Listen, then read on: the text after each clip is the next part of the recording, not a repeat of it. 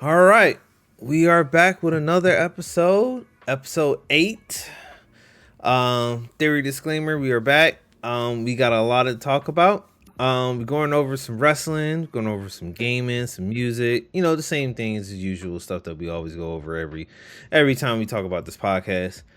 We're gonna start it off a little different today, but we're gonna start off with the wrestling first because you know a lot of things happen, especially Wrestle Dream and everything that's in the ballpark. So let me introduce you to my co-host, Kadana. Say what's up to the people. Your Cody Rhodes trash. And Ace, say what's up to the people. Yo, yo, yo, Lyrical Ace, aka Super Saiyan 420, aka Ace. Dropped my new shit this past Friday, and MJF, the God has returned. Yeah, uh, he's not the only one that returned as well. I don't give a damn. My boy Swerve done. My boy Swerve back. Boy. But y'all was expecting something, but I know we'll get into it. Yeah, we're gonna get Oh, into a lot oh, of we things gonna get that into it. we're gonna get in a lot of the things that we were expecting. So let's start off. Where do we want to start? We want to start with WWE or we want to start with AEW? WWE because it's simpler. Let's just get it out the way. Exactly what I was about to say. I was All exactly right. what I was about to say. All right. So let's start with the match that should have been the last match on that fucking card, like I said. And it That was the only Hell in the Cell match, but we ain't gonna get into it. well, technically it wasn't really Hell in the pay per view wasn't called Hell in a Cell, but it was should have been the But last. for that stipulation, and that was literally the only beef that even ended. It would have made sense to actually end the match where the beef concluded. It would have made more sense, but that's just me.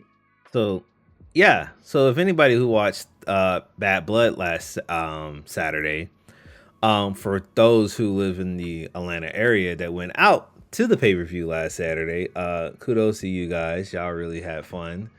Um, for others, didn't really get a chance to go out because that was like a very expensive thing, and I'm pretty sure traffic was really jammed up. I don't know. I'm just paraphrasing and guessing. I'm not too for sure. Let's see. Flip. There you go. I'm just paraphrasing. I don't know. I'm not too for sure, but it was a lot of fucking celebrities at that goddamn show. Rappers, WWE stars, a whole bunch of people there, and I was like, hmm. Then they said they had the biggest.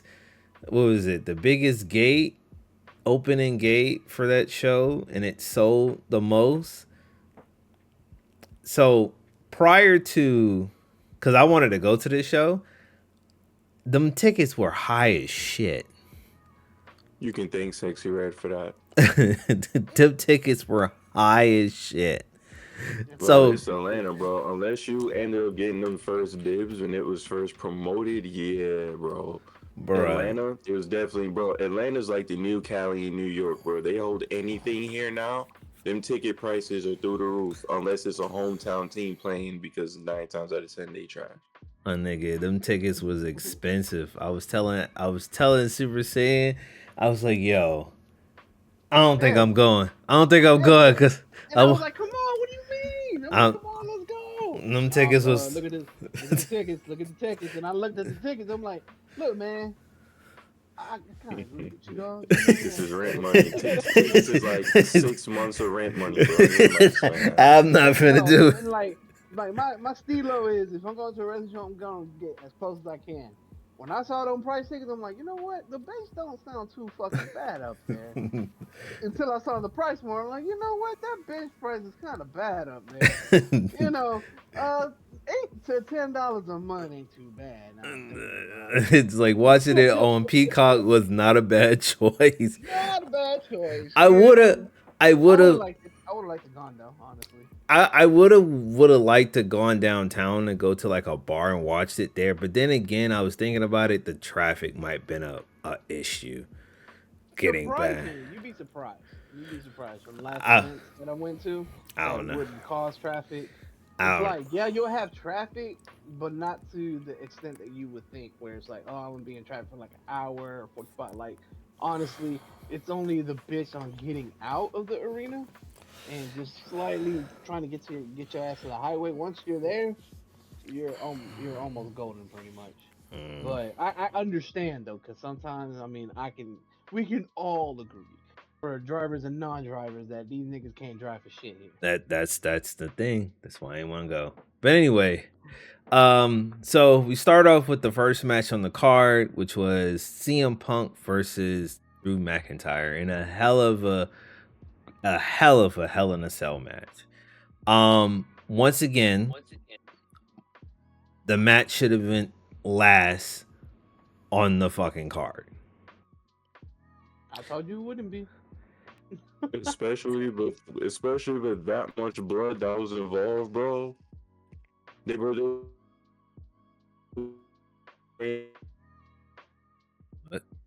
What happened? Ooh, I had some. I'm Hate to type- say this on live, but damn dog, do you need some quarters for that connection? this guy. what's up? Yeah. So All right, so say it one more time, bro. What were you saying? I said it should have been the last match, but you know The Rock, he wasn't gonna let that happen. He was Right. not gonna let that. Imagine him coming back at the very beginning of the like it being the first match. That Bloodline match should have been like the first match, but I'm gonna leave that where it's at. bruh, the match was that Hell in a Cell match was great, but It was. that and then look, That nigga so- was about to bleed.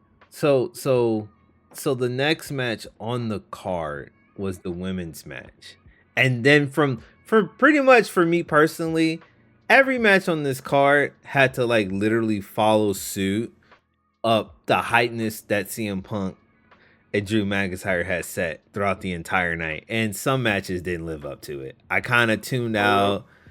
I kind of I was gonna say, let's just call this pay-per-view what it was. This pay-per-view had absolutely nothing to do with none of these other stories involved besides the Bloodline and the CM Punk versus Drew McIntyre match. Bro, there were so many botches. matches in the show. None of these matches meant anything but the first and last one. Yeah, that them. Oh my god, that Everything else in boy, oh boy. We have technical between matches you wanted to see happen on Raw and SmackDown.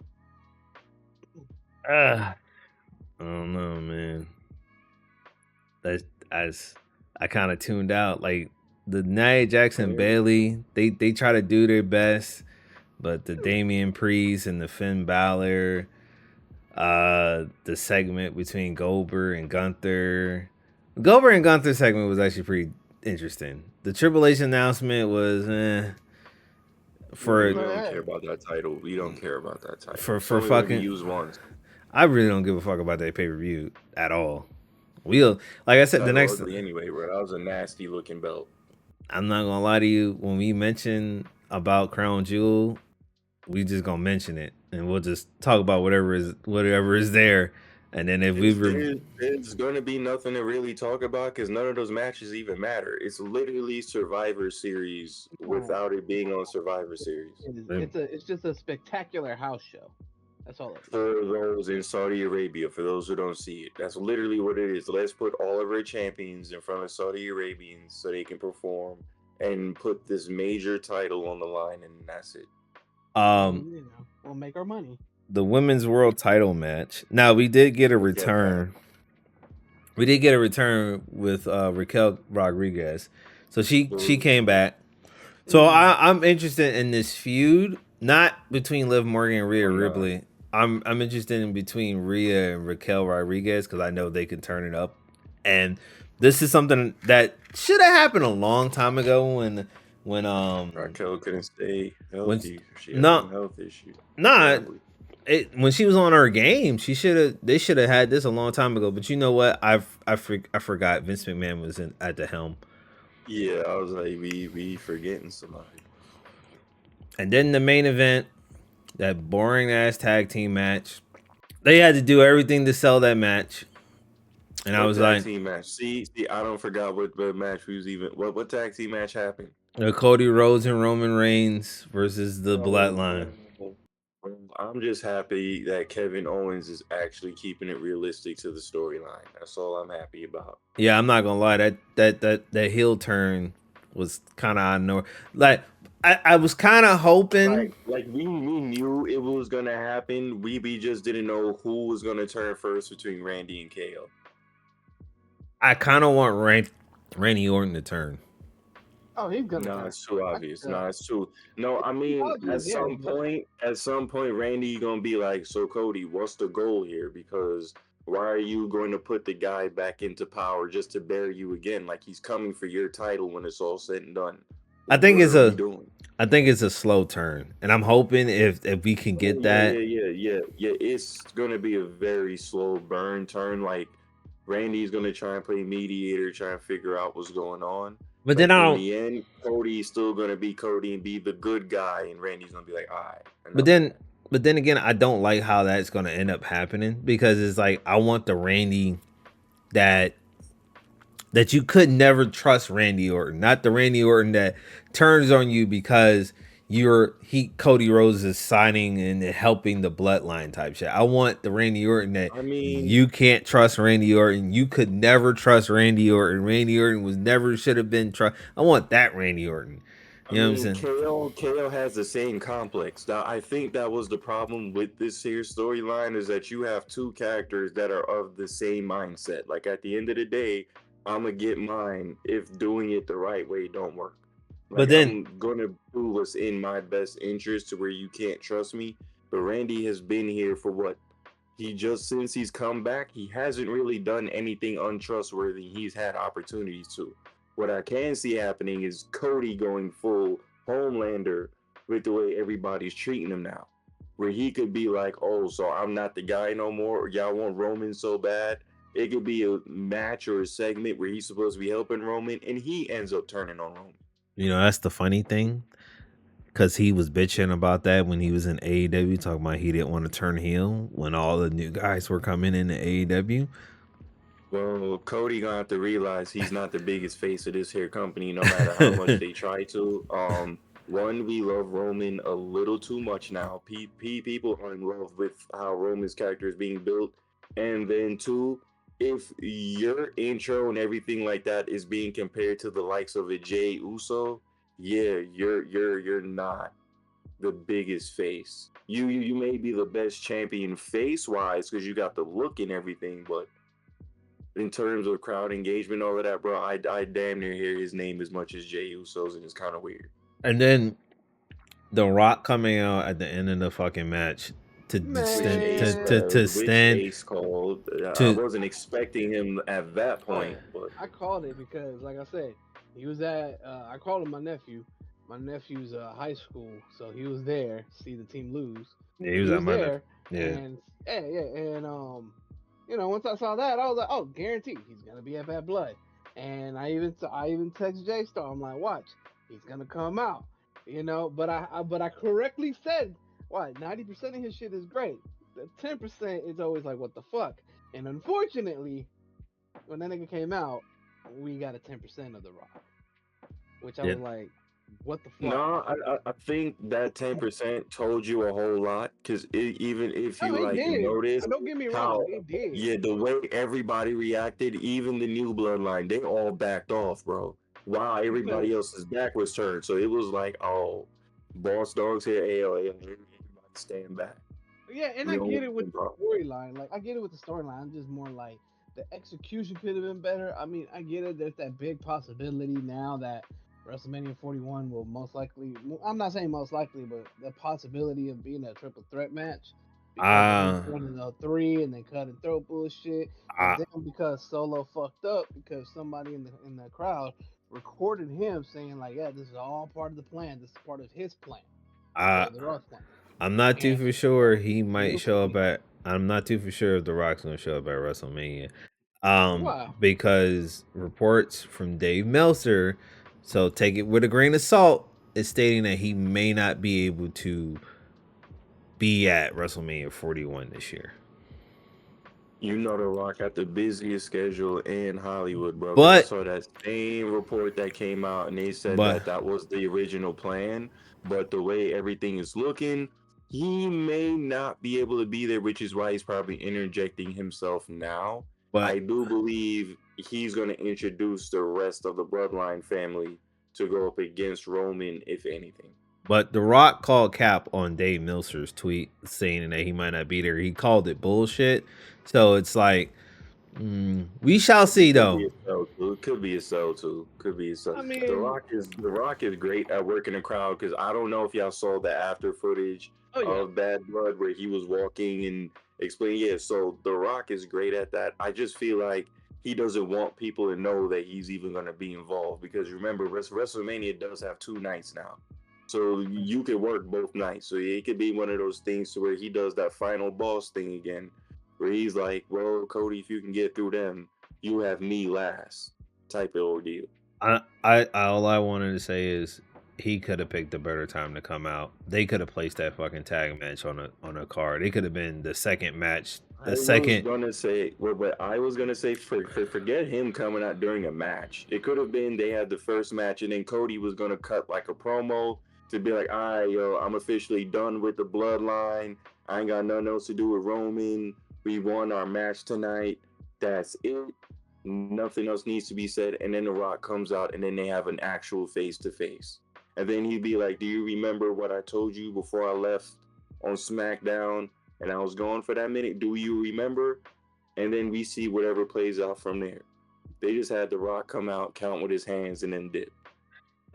They should have just put that, like, they should have never put that at the end of the card. That shit I was mean, just. you shouldn't have, but you knew it was gonna happen just because, unfortunately, it's The Rock.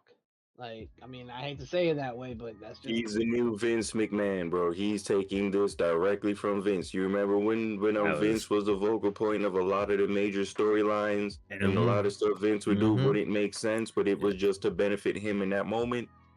I That's wonder. all The Rock knows how to do, because that's I how The Rock is catered to as well. and then also because he is the TKO, what is it? Not He's president, but like everybody's there, boss. Yeah, yeah, pretty he's much. a primary shareholder. Yeah, he's a I primary shareholder. I Yeah, wouldn't be surprised, right, if a lot of people tuned out and then they came back right at the end, or they just forgot that he came out and they just saw this shit online.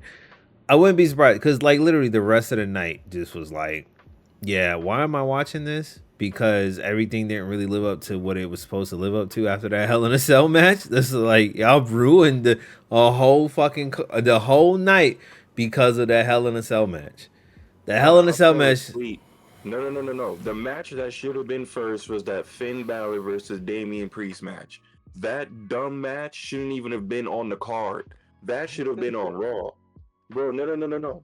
I don't even care if he's skipping over matches. That's how bad this card Oh, was. we done. We don't went through all the matches. Yeah, we done forgot about that Damian Priest and Finn Balor match, and we're going to continue to forget. There's no way you have the entire group come out against one guy and Finn still loses. Yeah, that's some bullshit. And nothing else to even talk about that. Bro. Finn loses, but Liv Morgan got backup, and she only needed one person to even say that she was supposed to get the win because the match was not supposed to finish like that. Yeah, that Liv was was supposed to get the that. pin, but the ref couldn't ignore the actual interference because it was too blatant. So Yeah, that. WWE didn't even write the interference correctly. That's how much they didn't care about the rest of these matches. It Yeah. was everything went into that Hell in a Cell match and just seeing The Rock again. Because tell me, why would you not put the Gunther and Sami Zayn match on that card when that's highly anticipated?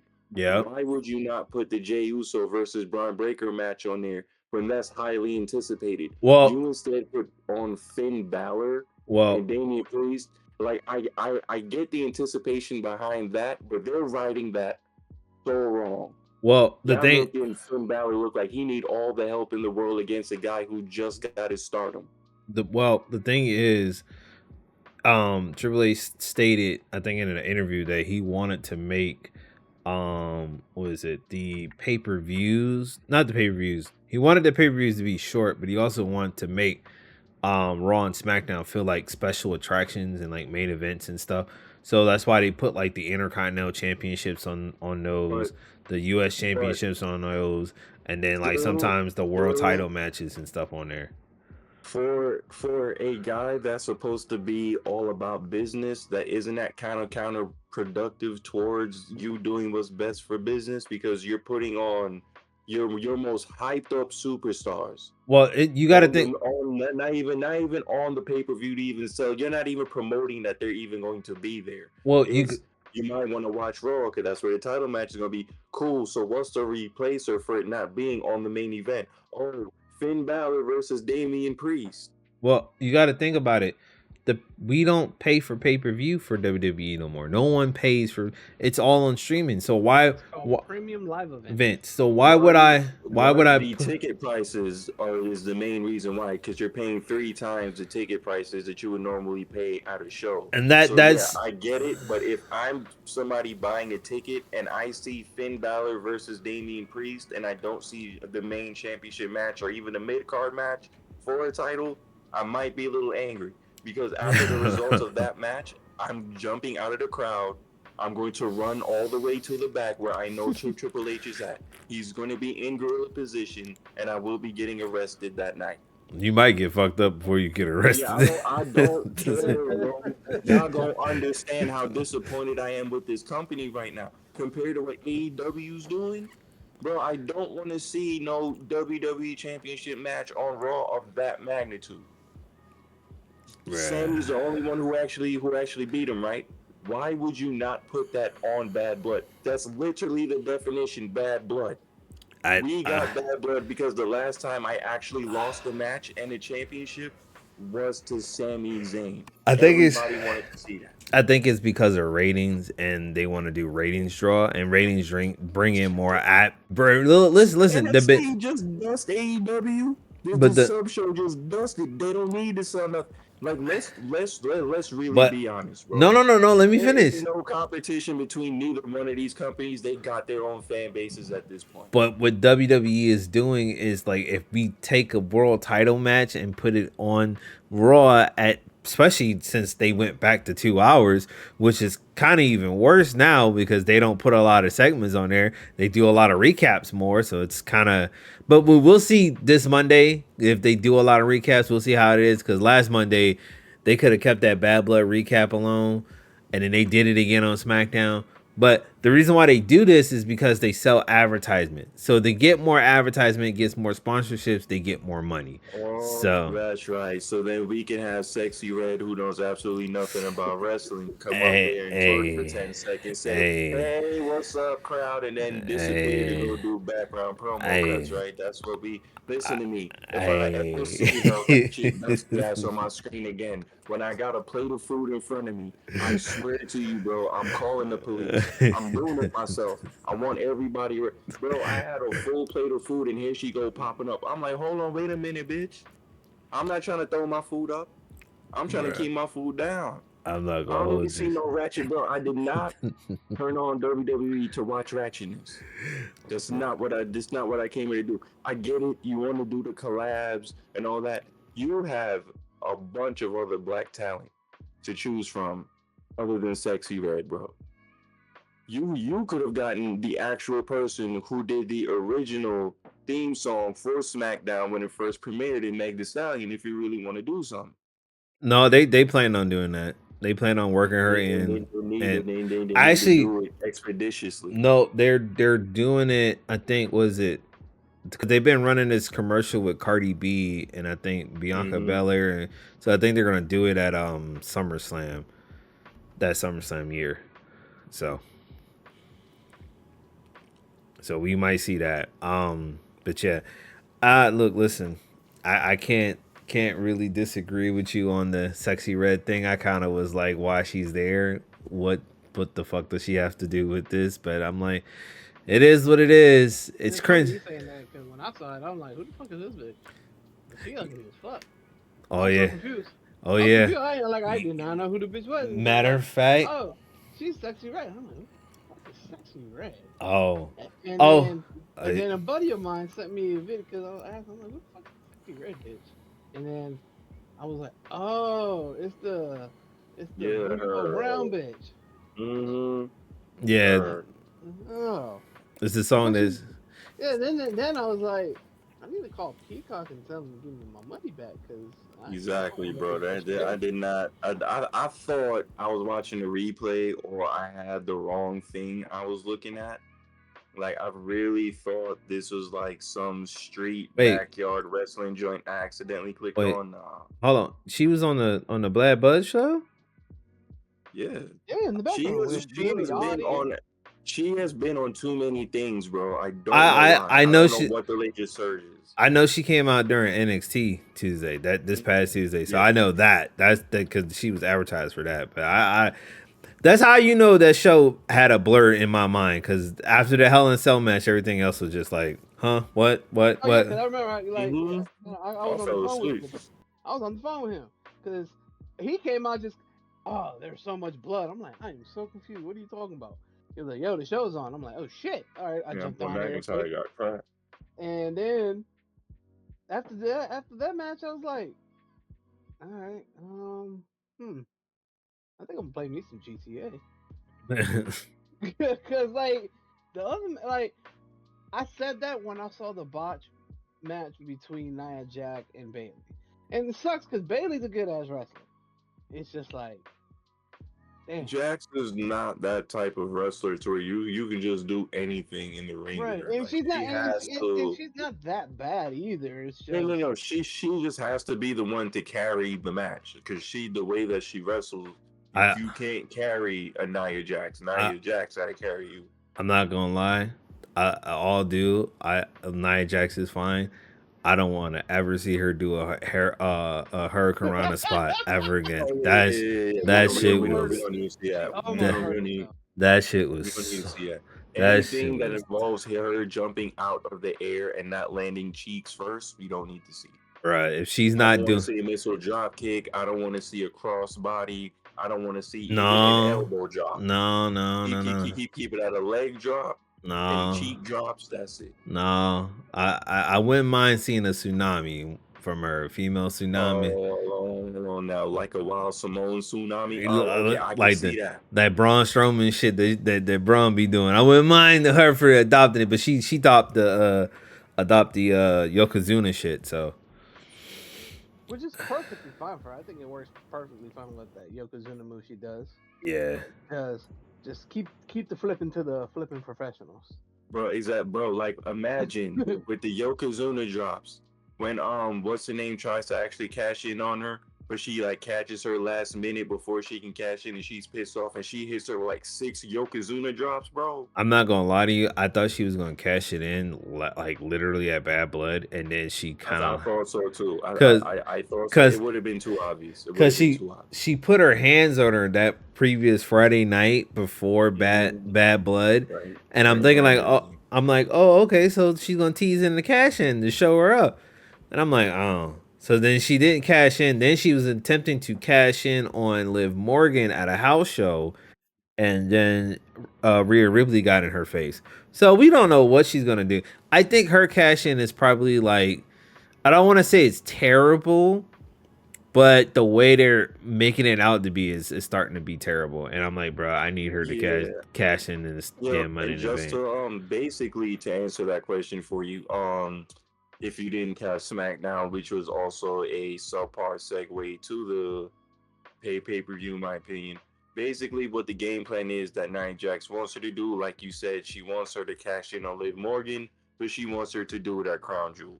So we might see it there against Nia Jax instead of Liv Morgan.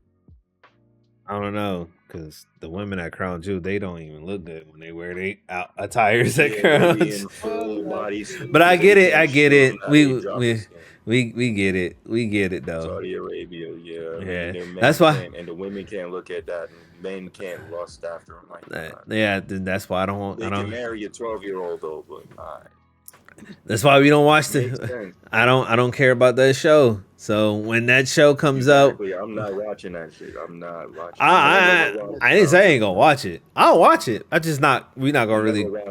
Not really gonna care. No, because then you have to like water everything down. Like you can't even cuss over there, bro. So I'm straight fuck on that. They crowned Shane McMahon as the best wrestler in the world. So yeah, fuck that shit. I'm not, like I said, I'm not really going. That's what I said. I'm not going. We're not really going to really talk about it too much. We're just going to highlight it and go over it and be like, if something big happens, we'll talk about it. But if ain't nothing big happening, I'm like, okay. I'm not even gonna do a damn preview on that show. So it's our predictions or anything because I don't really care. Um, Exactly. moving on to the next pay per view. Oh yeah. That happened at last night. A Yeah, that AEW was Wrestle Dream. So we didn't get to do the podcast last week to do predictions on no, this. we did not. But hold on, no, hold on, no. I just want to say kudos to AEW for bringing in the Hurt Syndicate and actually giving them something to do off it. Not gonna lie, they didn't really show what's the name at this show, and I was kind of disappointed.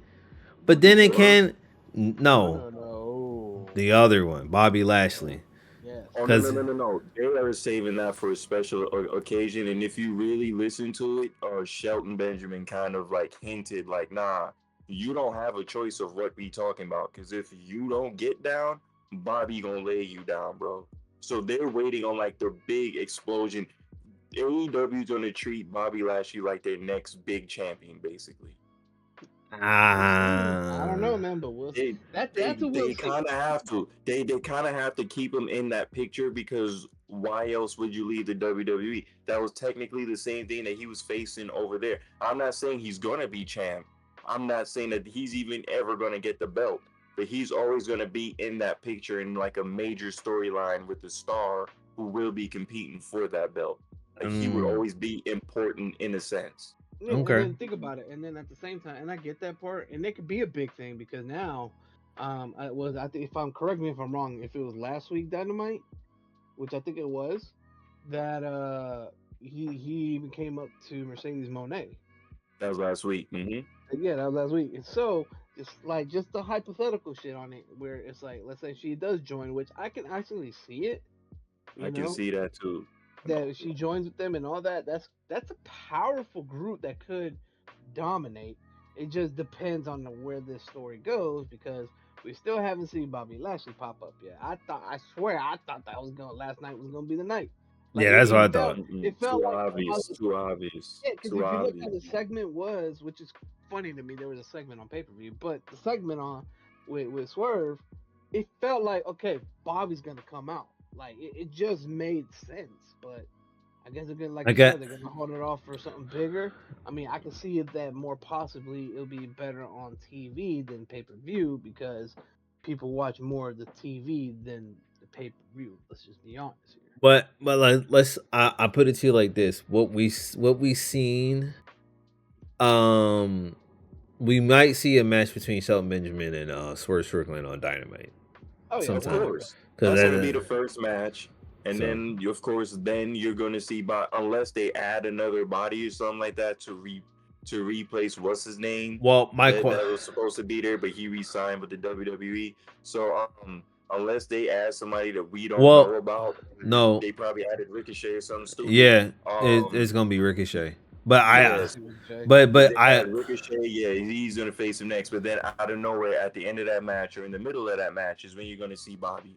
but Swerve is never gonna join that group because Bobby's gonna be the head of that group, and Swerve is already in position to not take commands from nobody, and he's not gonna leave Prince Nana behind. So yeah, that's gonna be an interesting little but dynamic between them two. my thing is right.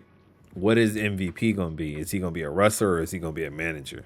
I believe I he's think gonna he's be a gonna be man. both, but he's gonna be more of a manager. He's only gonna wrestle when it's necessary. I don't Yeah, I think know. I think that's how it's gonna be. And if it's not, if he's just a full time manager, I just look at Yep, him like, same oh, thing in WWE. yeah, not Now, even just that. I just look at it like, oh, he's gonna be a Paul Heyman.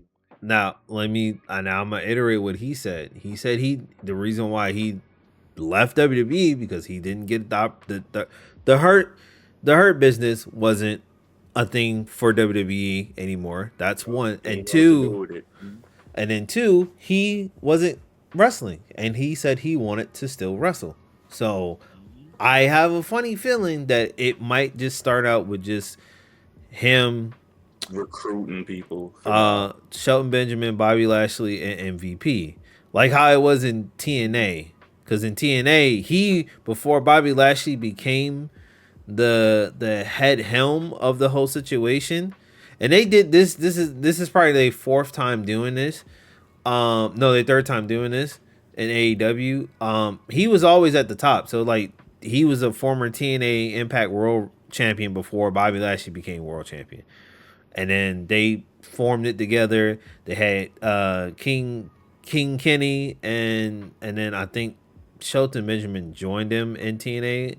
I'm not too for sure, but I remember him when he started the Hurt business. He was actively a wrestler. He wasn't a manager. It was him, Bobby Lashley, and King Kenny. It was like three of them. So it was those three. So it might be just those three when they come into AEW, and then maybe when he decides to say, all right, this is not going the way I think it's going to go, he'll probably go to the side and he'll start recruiting, Ricochet to come along. Because I feel like Ricochet would be beneficial from him turning heel. But somebody did turn heel on Will Ospreay, and we'll get into it. And it's great. I can't wait for that. That's going to be good. That's going to be a good thing. I kind of was calling that, and that was really good. But it took long enough. It took long enough, but it's setting up to be a real good. It's set up to be a real good match. yeah. Bro, I was Them gonna two- beat my own grandma up and put hands on her for how long they was teasing that, but I'm gonna leave it where it is. I mean, because we know they're gonna wrestle well like shit. I remember when they came here into the A last time, and they both wrestled, and it was the main event. It was just so like I couldn't take my eyes off. It was so good. Well, they're good. I know they're good. I'm not saying they aren't. I'm just more reflecting on it, like how well we got it with these motherfuckers now that they're gonna be feuding. I feel like that revenge storyline is the best thing in AEW for it. Getting something and you getting revenge on something. It's a great storyline. Even if it's months later, bro, it's like they technically never forget. Even if they're involved in something else, it's like, wait a minute, bitch. I'm getting involved in your match because you remember 4 months ago. Yeah. You came to my house and you ran me the fuck over. Yeah, I ain't forget. I just had other things I had to pay attention to. But I'm on your ass now, Chief. You're gonna have to finish this beat. And it's the way that they do it. It's not the WWE style where they have like this weird match and then they just happen to remember everything at that point. Nah, they've been hinting at it for like a minute. So AEW again with the big W with the storylines, bro. And I will say this. I prefer AEW right now. I was watching somebody else, and she was kind of upset about how the ending of AEW is, but that's another story for another. Listen. Compared to what we've been getting recently with the WWE, I'll take the AEW any day of the week. Simply because I feel like AEW has more of like a raw feel to it. Like everything just, I don't know, it flows more raw. It may not always go right, but they gonna fix it. WWE is all presentation to me. Like it can be trash, but it'll still look good. This is true. Yeah. And I ain't the biggest fan of that because if you really, I heard people giving Bad Blood good reviews. If you go back and look at it, the presentation is phenomenal. Nigga, the matches were trash. I had to go back and figure out what pay-per-view was great because even with these matches, there was only one good match. And it was the very first one. I'm not gonna lie to you. After that first match in the Hell in a Cell Bad Blood, I was like, "Yep, this whole pay-per-view is about to be shit." Yup, because once I saw the steel stairs come out, I saw blood everywhere. I was like, "How are they even gonna keep up with this?" Because they're not gonna let Roman bleed. That's why I'm like, let Jacob Fatu make him bleed, so they're not gonna. This is why I say that should have been main event.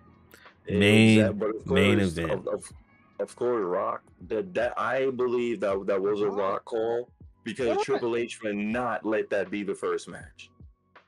And there were rumors. There's no way. There were rumors on that stating that they were trying. That was the call to like. I don't know who made that call, but they were fighting over should the Cody Rhodes and I heard that well, too. what's the name? Go last or go first? Well, I don't know about go first, but they're trying to make sure that the Hell in a Cell was going to be the main Whose event. match goes first? See, Who goes the last? Hell in a Cell is a stipulation that should never go first. I don't care who's involved in the match. That match always has significant meaning. It was the end of a feud. Why would you make that the first match? It is what Like it is. it is what it is, but this is why AEW simply has the better overall product to me at this moment. They're actually trying to build their wrestlers at this moment. Like they're still building everything. WWE's kind of just chilling with what they got to the point where they think doing something goofy like that is acceptable. Well, I kind of want to see because Seth Rollins return. I think he's going to feud with Braun Strowman. So, Yeah. and then CM Punk is taking time You off. mean Bronson Reed? Yeah, Yeah, Bronson Reed. Bronson Reed. I mean Bronson Reed. So CM Punk is taking time off, and then basically we're gonna get we're Survivor waiting Series. on that next trilogy of feud between Seth Rollins versus CM Punk when CM Punk comes back. Yeah. But Enough let's about that. Like, let's get back to the Wrestle Dream. let's get back to Wrestle Dream. So So the opening match, because I do want to talk about the opening match. let's talk about the pre-show first before you do that. Oh yeah, the pre-show. I forgot about the pre-show. My fault. So Pre-show, we had what was it? Yeah, three matches. yes, so it was Atlas Jr. versus Brian Cage for the ROH World TV Championship, which Brian Cage is the new ROH TV Championship. Then you have the M&M collection versus the Acclaim, which the Acclaim won, and then Cameron versus Anna Jay, which Anna Jay won. So that was your pre-show. I did like the presentation for the pre-show. They're getting better. They're starting to look a little bit more like WWE-ish right now. So I'm like, I'm happy because I'm not gonna lie. The pre-show for fucking Bad Blood was kind of ass after looking at all the good all them pre-shows for all them other damn pay-per-views, just to see two motherfuckers standing next to a goddamn ring in a fucking studio. I was like, that looks like shit. Where is the presentation? Where's the fans in the background? The roar, the crowd, everybody sitting there at the press conference with people talking. No, we just gonna have them in a ring. We're gonna have a little camera shot, and they're just gonna stand there and talk. That's ass. You changed it here after you announced it fucking 4 months ago that you're coming to fucking Atlanta, and we don't get a good pre-show. Fuck out of here. That was whack. So, pre-show looks good for them, bro.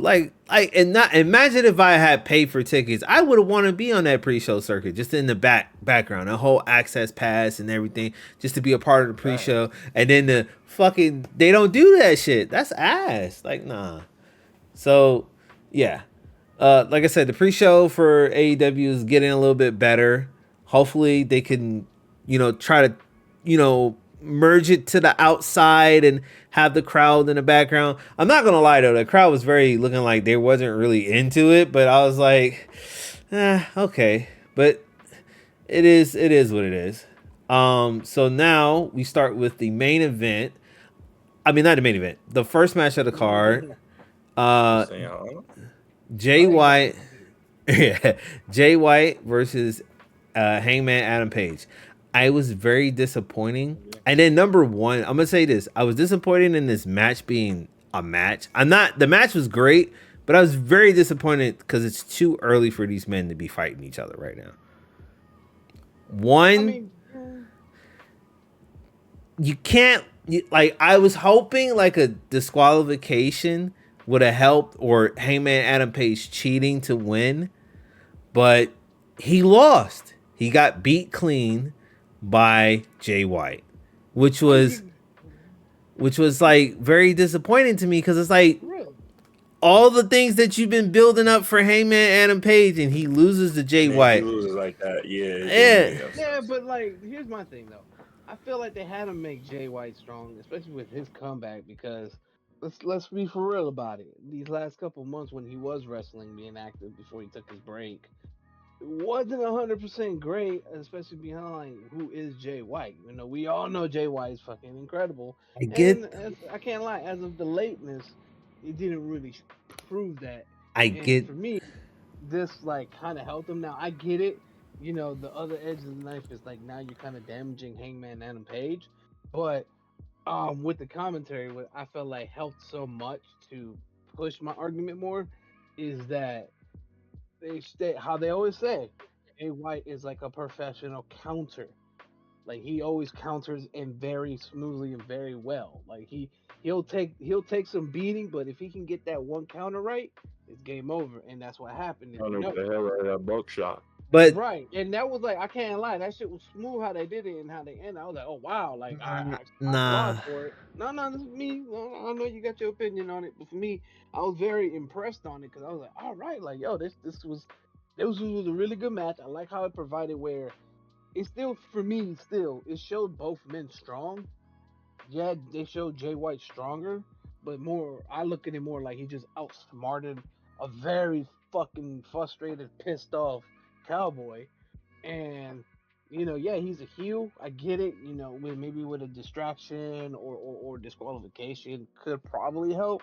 But I still felt like this was an okay direction for Jay White, and because even though it's early, I think it's just gonna build up more for their feud. Like Yeah, it was just a and build.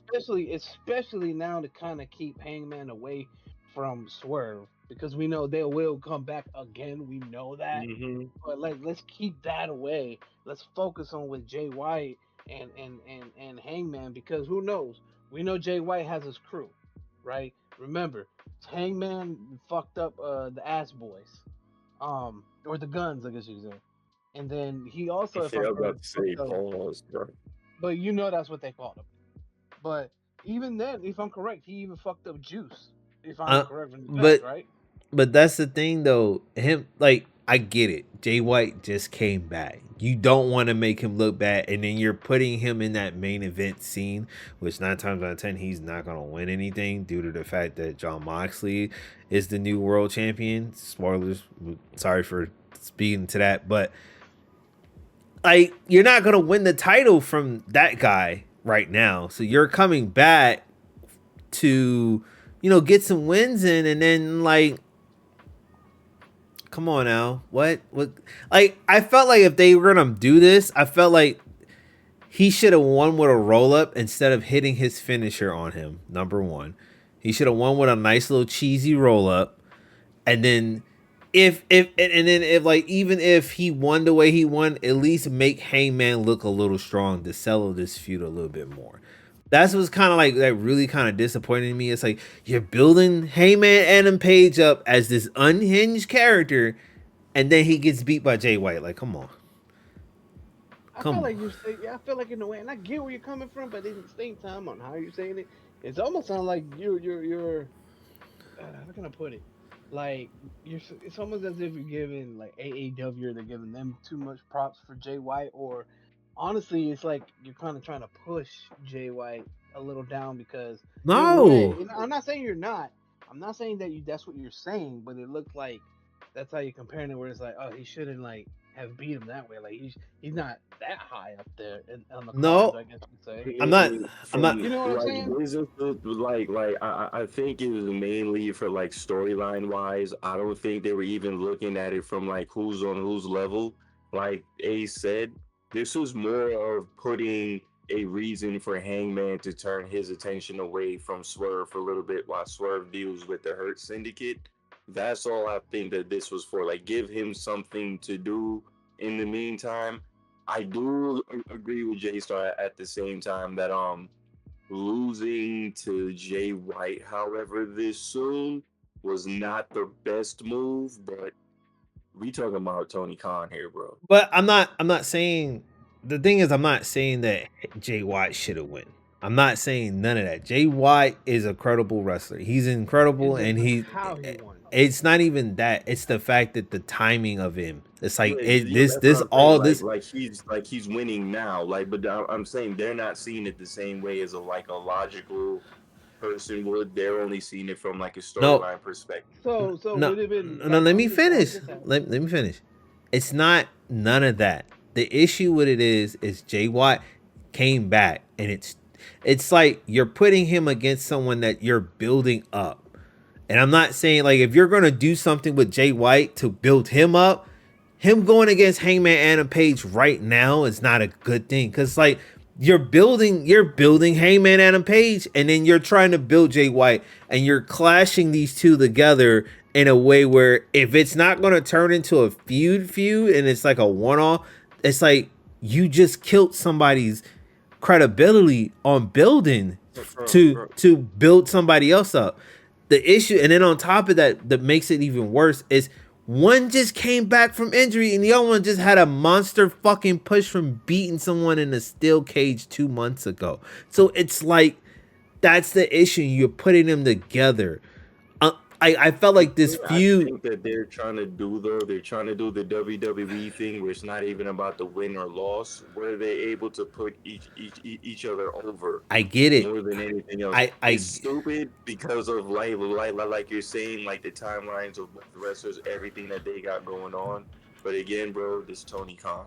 I get it's like if we put Adam Cole and MJF in a match together, and they both just came back and won. Adam Cole wins. Facts. You know what I'm saying? So and it's like, but MJF just came back, and he's been out for like 3 months, 6-7 months, but Adam Cole wins. You know what I'm saying? So it's like it kills the credibility of what you're doing for fucking MJF. Like I said, bro, it is Tony Khan. I think Tony Khan is just trying to do things a certain way, because like you're saying, logically, it doesn't make any sense. No, why would you do that? Have him have this monster match against Swerve of all people, and then he comes back to lose against Jake. So yeah, I completely understand, especially the beating that he took from Swerve too, and still won that match. So, you know what I'm saying? So it's like you're putting him up. Like if the thing would happen, and this is why the kills the push. That's what I'm saying. Like disqualifications, I don't want to see it as often.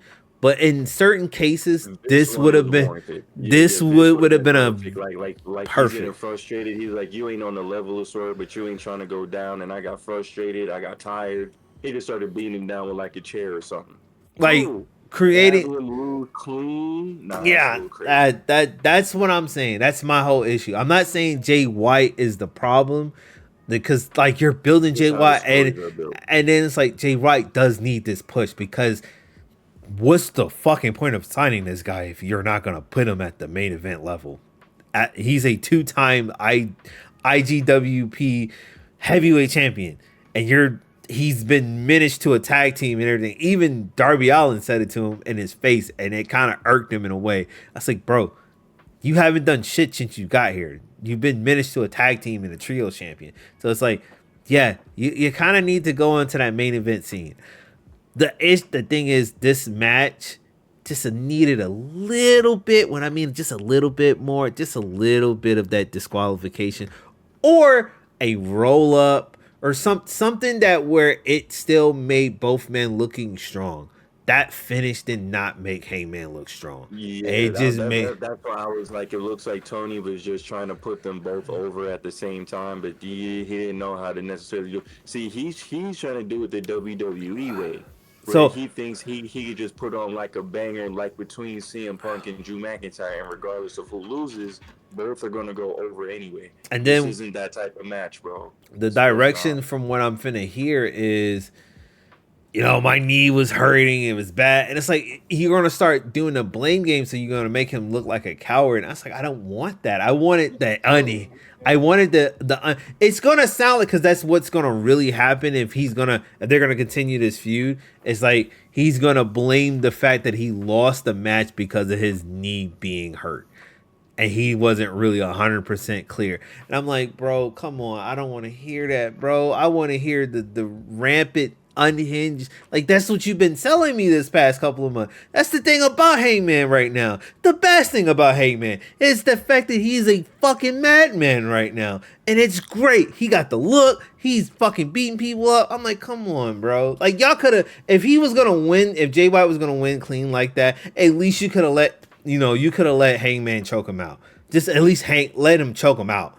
Let him beat him. Let him feel like he lost. He got frustrated and he beat the shit out of fucking Jay White to continue that feud. But we'll see what happens on Dynamite. All I can say is this match was kind of like the match itself was great, but the story elements around it, it's not great because everything was like a little bit too soon. It needed a little bit of time to build. The finish was definitely not the finish I was looking forward to seeing because that it's just that should never been that. It should have been that finish. It should have been something totally different to make both people look strong in a certain way. So that's my opinion. But all in all, match was all right. It was great. All right. So the next match on our card was Mariah May versus Willow Nightingale. I'm not gonna lie, my girl Willow Nightingale, she always kills it every time she get in that ring, bro. Incredible match, Bruh, she kills it. Great. Mariah May kills it. She does like that. This match was actually a pretty good women's match. Despite I'm not gonna say a lot of women matches on this card on Wrestle on AEWs are terrible, but sometimes they're like They don't live up to what they should do. no, this one definitely did though. This one definitely did. This one was a good fucking match, Not bro. a shadow of a doubt. This is what a premium live show women's match looks like. And honestly, no shenanigans, no Shark Tanks above the ring, or anything like that. This is just one-on-one, no interference, both going at it. They can actually wrestle. No Jade Cargill where they trying to protect somebody by doing the same 3-4 moves. I'm not even gonna lie to you. Right here. I feel bad for the I forgot what their name were, but the two girls that they called up from NXT to wrestle Jade Cargill and Bianca Belair. Legend. Bro, that whole segment on Friday Night SmackDown was bullshit. They lost like 10 minutes because Kevin Owens came out there, and then we went straight to commercial break, and then we had to come back and do intros again. So it's like, what the fuck? The match was literally 3 minutes, bro. It was disappointing. I wanted to see a little bit more of that. I wanted to see because they can all wrestle minus Jade Cargill. So I did want to see that. But Jade, you know they gonna run it back. So I hope so, because like that like either they go to NXT and they run that back, they have to. Yeah. But yeah, the women's match was great. This is the type of championship contenders that Mariah May needs. And even though this was the second match on the card, I'm not complaining about the fact that the match wasn't bad. I'm not complaining about the fact that, you know, what's the name wasn't on the card. Even though she had a segment on the card, segment on the show, she wasn't on the card. She wasn't at the top 3 spots on the card. So I wasn't upset by that. So that was great. Match was awesome. I wish Willow Nightingale won, but it was kind of like too early for Mariah May to lose that title. I don't know what's the direction for Mariah May for this title. I don't know if she's gonna hold it until Toni Storm. I said that's kind of like bullshit to lose it to Toni Storm. I feel like a person she should lose it to is Jamie Hayter, because she didn't lose that title. She had to relinquish that title due to injury. So I feel like Jamie Hayter should be the person that should beat her. I feel like Toni Storm should face, you know, sadly to say, Mercedes Moné for that TBS championship. You hear how quiet everybody got about that shit, bro. I don't have anything bad about Mercedes Moné. It's just the title that she holds right now. It's not the title that she should be holding. It's the only thing I'm saying. It's the goofiest belt that you can possibly hold right now. But it's like I think they just didn't want to let her come up in there and run everything. So it was like, bro, just hold on to this real quick, and then we just gonna elevate you later, but not now. It presents a whole fucking problem. But whatever. Unless she becomes double champion, it presents a whole problem. Oh, we're not doing that shit again. Jack Perry versus Shibata. This was a very interesting match, especially how the ending of this match came. Yeah. The whole is a whole return segment. So, Shibata lost. Shibata lost. This match was very interesting. I felt like this wasn't. We were gonna get a typical wrestling match out of this because Jack Perry's not Yeah, a. of course, not a, He's yeah, not. Jack Perry ain't no technical wrestler. Yeah, he's not Shibata. So, but he won. Sadly, Yeah. yeah. Jack Perry You know won. how they write those. You already know. It was all for the Adam Cole comeback. Yeah. So, Daniel Garcia came out at the end of the match, which was great because now that's Jack Perry's next feud for that title, which is going to be awesome. And he might lose the title because of that. Hopefully, I don't know. Because I got some shit to say on that one. Then Daniel Garcia gets attacked from MJF because MJF makes his return, and MJF cuts a couple of promos segments on him, and then he found his diamond ring out of Buffalo, and he was about to hit him when a returning man came back. That honestly, I'm not gonna lie, is very odd. Why? So, Adam Cole returns. Adam Cole, baby, has returned from injury, and he set his sights on MJF. Now, here's the odd part about this whole situation to me. MJF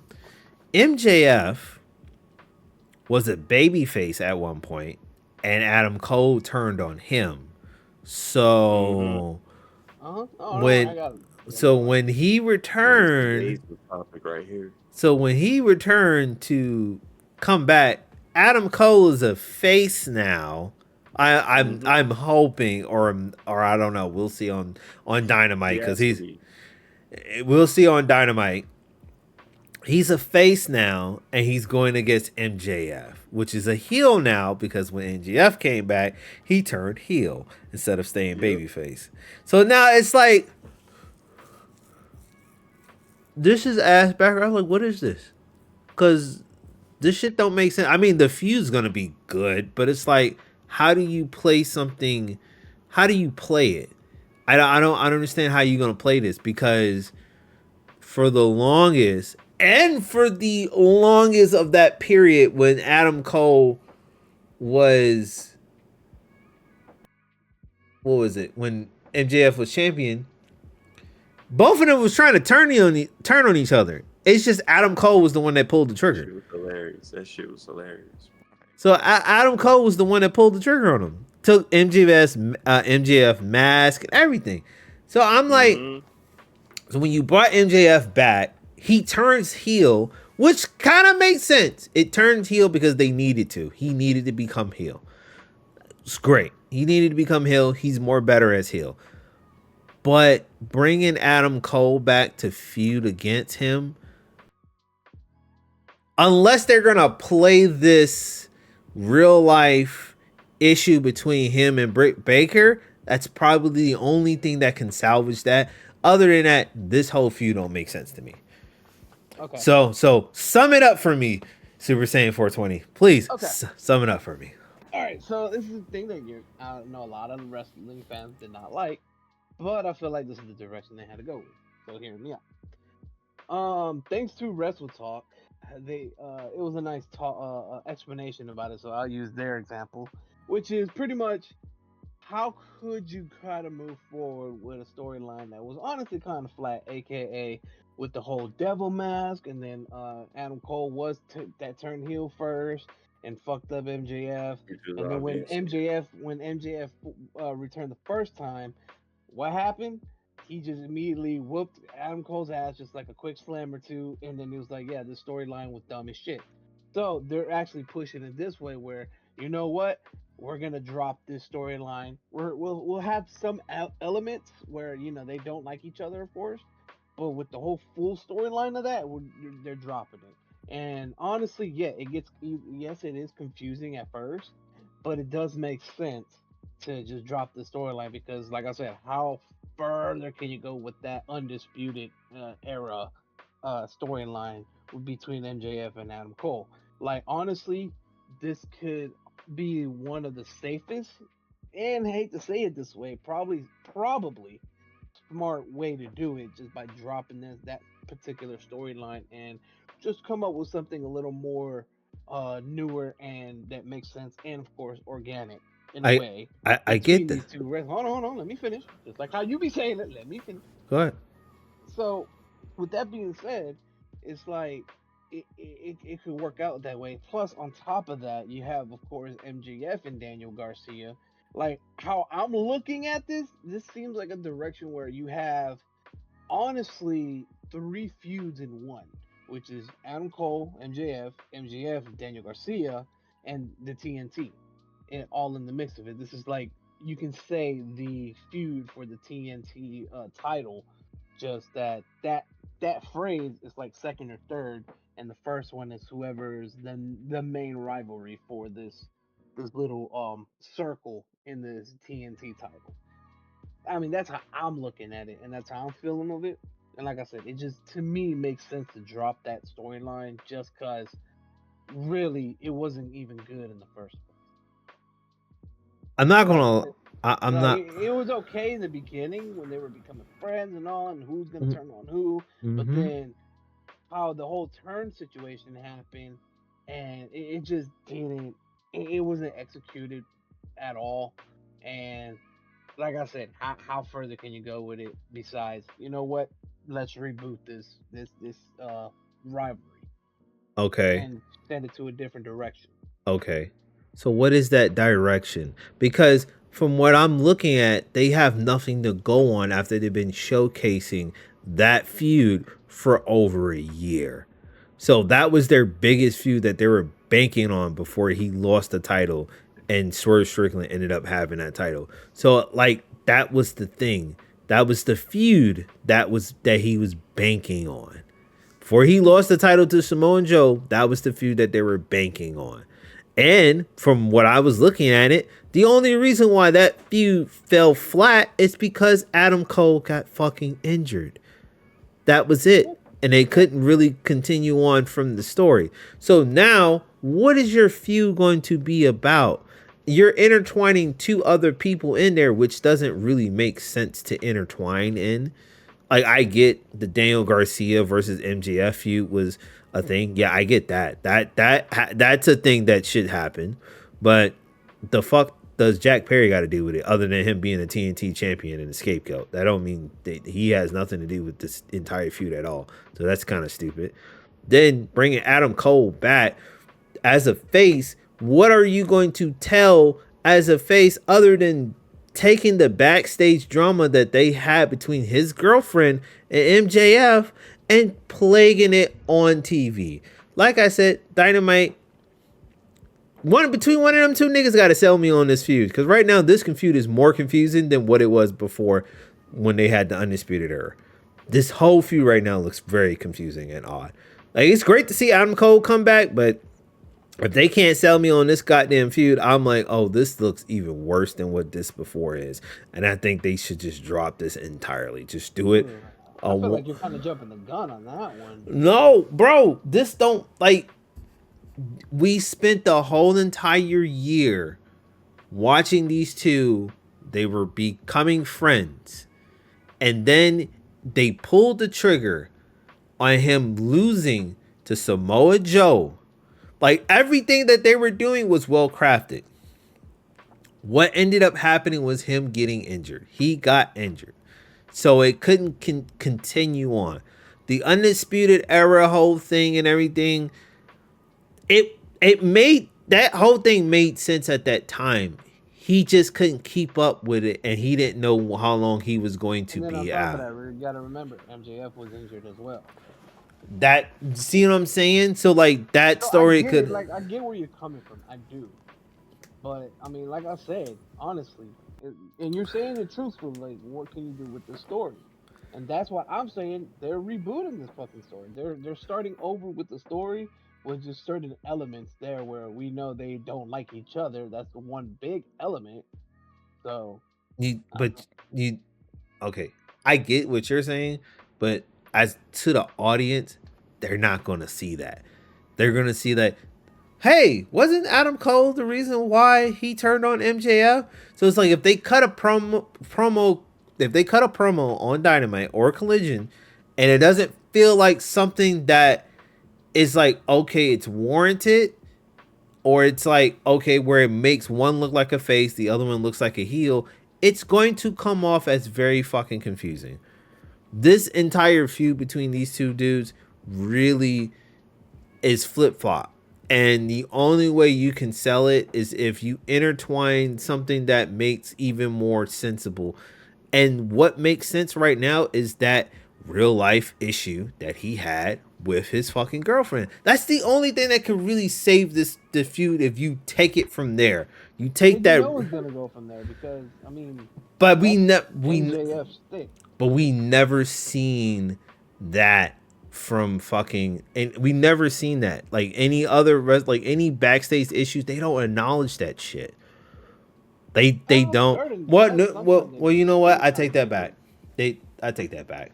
The Because the reason why Jack Perry is here is because of the whole backstage incident exactly. with That's what CM I'm Punk. saying. Like, But yeah. that helped Jack Perry become a different character. So I get that point. That helped him become a different character, and Tony Khan really had no damn choice at this point. So it's not something that he can really do. But like I said, we'll see. Dynamite got to be very interesting for me because right now between this feud between MJF and Adam Cole, if this shit don't go right, I'm like, see, I don't know why this feud is happening. They need to hurry up and get this out the way because this not helping me in no shape or form. The Daniel Garcia, well, Go ahead. the Daniel Garcia and the Jack Perry feud, I'm very intrigued in, but I don't know the MJF and Adam Cole feud is like, I don't know. I Cause mean, what do you think, Adonis? I feel like ever since they had that little weird feud where they had the devil mask on and they were trying to figure out who it was weird ever since then. Even when they were teasing that they were going to turn on each other and they didn't know who it was, no one knew what was going on. Then they flipped who's a face and who's heel, and then you bring him back to finish it off, but it doesn't even make sense. So I'm just as lost, but I completely understand what you're saying, Ace. I'm just hoping that because this is Tony Khan we talking about, um, this is done correctly. Because if he fails, because that is the fear that I believe Jay Star's having as well, is that he does not see how this can even make sense. Like he doesn't see how this can be pulled off for it to make sense. So I'm just hoping that they figure something out. Because I would hate for these two stars to be wasted like this over something dumb where you could have had them either in a meaningful feud where they're doing something fresh, which I hope that this is what this is. Like it's a whole new problem that they have with each other. Because if they picking up where they left off from, um, I mean, yeah, it's not them picking off where they left off. It's not that. that's a problem for me. That's not the It's issue. it's been too long. It's not even that. I mean, they could pick up where they left off. It's just how you're picking up where you left off. If one is heel when one was face at one point, and the other one's face and one was heel at one point. That's the issue. So then that's one Yeah, issue. flip. That's they flip flop. So then if you're creating a new story, what is this story going to be about if you're flip flopping? I don't know It has to what. be something where I'm at where when Adam Cole was gone, MJF must have been sending him messages or saying something to him or talking to somebody that was close to him, and they got back to Adam Cole, and now Adam Cole is seeking revenge, or when Adam Cole was gone, MJF was still going and he was seeking new heights, and you forgot that it's me, I'm the one who stops you from doing all that. It can be a multitude of things. I'm just hoping it's not the childish reason. And what's the childish reason? The childish reason is, oh, I was injured and you weren't. I don't understand why. It should have been me that holds Oh, that title, not you. Yeah. Yeah, I can see that. That's the lazy way out. That's the lazy writing out. And also AEW lost their longtime writer as well. So we don't know what none of these stories gonna be like going forward. Let's not forget that the man who originally started writing all these stories is not there anymore. So That kind of makes sense. these are either going to be fresh stories that they're doing, or whatever they're picking up from has the overall consensus of approval from everybody involved. I don't know. I just the only way I can see is if they bring in Brick Breakers, that whole backstage issue. Yeah, That that would make perfect sense. That honestly is the most sensible one. but they never really acknowledge. Well, actually, no, they did. Guess what? It's They time did. to change that narrative too. They The did. thing with it is that they have to get away from the realm of it just being professional wrestling as well. The same way that WWE is utilizing social media, how they had a kayfabe fan just record footage that wasn't done by a professional camera, things like that. They can step out of that realm a little bit for one time. They can do it for a feud or two.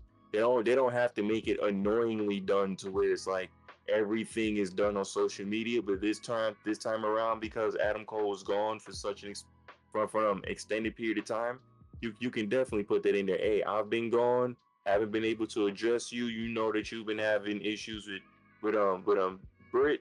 So now I have an issue with you, type of thing. And two, we also have unfinished business. You can put it like that. I mean, let's hope Yeah, that let, honestly. let's hope that leans into that, because if it don't, I don't know. And it's like if it don't, and it involves Daniel Garcia, and then it involves Jack Perry, all in the mix, and then that shit just makes it worse. And I'm like, I'm tuning out on this feud. And there's not even one. I don't even think MJF can salvage that whole fucking feud.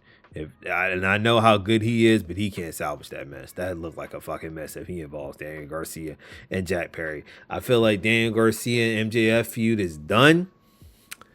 I think Mm-hmm. Daniel Garcia should be working on Jack Perry and for that TNT title, since he came back and he wants to be a champion. You re-sign him, and he's made a claim that he's putting championship contenders on notice. Anybody who's a champion, I think that's a follow-up story that you should follow on. I feel like if you're gonna do something, you should do a match, and I feel like Adam Cole could come in and help, but I don't think Daniel Garcia should be a part of this storyline between Adam Cole and MJF too long. I think one match should be it, done. Move on from that. MJF should get the win or whatever, however they want to play it out. But Daniel Garcia needs to move away from this whole fucking feud and let it be MJF and Adam Cole, and let's see what they're gonna do with this feud itself. If they don't fucking do nothing right and they involve those two in there, or it don't come off as like, oh, you were talking, they don't put Britt Baker into this whole situation. I'm literally in my mind, it's like, what the fuck are they doing with this? Because there's making no sense. But we'll see Dynamite. Let's just hope they know what they're doing. Let's hope they can salvage this, because right now, this return looks like something that I was like, this looks very oddly. It's not even like interest. It's more of like a concern or concern. Yeah.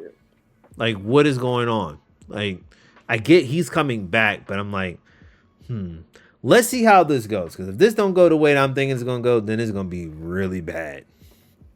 So Yeah, because it might be cooked too. yeah, Could be. Because like I said again, the primary writer is not there anymore, so we don't know.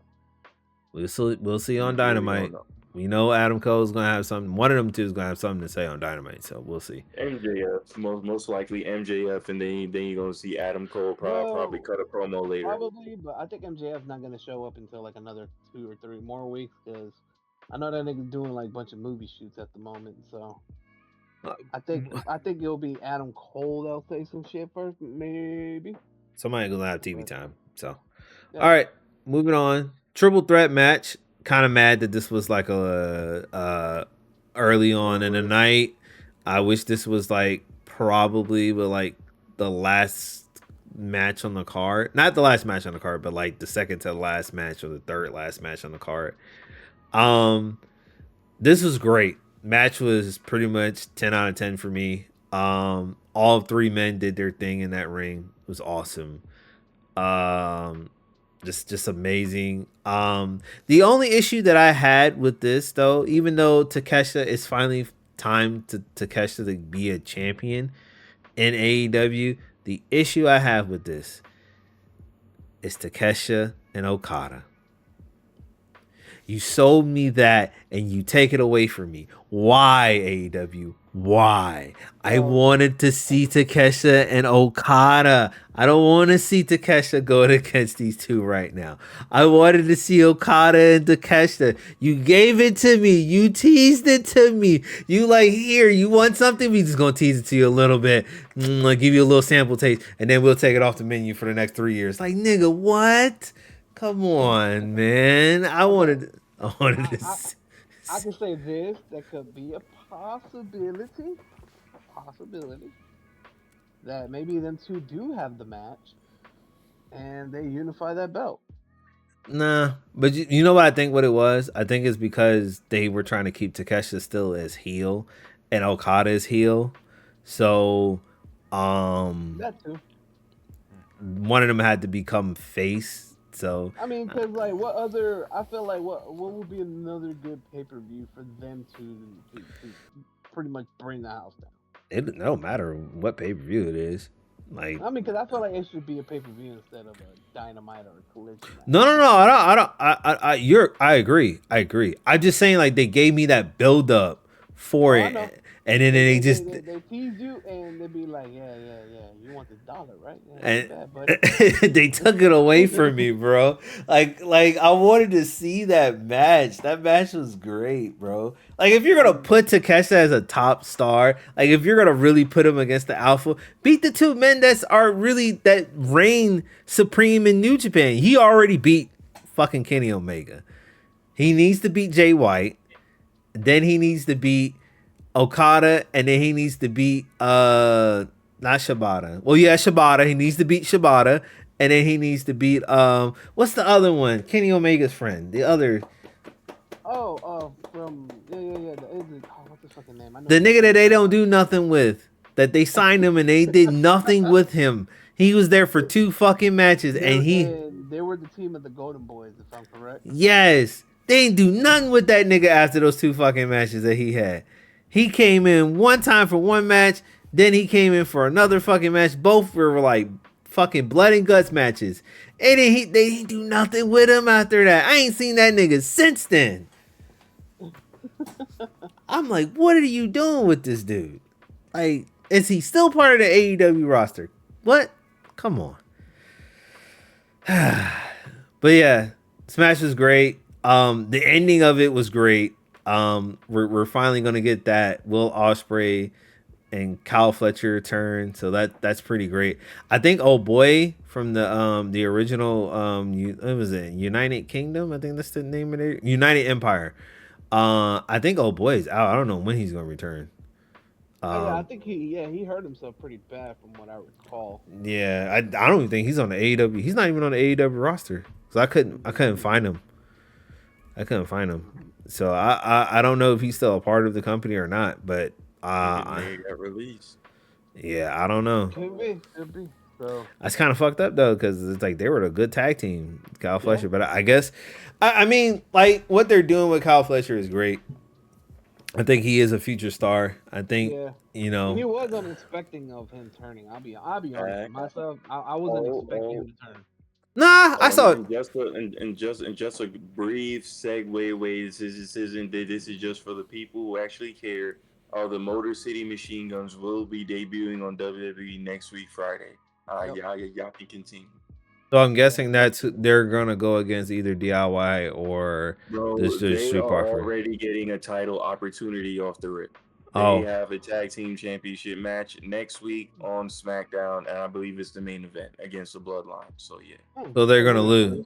So they're gonna lose. Oh yeah. They're definitely gonna get jumped. Their interference, all of that. But yeah, They will be making their debut. You already know the face gotta come in, and then we all know who's on their side, and the face to stick together type thing. Yeah, it's gonna be one of those. So yeah. So you brought him in to lose.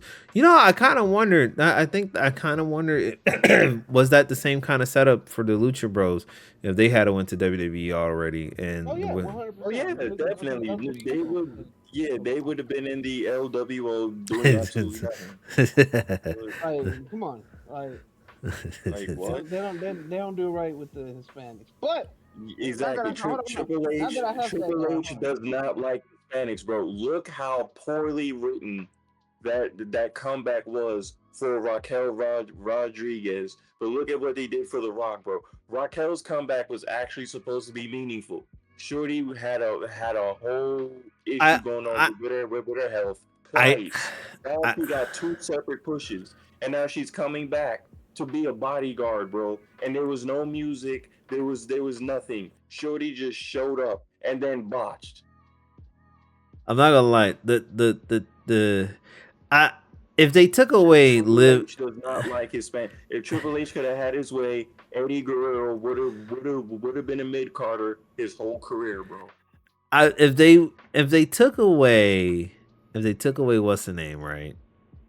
If they took away Liv Morgan, I think Rhea Ripley and Raquel Rodriguez could have a good feud because that feud is there and they Yeah, could play definitely. They can, but here's the issue. Rhea Ripley only wants to feud with Bianca Belair right now. She also said it out loud that she doesn't even want to have a feud with Liv at this moment. So she don't even want to do this feud. She's just doing it just to do it. To be honest with you, she said she wants Bianca Belair at WrestleMania.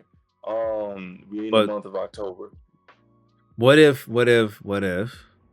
they can get somebody else to advertise her feud, like a Jordan? Raquel Rodriguez would have to be that, but they have to build Raquel Rodriguez correctly. Not Again, it. I don't. Triple H does not like Hispanics, I so wouldn't who's say. going to be the stand-in? No. I would say something like Jordan Grace or somebody. Don't make me fight you, bro. Don't make me right? fight you, bro. I'm Don't make about to me get fight. joked. Jordan Grace is 4'10". And Jordan Grace versus Rhea Come on, Ripley bro. at Jordan Grace versus Rhea Ripley at WrestleMania. Rhea Ripley gonna be punting Jordan Grace around like Randy Orton was doing everybody heads at one point.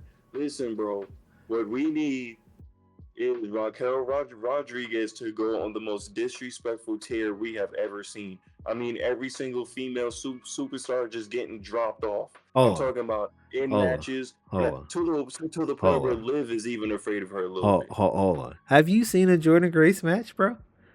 Yes, I've seen your. Listen, bro. Listen, I'm talking about in terms of what I want to see.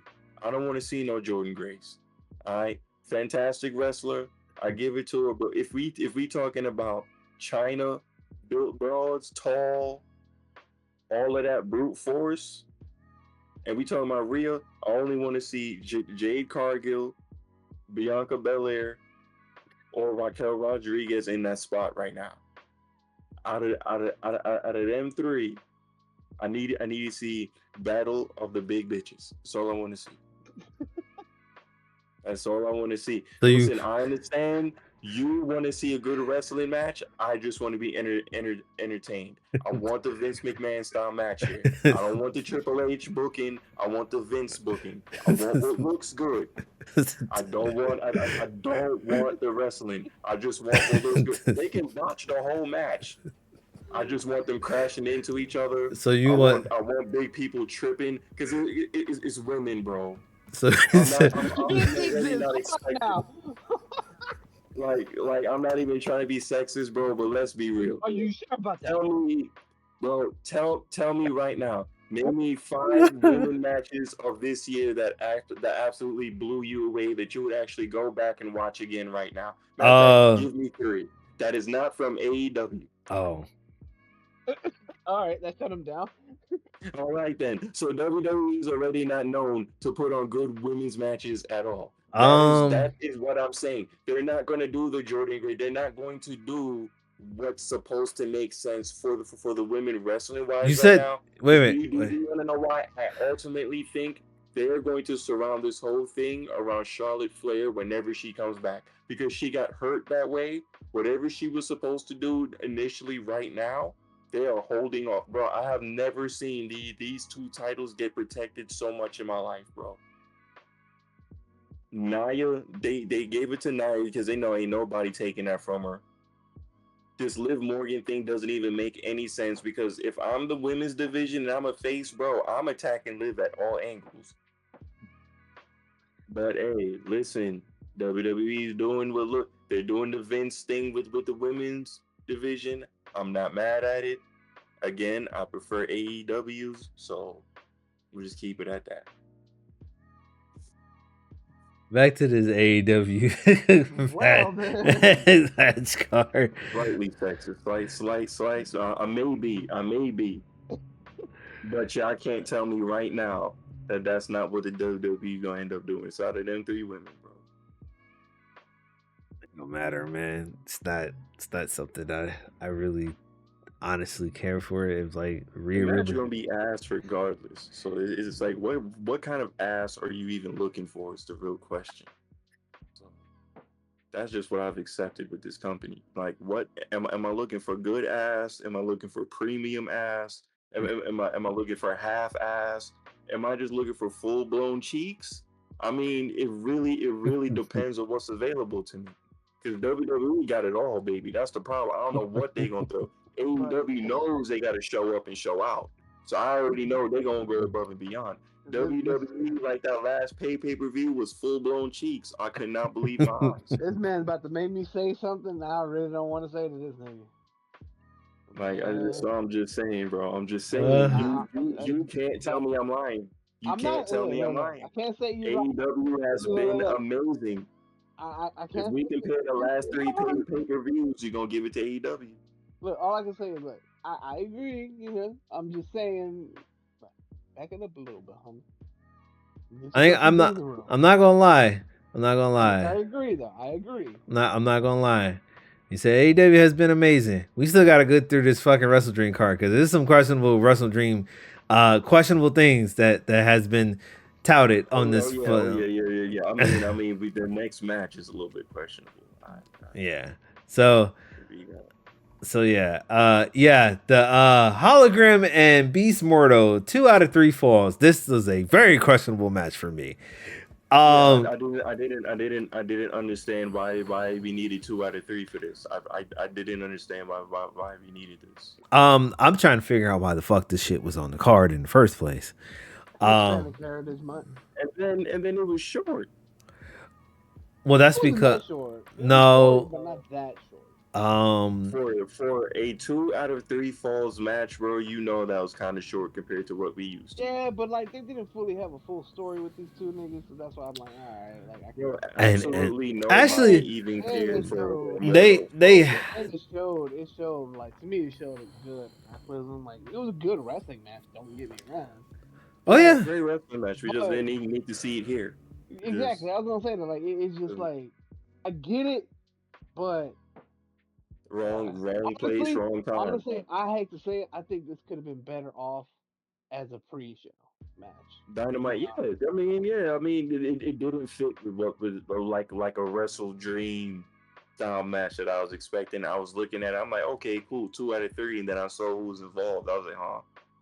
Yeah, I'm not gonna. Why did we pick them two? But, like I said, it could have been better as a pre-show than anything. Yeah, pre-show type thing. No, it could have just been on that motherfucking Collision card, like it always been. It didn't need to happen at all. It didn't, because like these two men has wrestled each other numerous times before. Exactly. This did not need to happen. That's what puts that in question. Like, why did you put this nigga on the card? Like, I get it. You're trying to showcase this nigga Hologram as the best high flyer luchador.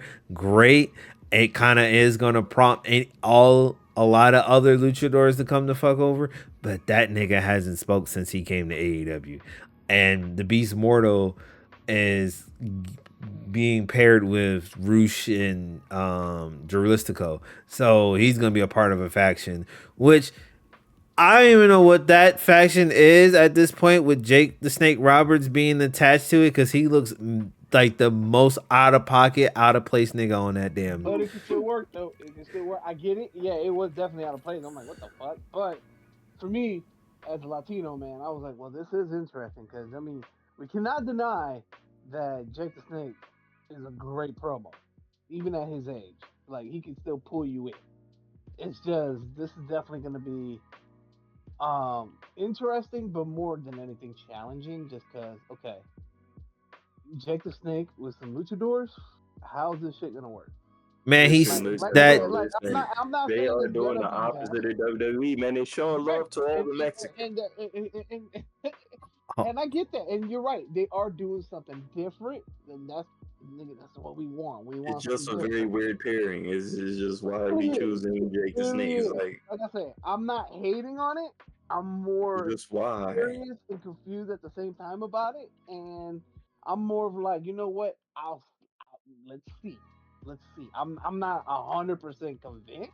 I'm not sold on it yet. Right. I'm not sold, but I am having an eyebrow raise Intrigued. I'm of like, all intrigue. right. Like, okay. Like, could this work? I'm not saying will it work. And I'm saying could it it work? could be ass. So, It we could just be. hoping It's it's not. true. We don't know. We It could don't be ass. know. I'm It's hoping just it's one of not. those. I'm Oh, hoping it's not either. I'm really oh, hoping it's not. oh, But I I'm know not. his ass. Oh, I know See, it's. hater, I hater. yeah, I'm How, hating. hey, I'm hating on it how much because hate on that did you drink this because morning? because he motherfucking sticks out like a sore fucking thumb. Did you not see where he was standing at when they formed this shit? He was on the top of the ramp like a white girl. Bro. He looked This so nigga said fucking out of white ass. fucking place, my I'm not nigga. saying you're wrong on that. I'm not saying you're wrong. He Fuck. does look out of fucking place. Yes, He you're looks right. weird. It looks all kinds of weird, my nigga. That faction should not involve Jake the Snake. They don't need him in that faction. He's fine with Lance Archer, or he's fine off of just TV in general. The reason I feel like it's because they need Jake the Snake needs, someone to pair. I like to be honest. You need to find a character that is going to complement what he was in the wrestling. I'm pretty sure there's a lot of wrestlers out there, but you need to find that one wrestler that he can manage that complements his style of wrestling or the way he used to wrestle or the way his character was without the snake. Like without the entire snake shit, but just make it more grim. If you can find a character in AEW, which they can, there's plenty of wrestlers that they have.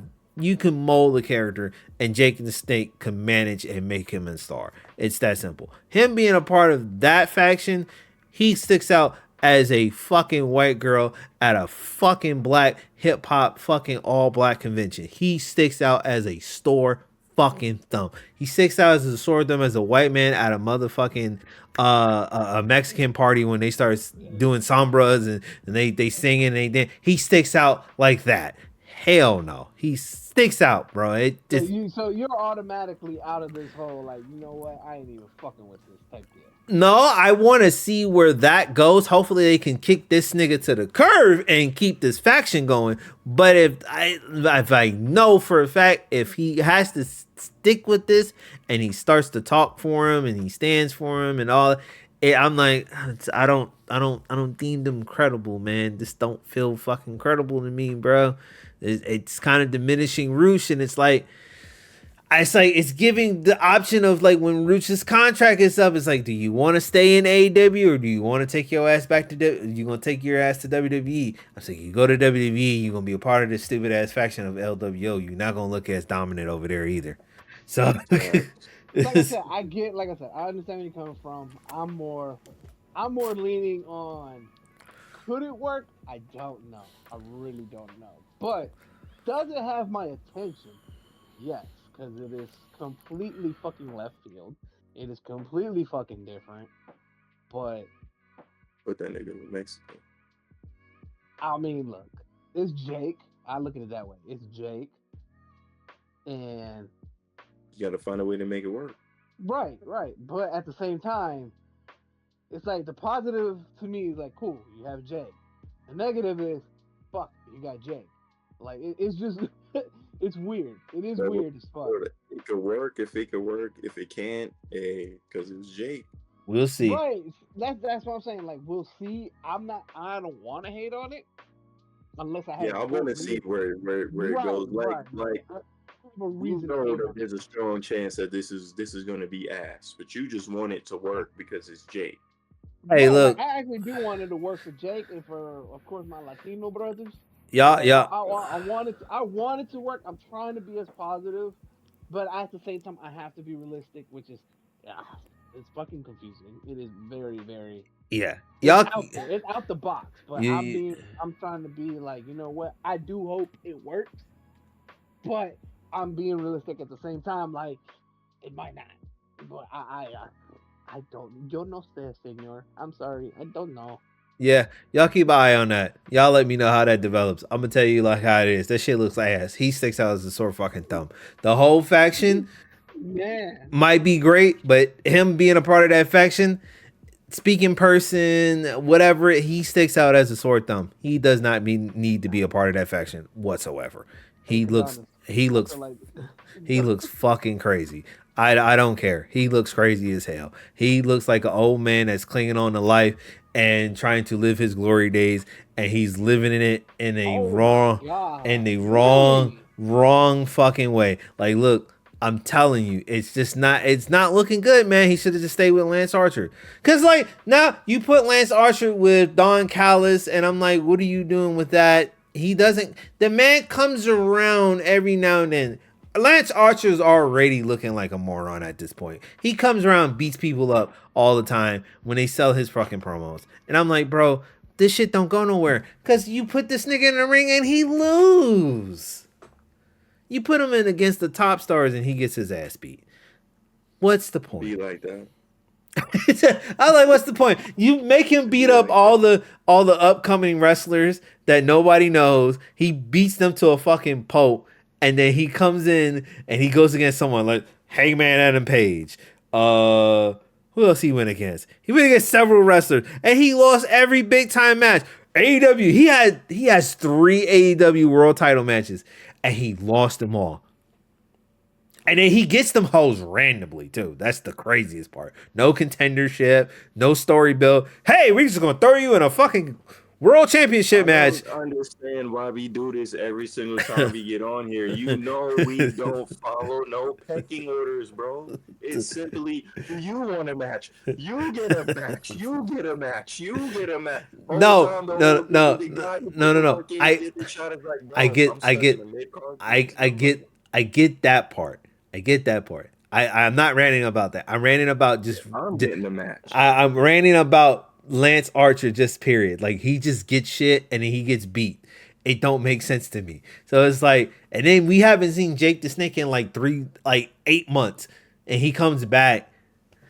This is why I'm saying, I look, y'all be happy for that fucking shit. I'm telling you, it looks like hot ass to me, 100%. It looks Me like and you hot with you. fucking. It looks like hot trash. Once they ditch Lance, once they ditch fucking what's the name, Jake the Snake, then that faction could actually flourish like it's supposed to be, with Andrade being there, and they had all of those people there, and Roosh came apart. I think it can flourish with Roosh being the forefront man. Roosh can speak English a good enough amount. And then the nigga that they had, that, the swole ass looking nigga, that the assistant that they had, he could have been their vocal point. Truth be told, they need a female. That might actually help. That would be a better part for that. Get a female, a Hispanic female that can sell it. Get one of those. Bad bitch. She looks good. I'm telling you, it's going to work if they get a female. Drop the Jake the Snake. That nigga don't need to be a part of that, because he's gonna stick out like a sore thumb. But you know what? It Do you is have what like it. a hopeful that you're wrong? Like a little Please, hopeful. please, please, please, please. I want you to hope that I am fucking wrong. I want everybody to hope that I'm wrong about this. But I know I'm fucking right, because this nigga sticks out as a sore thumb, and you all see how he sticks out like a sore fucking thumb. It don't look right, bro. It's like a racist white man fucking marrying a fucking black woman. Whoa, whoa. Yeah, it's a little crazy. I see now we all getting a little out of pocket. Right, We all okay, getting a little out of pocket. We all okay. getting a little out of pocket. Nah, all right. So, Yeah, I'm not saying Jake the Snake is it's that, but I'm bad, just but saying he just sticks out as a sore thumb, and that's how sore thumbish he sticks out. That whole segment on Dynamite just felt out of place, and he's standing on the top of the stage doing this. I was like, yo, he looks crazy. Why is he doing that? He looks insane. Woo, moving on. The Swerve Strick the Swerve Strickland an MVP segment. I'm not gonna lie though, this segment fantastic segment. I'm not gonna lie. This was it kind of kept giving me the turns Swerve was really gonna turn on Prince Nana because he kept calling out all this nigga's flaws. It's kind of crazy. I was like, you kind of kept I like how he did that. it's like you kind of kept calling out all these flaws, but He was doing the family thing, bro. Like, Yeah. you got your own problems. This is who you are, but this family, bro. Like, the ain't issue nobody perfect because it could be worse with the Hurt Syndicate, bro. Like, they're not in there for his best Now- interest, now, bro. They my- want to bring whatever goal they can bring home. now That's about it. here's the problem that is gonna present for me. Who is gonna help Swerve? Because he really ain't got unless Swerve is bringing listen,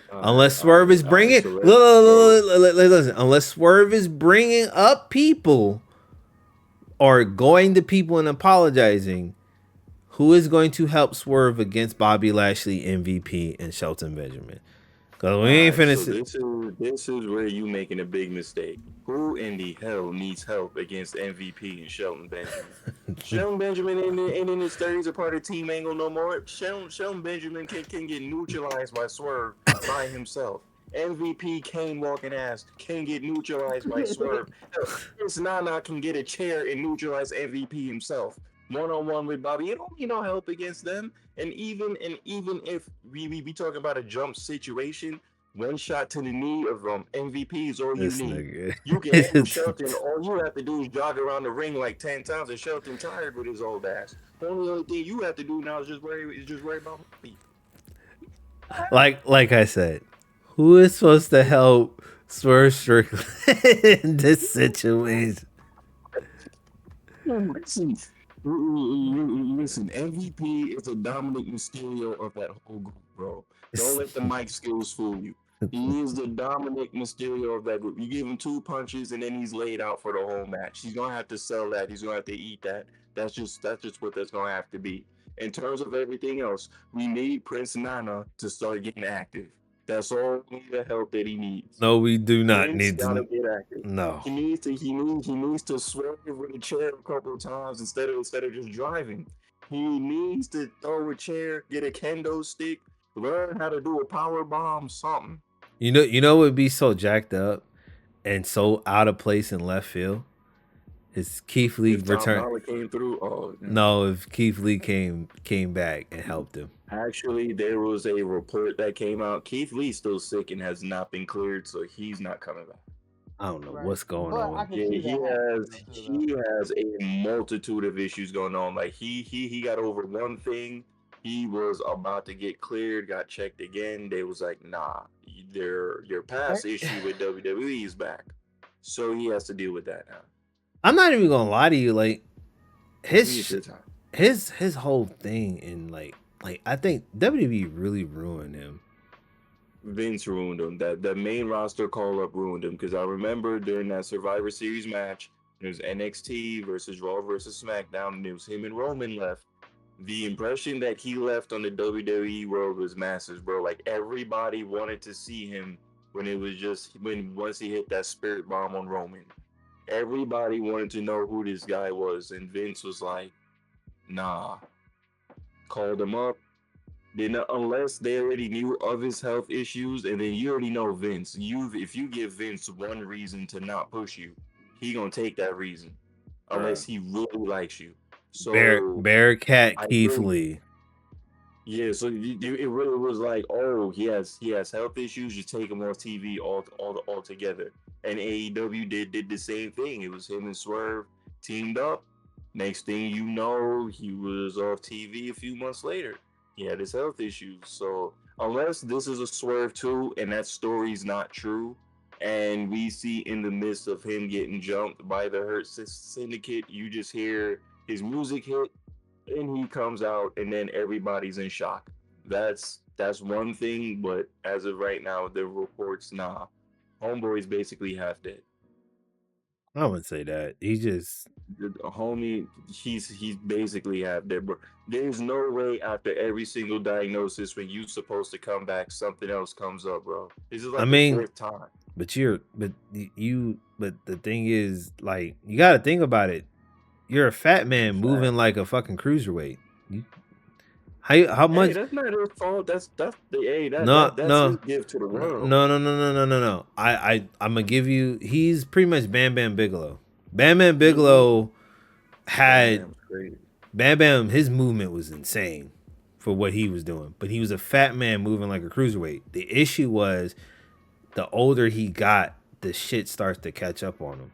So I think that's where he's at now. Like the older he's very old, so he's like in close to his 40s. So the older that he's getting, all of that shit starting to catch up on him. So he's not gonna be able to move the way he's gonna move.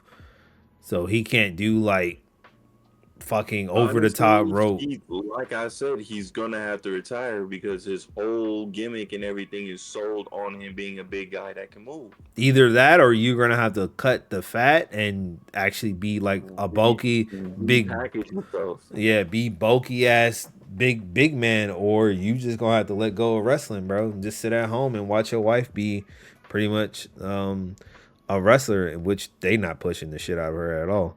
They don't do nothing with her. She gets good matches, beating Chelsea Green, but that ain't shit. Like you beating someone that's Who's his wife? Mia Yim. Meechin, basically. Hey, I know you lying. No, I'm dead ass. No, that's right. That's his wife.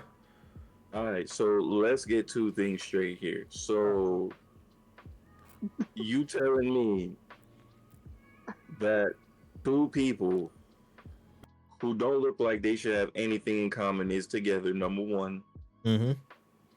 and two, they get the same exact type of pushes in both companies, even when they Well, were in the same company. no.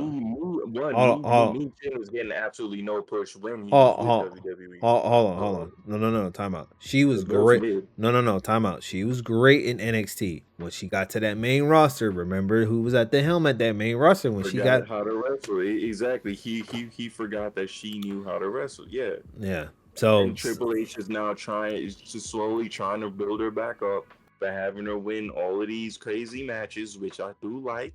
So I'm not mad at that. yeah. It's just my thing with Keith Lee is, bro, you gotta let it go, bro. What I You said? have to do that and go back to the WWE and work in like production or He ain't gonna do something that. so you can be around me chin and all that. Because Nah. at this point, like you said, if your whole wrestling style is built off a style that you can't uphold anymore, because it's not like you're your Ricochet or Rey Mysterio where you're these undersized guys who are just swole and can run around everywhere and have no issues. Like my Ray's career was practically done until he had that stem cell surgery done. If he didn't have that, Ray would have been a manager right now. So I can only imagine what's happening with Keith Lee. He needs to just hang it up, bro. Because honestly, I don't want to see him in the middle of a match and he tries to do a backflip or like a Hurricane Rana and his knee blows out, like we saw AJ Styles do on SmackDown. If y'all seen that, so yeah, you do. Hold on. That wasn't a real injury, bro. Oh no! That the injury is actually real. It That is. yeah, he literally had an MRI done, and he's literally gonna be out for months. Wow. So what happened was they showed you the exact camera angle. His foot literally rolled under him when the move was happening. There's no way you can even fake that if you wanted to. The second move, where he normally does his neck breaker, That was the sell. That was where he was actually trying to sell it to see if he can do the match. And that's when he realized that, yo, I can't uphold myself or him to be safe in the match. So we gotta Damn. end it. That's why Mello was looking kind of confused. Like, I know you hurt, but like you hurt, and it was like, yeah, like he's gonna be out for months. So unless they put that to a storyline too, and they found a way to make it look that nasty, That's and why I him said not being injured. this is what I'm saying because this is AJ Styles. He's very good at doing shit Exactly. like that. So I'm saying that if they're doing it like that and AJ comes back and say, "Oh, y'all thought y'all really injured me," and he's coming back as a heel again to go at Cody or something, I'm with it. No, I don't know what they're gonna do, bro. No, because no, he came back too happy go lucky, bro. After what he did, and you come back as a face. no. I don't want to see no heel turn. That should look like He, ass. he might come No. back as a Man, heel, if he bro. goes back as a heel, I don't put him next to Cody Rhodes. You lost to Cody Rhodes. I don't want to see that shit. Like I'm good. I don't want to see that shit.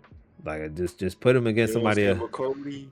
No, I don't want to see him go against LA Knight, but like that's like the only next I best. hope to God that don't happen. I hope that don't happen. That's I probably want like to the see next best Andrade thing in that LA, can. bro. I think that's the next best thing that can happen, but I don't want to see that shit either. As I said, like him being a face is probably the best thing for him, or send his ass to Raw. Like let him go against wrestlers on Raw. Trade him for Raw. Trade him for somebody from SmackDown. I mean, for SmackDown. Like let him go to Raw. He has done everything on SmackDown. He has wrestled everybody on SmackDown. Like he has feuded with like the champions that are at champion. You know what I'm saying? Everybody. Like Randy, he Kevin Owens, everybody like is. there's no point in him coming back as a heel if he's going to just be getting his ass kicked. You have tried this fucking Bullet Club style faction with Luke Gallows and him It doesn't even twice, happen because and nobody wants to see Luke it Gallows anymore. it fails every fucking time. You forget about these two niggas. Then what pisses me off about those two dumbasses, they keep going back to WWE. This is the second time they went back to WWE. I get it. It's the money. Understandable. Unless your contract says you don't have to appear on live television and you still get paid, hey, more power to you, brother. But They might be doing the premium live events, the ones that aren't taped, because they have to be, bro. Because I've never seen people who never get booked keep on re-signing, but then go somewhere else, be on or TV all the time, just or to get paid handsomely, and then don't do anything. or they show up on that sorry ass Twitter show that they be promoting speed. Speed Yeah.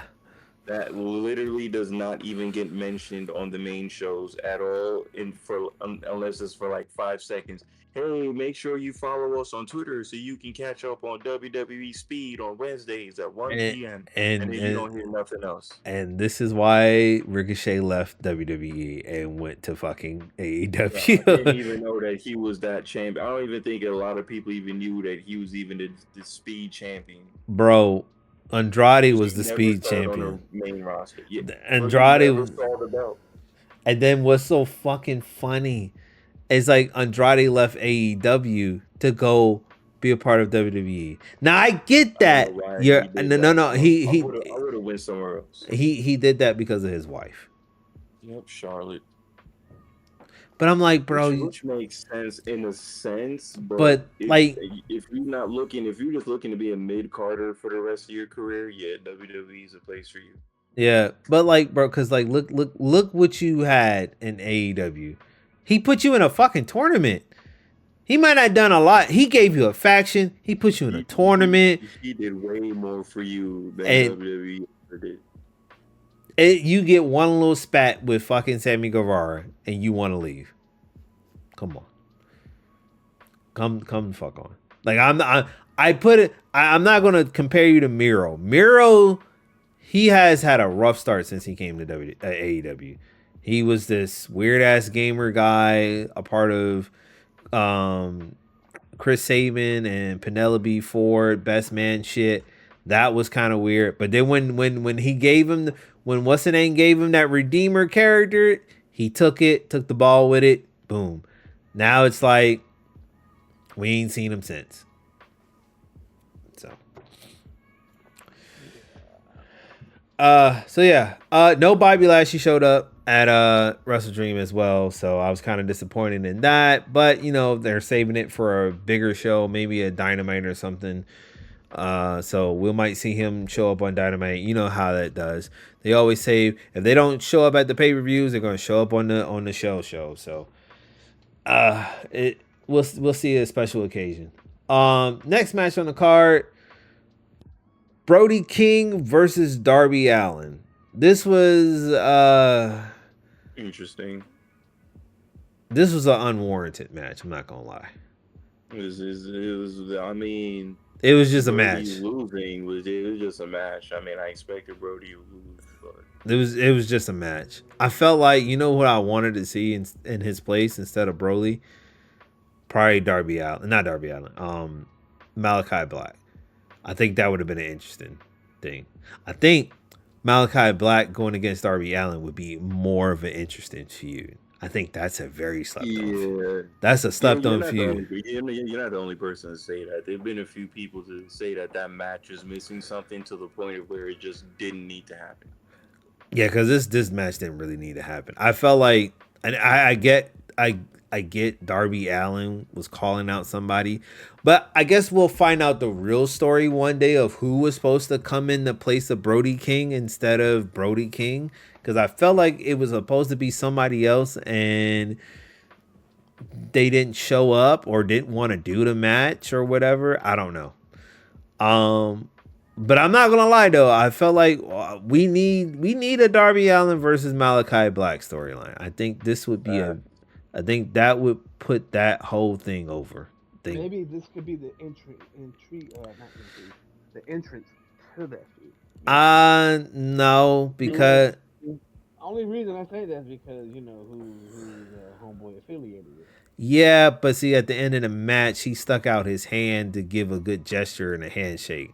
So yeah, he didn't just walk away and just lose the match. If he had just walked away and lost the match, I think we would have saw a tease to that. But we didn't see that tease. So, and I think Darby Allin is pretty much going to feud with John Moxley. I think that's the probable reason why he lost his number one contendership. And I'm guessing in the long sense that John Moxley is supposed to help put Darby Allin over as their champion. I think that's why we're going to see Sting come back a little bit just for like a couple of one-offs. And then we'll probably see what it'll do. I'm thinking they're going to put Darby Allin over as champion. Cuz he's over. For a guy that he is very at this point, bro. Yeah, he's over. So they're probably going to put him over as champion. So whatever storyline they're going to create and they're going to craft it up. But we're going to get to the main event. And because there's a lot of people showed up at that main event for some odd reasons, but you know, I'm not gonna lie. This next match was very one of the matches that should have been called a different way. I feel some type of way on the fact that a certain team should have won their fucking titles, but in all the sense, it kind of is who they are. And they're kind of doomed as a tag team at this particular point, because you know what it is. The Young Bucks versus Private Party, and Young Bucks retaining their tag team titles. I felt kind of indifferent in this because they built the Private Party up so well. The Young Bucks even cut a fucking scathing promo against them. And then they lose. That's terrible. Yeah, with but that TK driver. But at the same time, I feel like they're eventually going to get it, but not yet. Not even just that. Like I feel like too, like this feud wasn't a feud anyway. It was like they kind of like, hey, we're going for these tag team belts. Okay, and that was kind of it. That's how I felt for it. So I felt like, like should have they won? Yeah, but it just wouldn't have made sense just because of how the feud is going. Nah, Like, yeah, you had your dub 5 years ago, cool, but then the fuck else have you been doing though? that's the thing. I disagree with you because the whole story behind it for Private Party is they haven't done shit since 5 years ago. So Yeah, they were getting like the slowest build I've ever seen since that then. so it's like they get beat by John Moxley and on them. I forgot what it is. What's the was it Zay or what's the dude with the fresh cut? Not the twist. I forgot what it. Mark Quinn. Mark Quinn. Yeah. Martin. Mark Quinn. He gets his hand broken by John Moxley, and they utter the same exact shit. You haven't done nothing in 5 years. What are you doing? Then you get a pep talk to Darby Allin. Darby Allin says the exact same shit. So it's like it's this story that's building between these two. And it's like it's not between the Young Bucks, it's just with them themselves. Like, what have we done since we've been here? In 5 years, we haven't done shit. We need to step it up. So it's like it was kind of intriguing. And then what makes it even worse, Young Bucks came out first. Champions don't come out first, they come out last.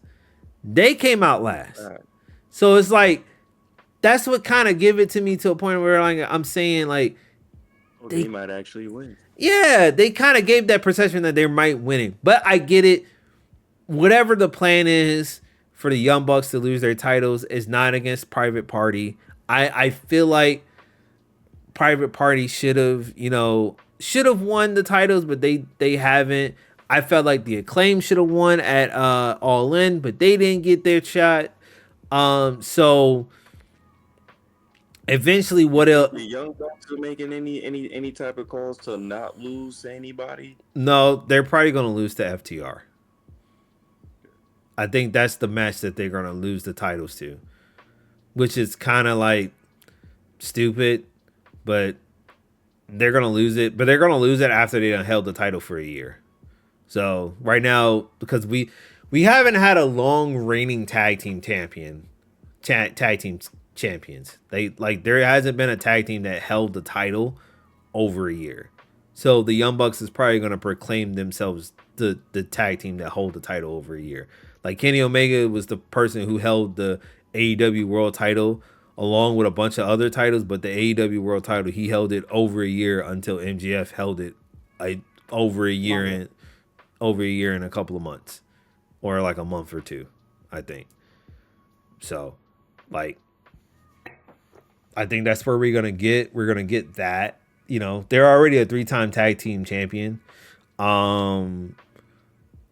FTR is a 2-time tag team champion, and then I think everybody else is a 1-time tag team champion. So literally they might hold it for a year, and then they might come with a whole bunch of title defenses and whatnot. And then they're keeping their EVP gimmick. So I think that's probably the other thing that they're doing. But other than that, man, it's just like you build up Private Party so well. Cause like literally this is a great direction for them. I just want to know what are you gonna do with them. I'm hoping you're not gonna put them to the wayside. You're not gonna, you know what I'm saying? I want you to put them, you build them up like some main eventers right now. So it's like, give them that main event push, get them to elevate and whatnot. It kind of did make sense for them not to win because it helps them intrigue it a little bit more. But if they don't eventually win the title and then they just go back to being who they were 5 years ago, I'm like, oh, this is some ass. But I feel like the team that they should go against really is that can help really build each other is Top Flight. That's why they were out there. Yeah, so that's why they were out there. If they lose against the Young Bucks, I feel like Private Party and Top Flight really should be the team that really helps each other and come out the gate saying, hey, we are going to be the tag team champion. Because I don't know how long the Young Bucks has held that tag team titles, and I don't know when did they win them shits. It was definitely earlier this year. I want to say, was it Double or Nothing, or was it Let me see. It had to be Double or Nothing. Let me see. Because this year was the retirement of Sting, and I know they fought that. Let's see. And I want to say after that, I think that pay per view, which like I said would be Double or Nothing, if I'm correct. They currently are they held it 100 and what was it? What is it? 173 plus days right now. They won it on the 21st of this year. 21st of April of this year. April. So was that on the? I guess that was on the. Because the last time who held the title was Sting and Darby Allin, and that's when Sting retired. So the people who held it before the person who held those titles before them was Ricky Starks and Big Bill. And before that was FTR. So yeah, I think what they're gonna push for is the longest reigning. Yeah, because the last time they held the titles, they held it for almost 302 days. So they almost achieved that goal of holding the titles for a very long time before they lost it to the Lucha Bros back in like 2021. So I'm looking at the history of the champions. So it's like literally, like I said, FTR is a 2-time tag team champion. The Young Bucks is a 3-time tag team champion. And then you got the Lucha Bros on here, Jungle Express, Jurassic Express, Keith Lee and Swerve, The Acclaim, The Guns, Ricky Starks, Big Bill, Sting, and Darby Allin. Yeah, everybody else was just one-offs. So I think what it'll come down to FTR after they hold it. So right now they're like 173 plus. So they're probably going to hold it until the end of the year, which sucks. It really does, but kind of doesn't make sense. It really does. It kind of makes sense. But hopefully we'll see Private Party elevate themselves after this match and elevate their game. So they really put on a good match though. And the story and everything was built. It was great. Mark Briscoe versus Chris Jericho for the ROH World Championship. Not gonna lie, I kind of wish this was on a ROH pay-per-view, but it is what it is. I want to say something about this ROH thing. Before you even start that, because I only got something briefly just to say about this match, because you already know how I feel about Jericho. It was one of Jericho's better matches that I've seen. But why does Briscoe look like he's always the lead speaker at every AA meeting that happens behind AEW's closed doors? He looks like he is a certified drinker, bro. Every time I see him, I'm like, he just had a fresh can of beer before he came out here, because there's no way you should be looking like that during every match, bro. There has to be a part of you where you don't look like that. You haven't seen them boys. Them niggas was like they were my favorite tag team before Jay passed away. Rest in peace to Jay Briscoe. They were my favorite tag. When they were feuding with FTR, the promos that they cut was so fucking great. And I wish they brought this to TV because they were just amazing. Jay carried it, but it was just amazing. Because it was like just some raw, uncut shit that you would ever see. Like 2 country ass motherfuckers cutting promos. The crazy thing is, them niggas is from Delaware. Both of them. That's the craziest part. Yeah, Delaware is not even on my radar for anybody. That was a place that people just go to just move to eventually once they got a family and they ain't having no more kids. Hey, what's the name? People were actually. I didn't know there was a hospital that gave birth to people. Hey, shouts out to Delaware and everybody born there. Hey, there's a chick that's filling in for the Breakfast Club right now for Jess Solaris. She from Delaware. Bro, hold on, bro. She is fine as hell, and she can also break them stories down. Bro, I started watching them segments again just because of the way that she be explaining stuff.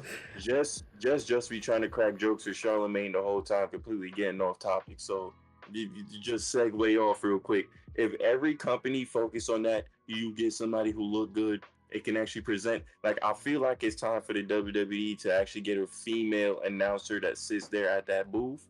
but that's a different story for a different day. I don't know about that because they. Listen to me, bro. Listen, I need to hear some female emotion, bro. I need it to sound like somebody got shot because no one has yet to fill JR's shoes. No one has shown more hatred towards any superstars besides Michael Cole and JR. We don't have no replacements, bro. I You think don't the got. women could actually do good. You don't like. In that spot. You don't like Joe Tessitore? Joe Tessitore is doing good on Raw, bro. This nigga said Joe Tessitore. He is. He's really doing good on Raw, my nigga. Come on, you disrespected him, bro. Let me just segue back to AEW because you finna piss me off. I know you wouldn't just say no damn Joe Tessitore. Listen, let me tell you something, bro. The fact that you can even sit through a Raw show alone lets me know we need some life evaluating to do. Because there's no way you sitting there watching that bullshit for 3 hours and you listening to the announcement. Bro, my shit is on mute. I'm not having no sound on when that show is on for 3 hours. That bitch is on mute. I catch what I catch, bro. They ain't talking about nothing on Raw that you can't even lip read. That's how basic Raw is. So you don't like? I gotta keep the volume on. Hold on. So I'm not listening to that shit. So you don't like Joe Tessitore, nigga? He's been a part of your life since fucking Fight Night. Come on now, you don't like him on Raw? He don't need to be calling no wrestling matches. Come on, bro. Bro, give me Paul Heyman again. That ain't happening. That's give me, bro. I will take 5 naked broads behind the announce booth that don't know what they talking about. All right, back to. I feel like the naked broads would at least have some sort of emotion that makes sense during the match. Back to AEW Wrestle Dream. So back to this naked, bro. No, back to back to this back to this ROH. Ain't nothing but fresh donuts on the announce tables, and instead of prime energy drinks, bro, there's gonna be milkshakes everywhere. I guarantee you, not only would the viewership go up, everybody will listen and watch that show without mute being activated. So you want the Vince? So you want the freaky Vince McMahon in return? Okay. All right. You might as well show ass, bro. I mean, look, you even sent it on the chat, bro, with the Dave Chappelle shit. It's like, look, we know what he did, but I mean, come on.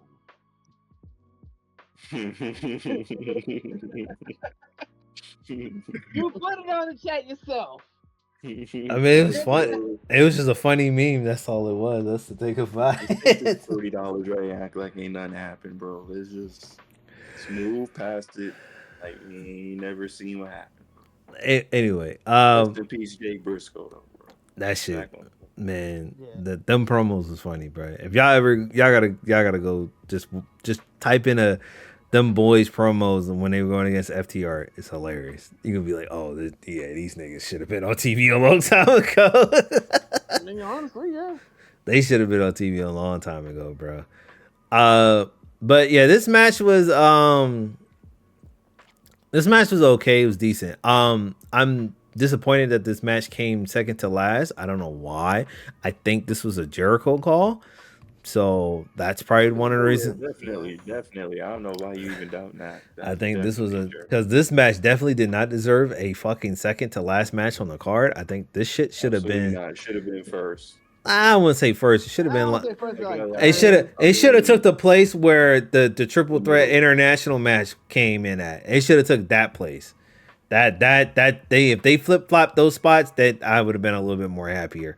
Because this match was good, but this match definitely didn't need to be the second to last match on the card. All in all, though, I got something about this ROH thing. So, AEW, we have you have a problem. I really need to know what you're gonna do with this Ring of Honor shit. I need to know what you're going to do about Collision. And then on top of that, you got this deal with Fox. Because I was wondering what shows are running with Fox. Is it all of them? So what they're showing, what they said was during this during the pay-per-view is this is live. This is like live on the FS FS1, the FS1 Mexican channel for right now. But they kept mentioning Fox so many times. So it comes out to this point where that AEW has that show that they were gonna do called Shockwave, which is probably gonna be another wrestling show on Fox. So my question is, what are you going to do with that show? Are you going to turn that show into Collision and make Collision Rampage? And if so, you need a world champion, another title. So my thing is, you brought Ring of Honor.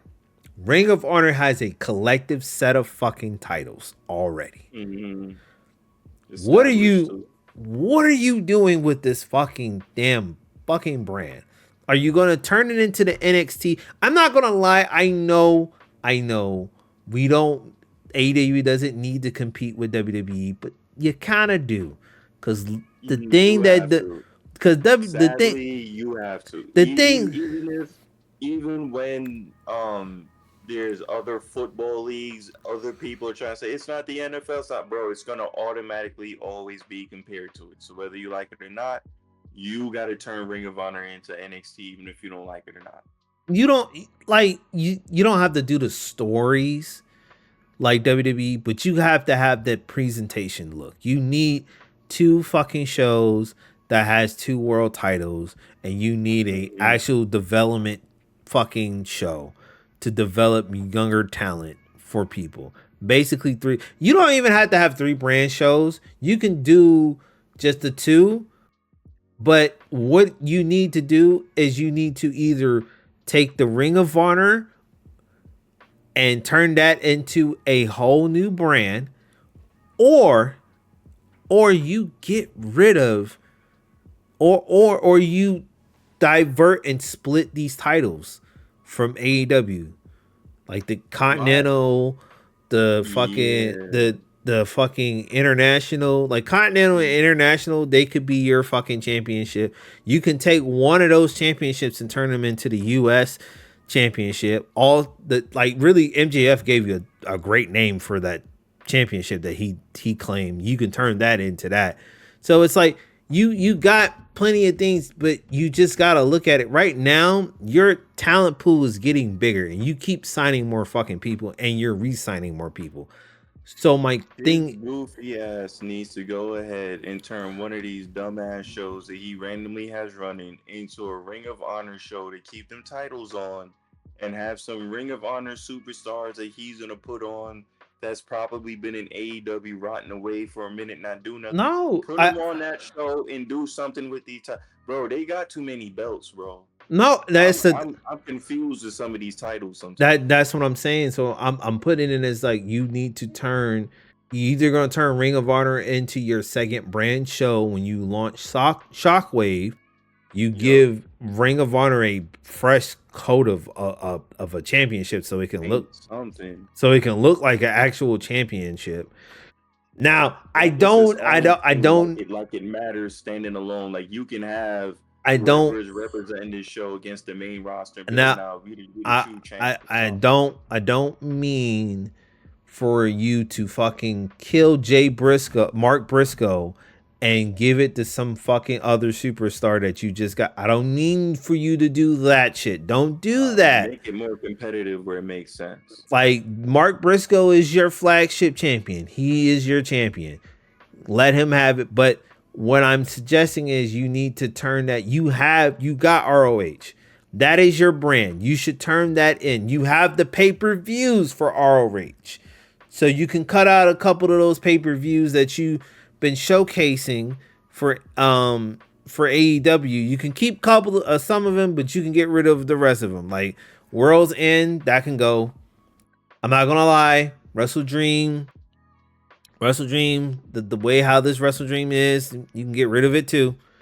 You know, you can just keep the 4 and you can insert 4 ROH pay-per-views and you can turn that into a, big brand, and then Literally at the end of the Forbidden Door could be your Forbidden Door, and then All In can be everything. ROH and that. So it's like you need to, I would say you need to have two different brands. So if you launch another fucking show, if you launch a Fox show, and it's like, come on, you launching this Fox show, you got a 2-hour special on Fox called AEW Shockwave, and then it's like, this shit ain't going the way it's supposed to be going. It's not pulling in the numbers as it's supposed to go. You're advertising one world title, one tag team title, one trios. Like it, AEW got like you have a whole set of championships on another fucking with another company that you own that you barely use. You got a trio championship over there. You got a tag team championship over there. You got a women's championship over there. You got a mid-card women's championship that you just fucking created over there. You got a mid-card TV title over there. So it's like, There's what do too you many titles, bro. like? You got this plus the shit that you got over here in AEW. You got a world title. You got a 6-man title. You got a tag title. You got a continental, international, and you got a fucking TV championships with a women's champion. 2 TV championships, TBS and TNT, and a women's title. Like, come on. Like, something got to give. Need to cut out. I said, Ben said, get rid of the TV championships because that network championship is not going to last that long. And if after 5 years, who's to say TNT is going to want this shit anymore? So, Facts. so it's like you got to kind of get rid of them shits while you can. That's all I'm saying. Put the perspective. You got to fucking. You have a whole network and a whole fucking company under your thumb. Use it as a second fucking show, and then go back to doing AEW Dark. You can take Rampage and turn that into Dark. You don't have to call it AEW Dark. You just call it AEW Rampage or Collision if you're not going to give Collision an opportunity show. So, all in all, this match was good, but this match didn't need to be on the fucking card. Not on the card, but not in the spot that it was in. Main event. Bryan Danielson versus Jon Moxley, career title, all on the line. We all know what was going to end up happening. Jon Moxley won the championship via tap out. There was rumors that were saying that Bryan Danielson's last match wanted to be against Jon Moxley, so he wanted Jon to beat him or whatever. That's why I kept seeing them YouTube videos come out saying should Bryan Danielson finally retire, etc. Yeah, like bro, cause I'm not gonna lie to you, I was searching to get these results, and it's a lot of other fucking sports channels that was covering this shit today when I was getting these results. Even people who never even covered AEW before that.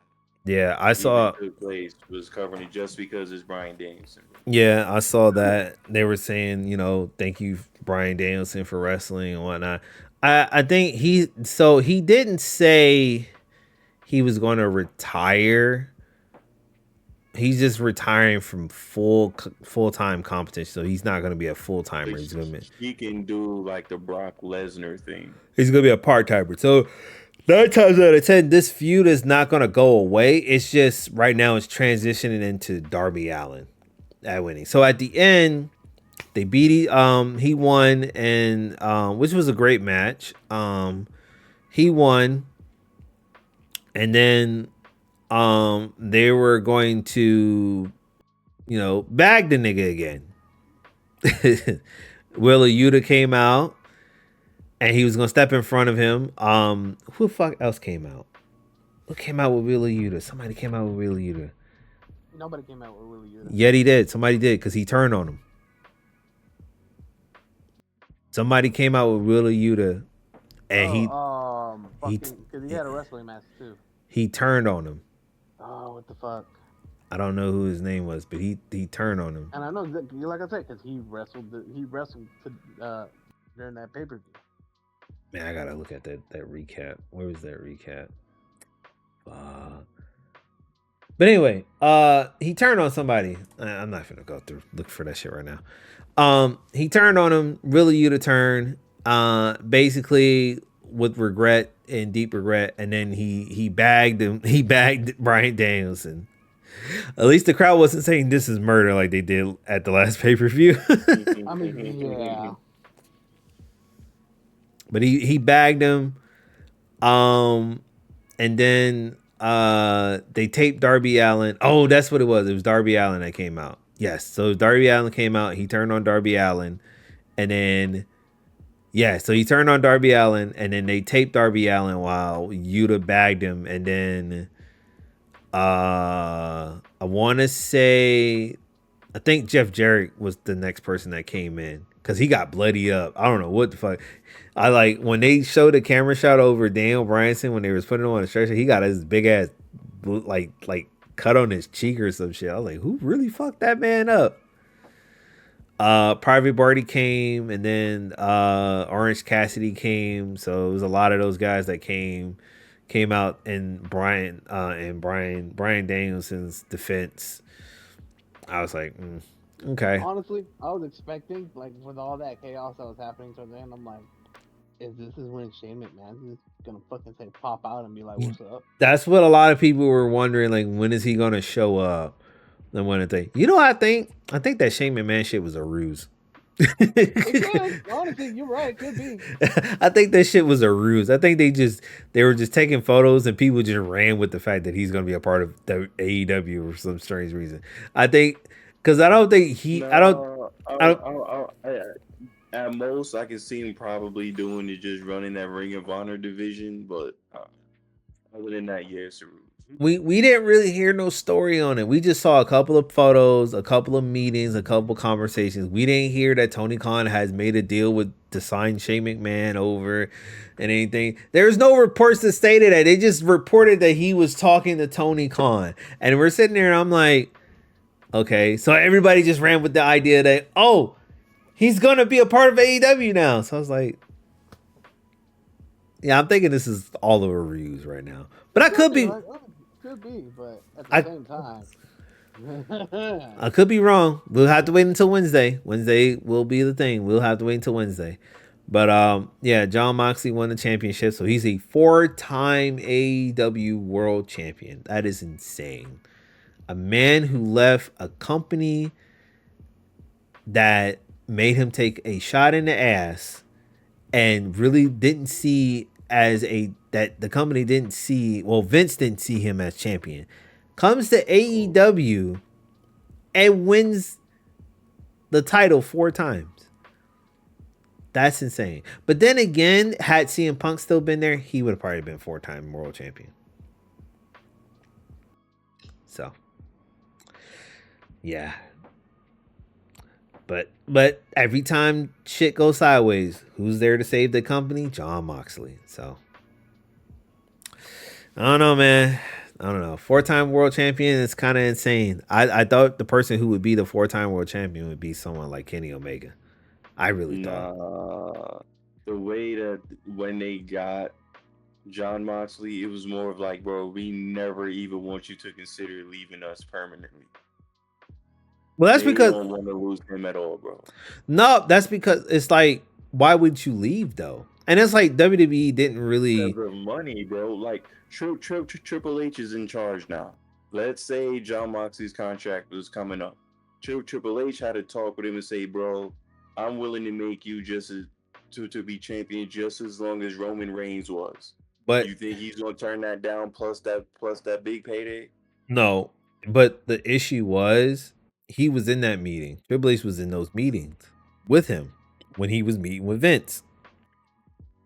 What is that supposed to mean? And then, like, they had it's the same shit that CM Punk was doing. Like, that's the reason why he left. Triple H was in those meetings.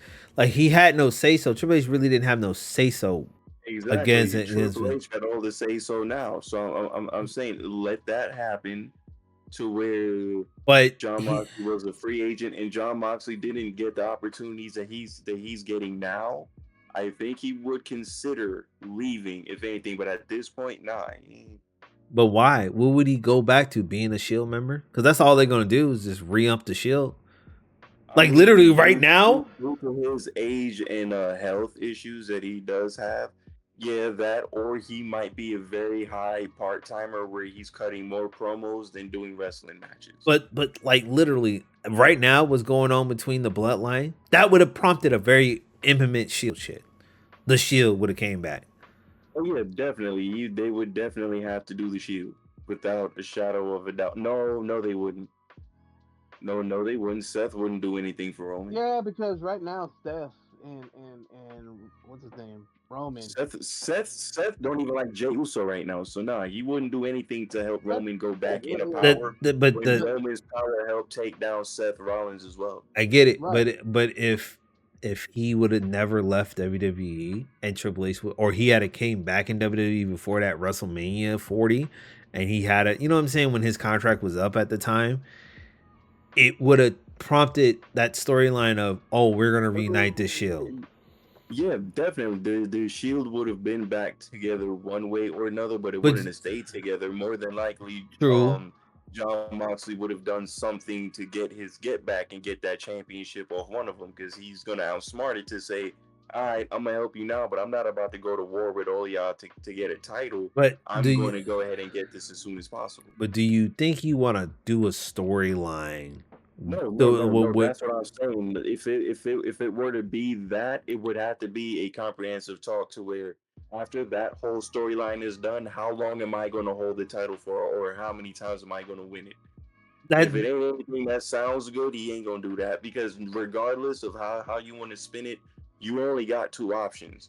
You not getting through Gunther at this point, so that's not gonna happen. so that And you ain't got no choice but to do the bloodline thing. So yeah, you're right. There would be nothing for him to do if he came back. he'd have been like a relatively mid Carter, and then that's not, Exactly. and then that's like insane. Basically doing what Seth is doing right now. Seth is gonna have to turn his attention to Bronson Reed due to the point of how all these storylines are going right now. But that the Seth thing, can't even do anything against Gunther because they're all worried about the Saudi Arabia thing. So they're doing the cross brand beefs right now. And yeah, Seth is beefing with the mid Carter. but that's not the thing. Is about that is it's because of how he went out. But like they're saving it. Regardless, you got put out by mid Carter that wasn't even named Braun Strowman, who easily could be elevated back into the top card. You But can't just put Bronson Reed up there right now. the thing is they're waiting, they're making this feud so he can go against CM Punk later on down the road because that's the big Yeah, feud. definitely. Yeah, definitely. Yeah, that's what I'm saying. Like CM Punk is recovering,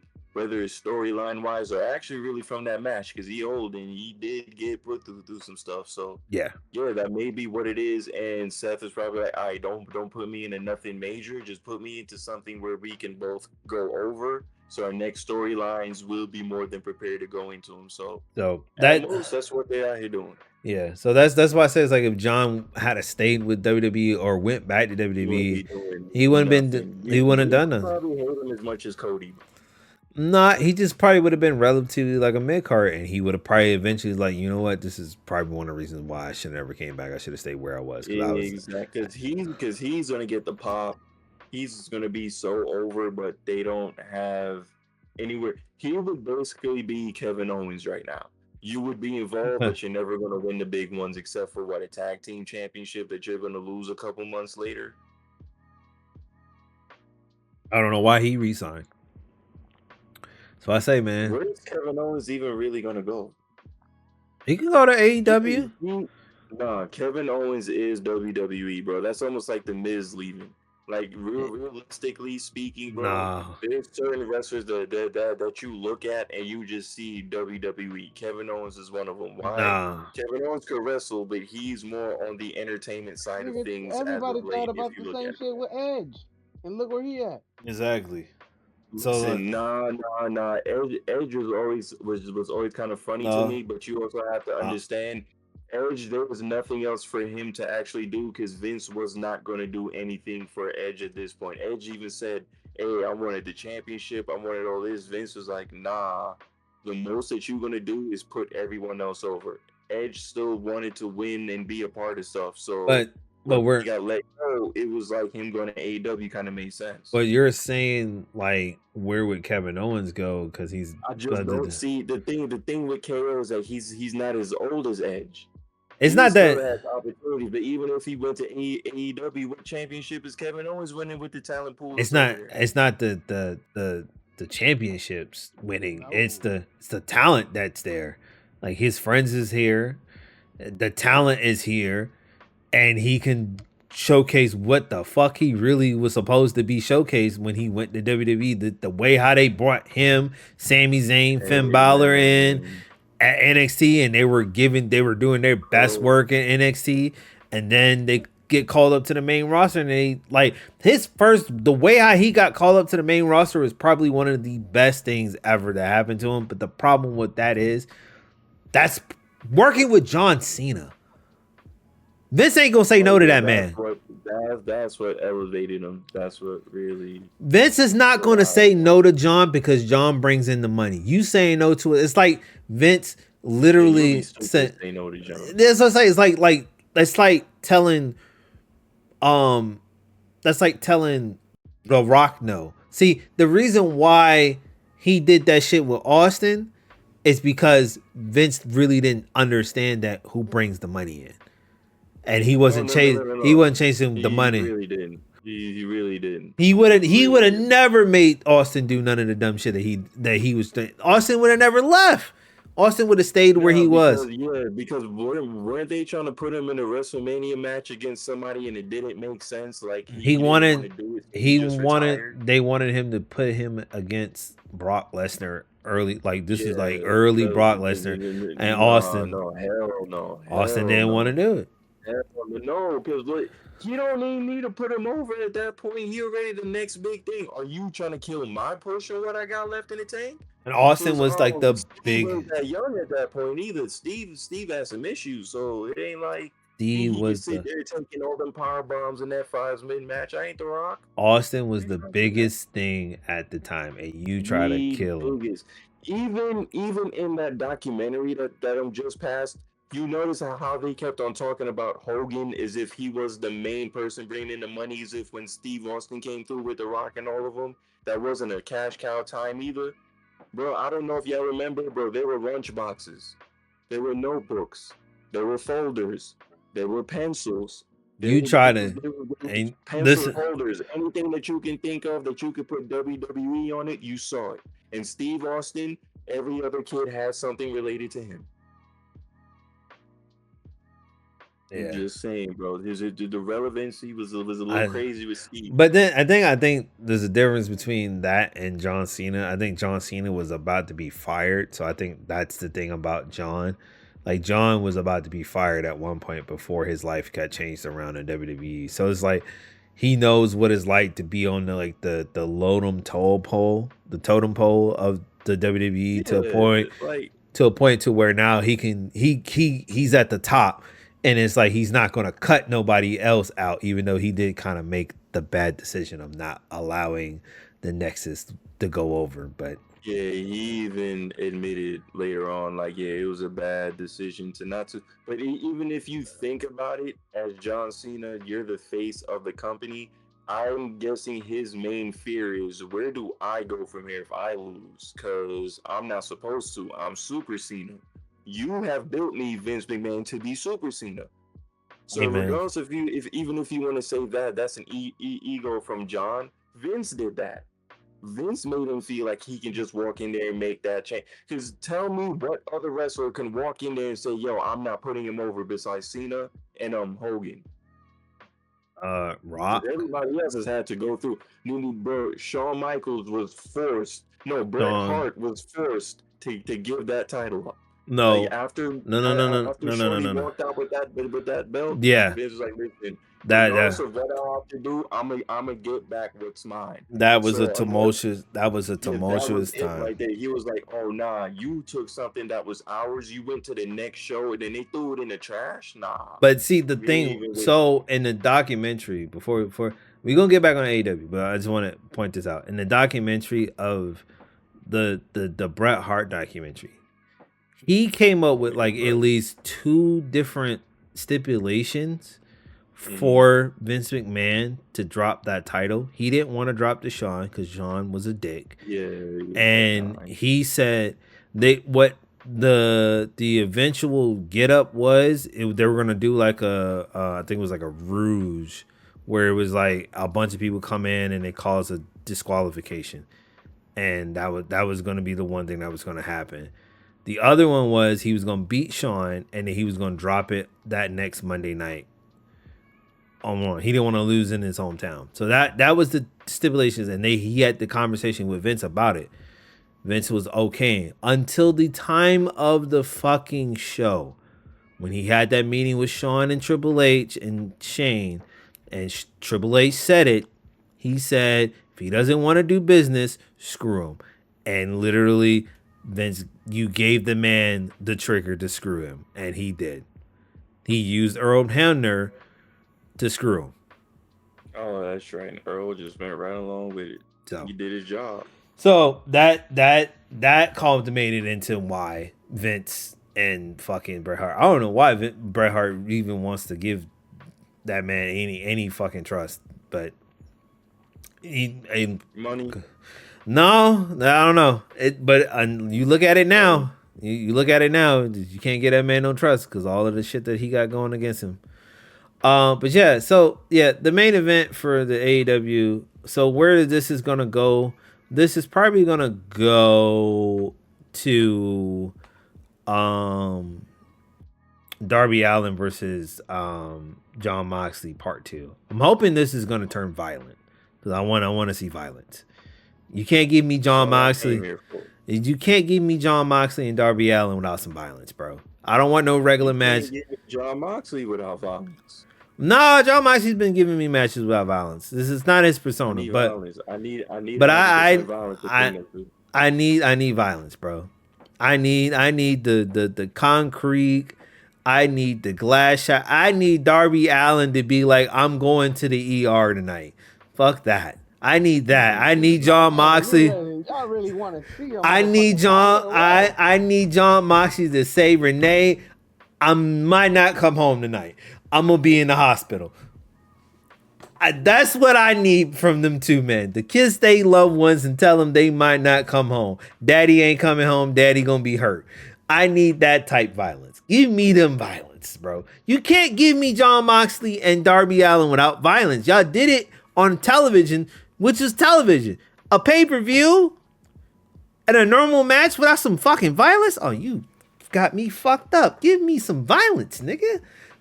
They built their whole fucking career off of just sheer violence. Give me violence, nigga. That's all I ask for. You can slap that title on there and just give me violence. Nobody gets involved. Jon Moxley, Darby Allin, pure violence. Awesome. Fucking awesome. All in all, there's a couple of mishaps on this pay-per-view. Pay-per-view, I don't want to say it was mid. I want to say it. This is the first time. There were a few matches on here that just didn't need to be on here, but you can tell it was just on here to take up some time or just segue into the next big match. It was something to where it was good, but for something called Wrestle Dream, you were expecting a little bit more. There was no blood or anything like that at all. I was expecting people to bleed. Nope. You know how, and then we had a tag team lose that was supposed to win. So there were some things that did happen. You know how I'm an advocate for AEW pay-per-views, and I always say it's $50 well spent. I'm not gonna lie, this one was not $50 well spent. It wasn't it. I'm not gonna say it was a refund, but I kind of want to say I kind of wish there was like a little $20 less. This looked like a 30. Either $20 or hey yo, singing. Hey yo, Kadana. Let's go to Dave and Buster's to watch this. That too. I kind of think this was like a Peacock sale, Peacock Max sale. $30. I think $30 would have satisfied. I was like, I paid $30. It's not too bad. It's not too bad. But $50, bro, and I got this. I was like, I mean, don't get me wrong. Some of the matches was great, but other matches and the way how other matches ended and the build for a lot of these matches kind of just wasn't there for me right now. I feel like this is definitely one of their pay per views in a long time, if not probably first time where it wasn't to its AEW pay per view standards. Yeah, I feel like that's. It was a WWE show, bro. They were just trying to get to the big matches and get out of there. The fact that they even put that Swerve Strickland promo on the actual pay per view was letting you know, bro, this is like Dynamite, Collision, and everything else just kind of mushed together No, in this show. that collision match between Hologram and Beast Mortals, that should have never made it on the Hey, show. I'm telling you, bro, that's what this was. It was just a mashup of all them shows put in one by the main event at the end. The main event was the only thing that stood there. I'm telling you, that's why I said people should have lost, ended up winning. You know what I'm saying? Ricochet still not winning no matches for real, so we're not shocked by that. Wasn't doing that in WWE either. So, you know, all in all, this was a WWE sanctioned pay-per-view. Well, Just without the fireworks and without all the lights and all of that. well, we'll see what Dynamite and Collision has to bring, but we still got two more. Collision might be ass. I ain't gonna lie. It might be ass. I don't know, man. I think they're gonna be taped, so. Yeah, that's why it might be ass. But we got two more segments to go, and then we gonna get the fuck up out of here. It's not really too long. Hopefully next time. Well, next time we do this, we gonna have some albums to review. But speaking of some new music and albums, well, you know what? Let's get it out the way. Super Saiyan 420 Ace has a special announcement. So let the people know what happened this Friday. Because I heard that you dropped a new song, my guy. Oh yeah, that and then the Dominic Mysterio is Kadana's favorite wrestler. But look, so this. Oh yeah, I had to. You could have did this on the other segment. You could have just did that. I know, but you know, I didn't want to break the momentum for y'all on that. So anyway, let me be serious. Yes, this past Friday, I dropped another new single called Flawless. Been getting some response here and there, saying good shit, and I'm very happy and proud of it because it's completely different than what the hell I usually do. But yes, it's pretty much it's available everywhere, whatever new music platform you have, Spotify, iTunes, or Apple Music, whatever it's called nowadays. Even fucking Napster, if y'all kids remember that shit. It's every fucking where. I'm telling you, like, if you still have to ask me where to get it, goddamn it, I will send you it personally myself if I have to. But it is out and available, and y'all motherfuckers check that out. Por favor, please. Yes, make sure y'all check that out. Also that came out. I'm just gonna mention a couple of people. There's a couple of albums that I was looking forward to. One, Glorilla with her album called Glorious. So I'm going to listen to that. That dropped Friday. There's a perfect intro to everything, so be prepared. You might cry a little bit, but the album's fire. The album is fire. Rod Wave, Last Lap. We're gonna skip right over that. Wait, before let me finish. Let me finish. Cause a lot of niggas was hyped for this album, and I was like, okay. I was like, whatever. Another album. They're hyped for it pissed me off. Just another album dropped. He's not on here on this list. Dom Kennedy dropped an album called Class 95. I just got through listening to that. That was pretty good. And who else dropped an album? October London. So if anybody who knows who October London is, he dropped an album Friday. I forgot the name of that album. It's a good R&B classic album. He signed to Death Row up under Snoop Dogg. You know, when Snoop Dogg took over the label and he revamped, so he was one of the first artists that were signed under Death Row. Where's my wish list? Oh, I was wondering when he was gonna do something with that label. So he got a lot of those. He got a lot of them like R&B artists on there now. So he ain't got no hip hop artists, but he got some R&B artists on there. The album is called I October don't think Nights. you want any hip hop artists on Death Row Records, bro. I mean, but like the artists that he got on there now and Death Row Records, it kind of did like October London. Have you listened to him? Like this nigga is, it's like he's like Marvin Gaye, nigga. This nigga is nice when he sings, bruh. And I'm like, this nigga is ill, but you on Death Row? I'm like, nah, that don't.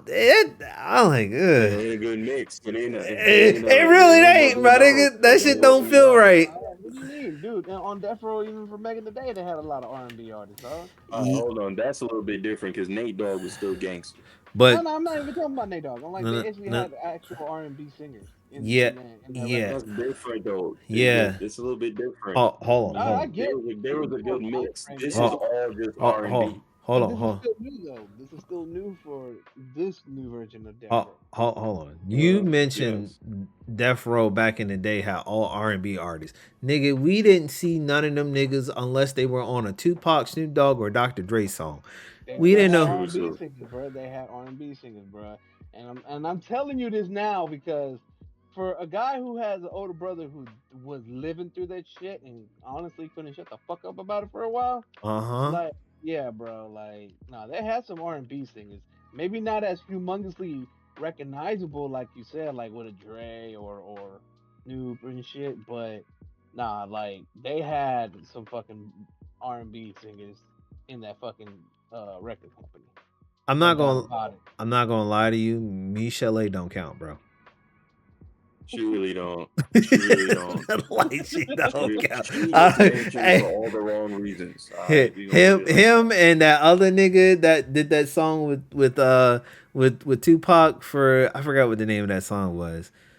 But him and that other dude, like, yeah, no, bro.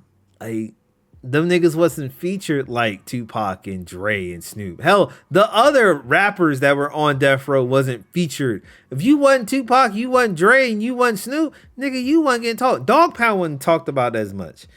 Das and Corrupt, they weren't talked about like that. Das and Corrupt was never talked about like that. Warren G wasn't even a part of the whole thing. He had to get signed. You didn't hear about DJ Quick until he left that motherfucker most of the time. You know what I'm saying? Then and around didn't really get along with the Crips that was around anyways. You know what I'm saying? And then what? Crooked Eye.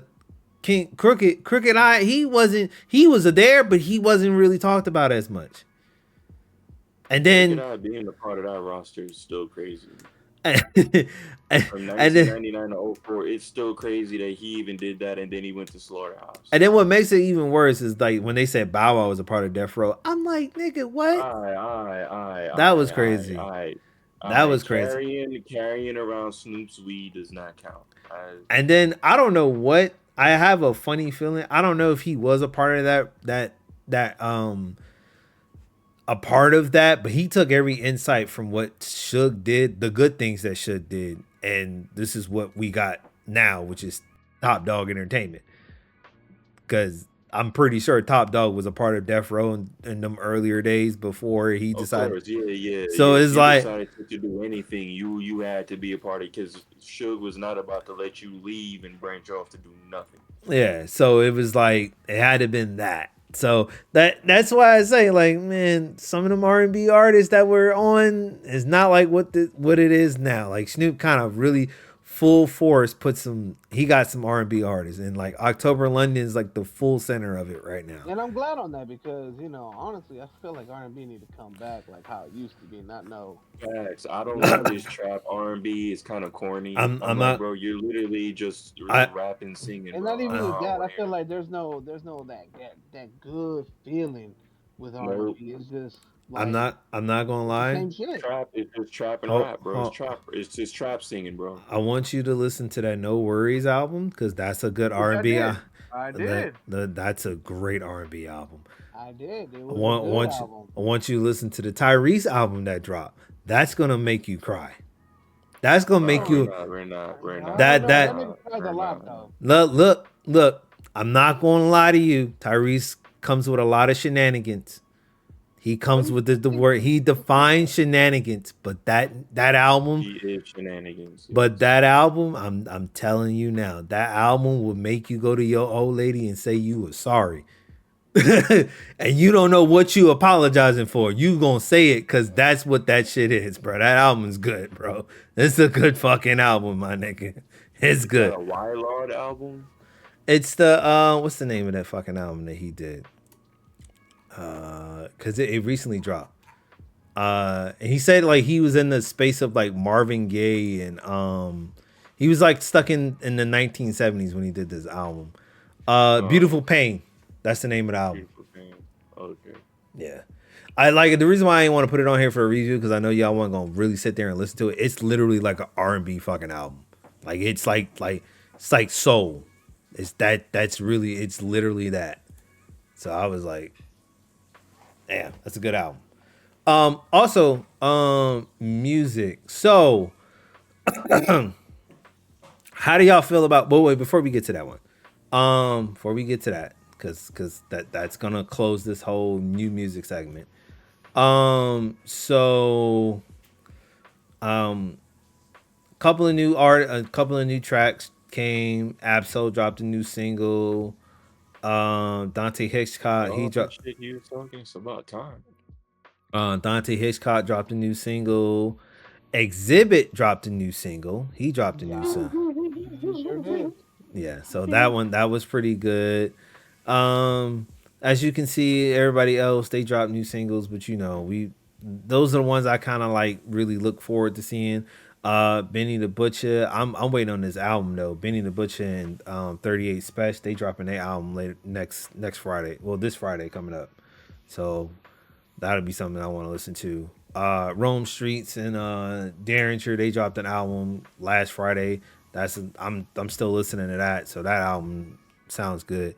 Hey, look, if y'all like rugged, raw, fucking just rap beats and motherfucking like street shit, Benny the Butcher, 38 Special, Rome Streets, Conway, The Machine, them niggas is gonna give you that feeling. If you don't like none of that sound, hey, look, listen, you ain't gotta listen to it. I like the shit because it's not hustling music. It's that rugged raw music shit. It's like it's gutter shit. That's literally what the fuck it is. It's better than listening to sorry ass niggas talk about nothing. You be the like that. Nah, you gotta really and like you when you listen to it, it's like you in the motherfucking like you feel like you in the trap trying to like you want to cook some dope and go on the block and sell some shit. But then you realize that nigga, you gonna get shot at doing that dumb shit. So yeah. And then last but not least, the return of Mr. J. Cole. J. Cole has dropped a new single. He had a lot of stuff to get off his chest. Not gonna lie, I like how he used the Dead President sample on this album, on this song. It was actually pretty good. I'm upset that this shit has not made it to Spotify yet. I need this on Spotify, J. Cole. Please put it on Spotify. I think because the sample has to get cleared before it gets put out there. So I'm not gonna lie to you. I'm starting to feel. I'm feeling like, but then it's like it's a lot of fucking other fucking artists that got fucking mixtapes and all that shit on here with non-clear samples and shit. hey, I think there's like a difference on how it's monetized. I think because they're like mixtapes, they don't make anything off of it anyway. So that goes straight to the Spotify or wherever it's sampled from. I think in this terms, it's an actual single. So it's a little bit different on the process that has to happen before it gets put up. And it's not even up to J. Cole. It's all up to whoever is handling that side for him on getting that money. So that's all I can pretty much assume from that. Other than that, But he ain't either making. that or he just don't care to put it up there. He ain't making no money from that shit, bro. That's the thing. Like it's Hey, just. listen. The label want they paid. Even Anyway. if it's $5, they don't want they paid. Anyway, so I listened to it. Bars was was actually dope on this. I The J. I, Cole bars. The J. Cole bars. I was listening to it back to back, and I was like, man, this shit sound good. I wish I can put it on my playlist so I can really listen to it a lot more on my, on Spotify. But but yeah, all in all, I saw a lot of comments on here. Was talking. They were clowning him for saying that talking about he would have won the beef between him and Kendrick. Uh, I'm not gonna lie. I kind of give like a eyeing on that too. It's like you wouldn't won that beef, but you would have kind of gave it a little bit more competitiveness than what Drake did. I Um, mean, I mean that's kind of subjective. I don't think Cole can beat either one of them. And the reason why is consistency. I do not think under any circumstance J. Cole is going bar for bar any of them. See the bar for bar with Drake. Drake sees it as entertainment. Kendrick literally doesn't like Drake. I think that's the reason why Cole kind of was like, "Oh, no, this is personal, personal. Like it ain't just rap. Like yeah, who has the better bars, who can make the better songs, all of this." And it wasn't on that. If we're talking about that, yeah, I would definitely give Cole a run. But nah, this was that. personal, bro. But that's the thing. That's what we were looking into, and then what made it kind of people were calling him out a little bit. Like, don't get me wrong. The people were praising it, and they were like, "J. Cole's back, fire, goat." They were doing all of that, but there were all the people that were calling him out. Like, my nigga, you the one stepped out of left field, called that nigga out, and said some shit. You the one that Yeah, made I up a mean, whole bunch of stories. yeah, I called them out and I did all that. But when they responded, and then I'm having these background convos, you don't know somebody from TDE was like, "Yo, you might want to really step down, bro. We've been waiting for this moment. We going head on, full on Drake. We ain't even gonna worry about you, bro. You gonna waste your But bars." okay, so that was another thing though. Besides, so I was listening to. I didn't finish the whole interview, but they got to the point where they were talking about Drake. I'm gonna call him Problem because I forgot what he reannounced his name to. Problem and Quick was on Drink Champs, and they were talking about Drake. And the thing was, he was like, he has no issues with Drake. It was just like that. Kendrick came out and he represented the city with that. So he was Right. they standing with Kendrick because he's representing the city. Yeah, They he but was then taking my city at the time. they were talking about the game Chuck. They were talking about Chuck, and it was like Chuck is different. And truth be told, the game is different. Before Yeah, Nip, he's very different. before all of them niggas that came out of that West Coast, Game was out He there was the by only nigga. him. He was the He was only by nigga, him when bro. Snoop left, Dre left, all of them, Glasses Malone officially fell off because I all remember of he them. was having a surge. Once Game he fell off and Dr. Dre put Game in front of everybody, Game was the Game was West the Coast, bro. Game was the crutch hole nigga for the West. Entire West, the entire West. West. Forget just Cali, West in general. It wasn't like there was no artist out there unless you None. were like There was no legends, YG, and then anybody. most of them. Legends left. Snoop was in what? Where was Snoop? What Snoop was with Master P, He was, and it yeah, he was just chilling. Snoop was really just making his OG singles with him, Pharrell and all of that. He yeah. wasn't even worried about I being the I best rapper no more because Ice he Cube did was that in the making 90s.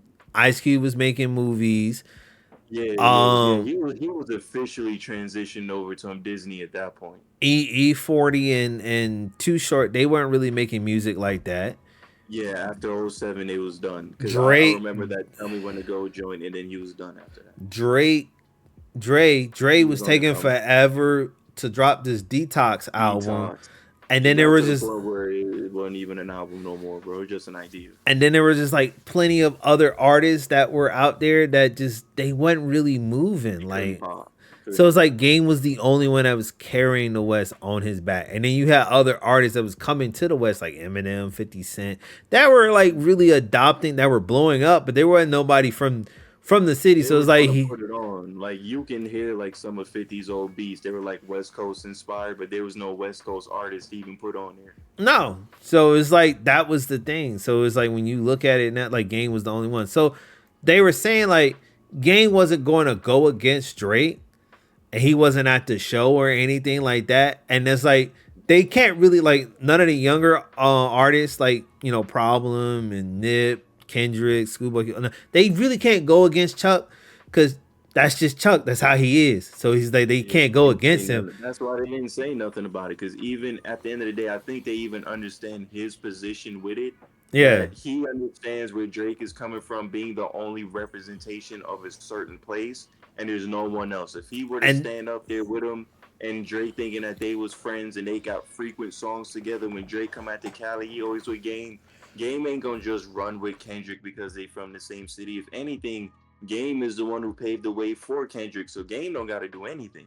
and Game is an then OG at this point. He has the choice of it if he want to show up. You don't owe nothing to Kendrick. and then like what J. Cole said, he didn't go at Drake. He said it in the song. Drake did a lot for him. So Drake did a lot Exactly. for fucking Game at the time when he was coming up. Drake did a lot for the Game, just like Kanye West did a lot for Game. Even though it was kind of crazy that Game said Kanye West did a lot more than Drake did in his whole career. I was like, yeah, you kind of No, no, wild. no, no, no, no.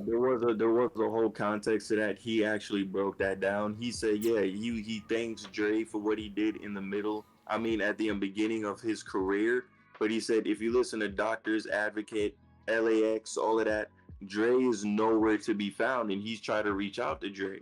But Dre that would respond to him, but that nothing would happen. but But when that's he got with Kanye, the relationship that he wanted with Dre in the studio, he ended up getting with Kanye, which is but why he said that. the He was nigga saying from a producer and that type of we relationship that get he that. wanted, he got with Kanye, but not with Dre. But you gotta get that, nigga. You caused that when you were young and earlier on your career. You had to Hey understand. man, listen, man. He was young, he was dumb, he ain't even understand the position of power for real.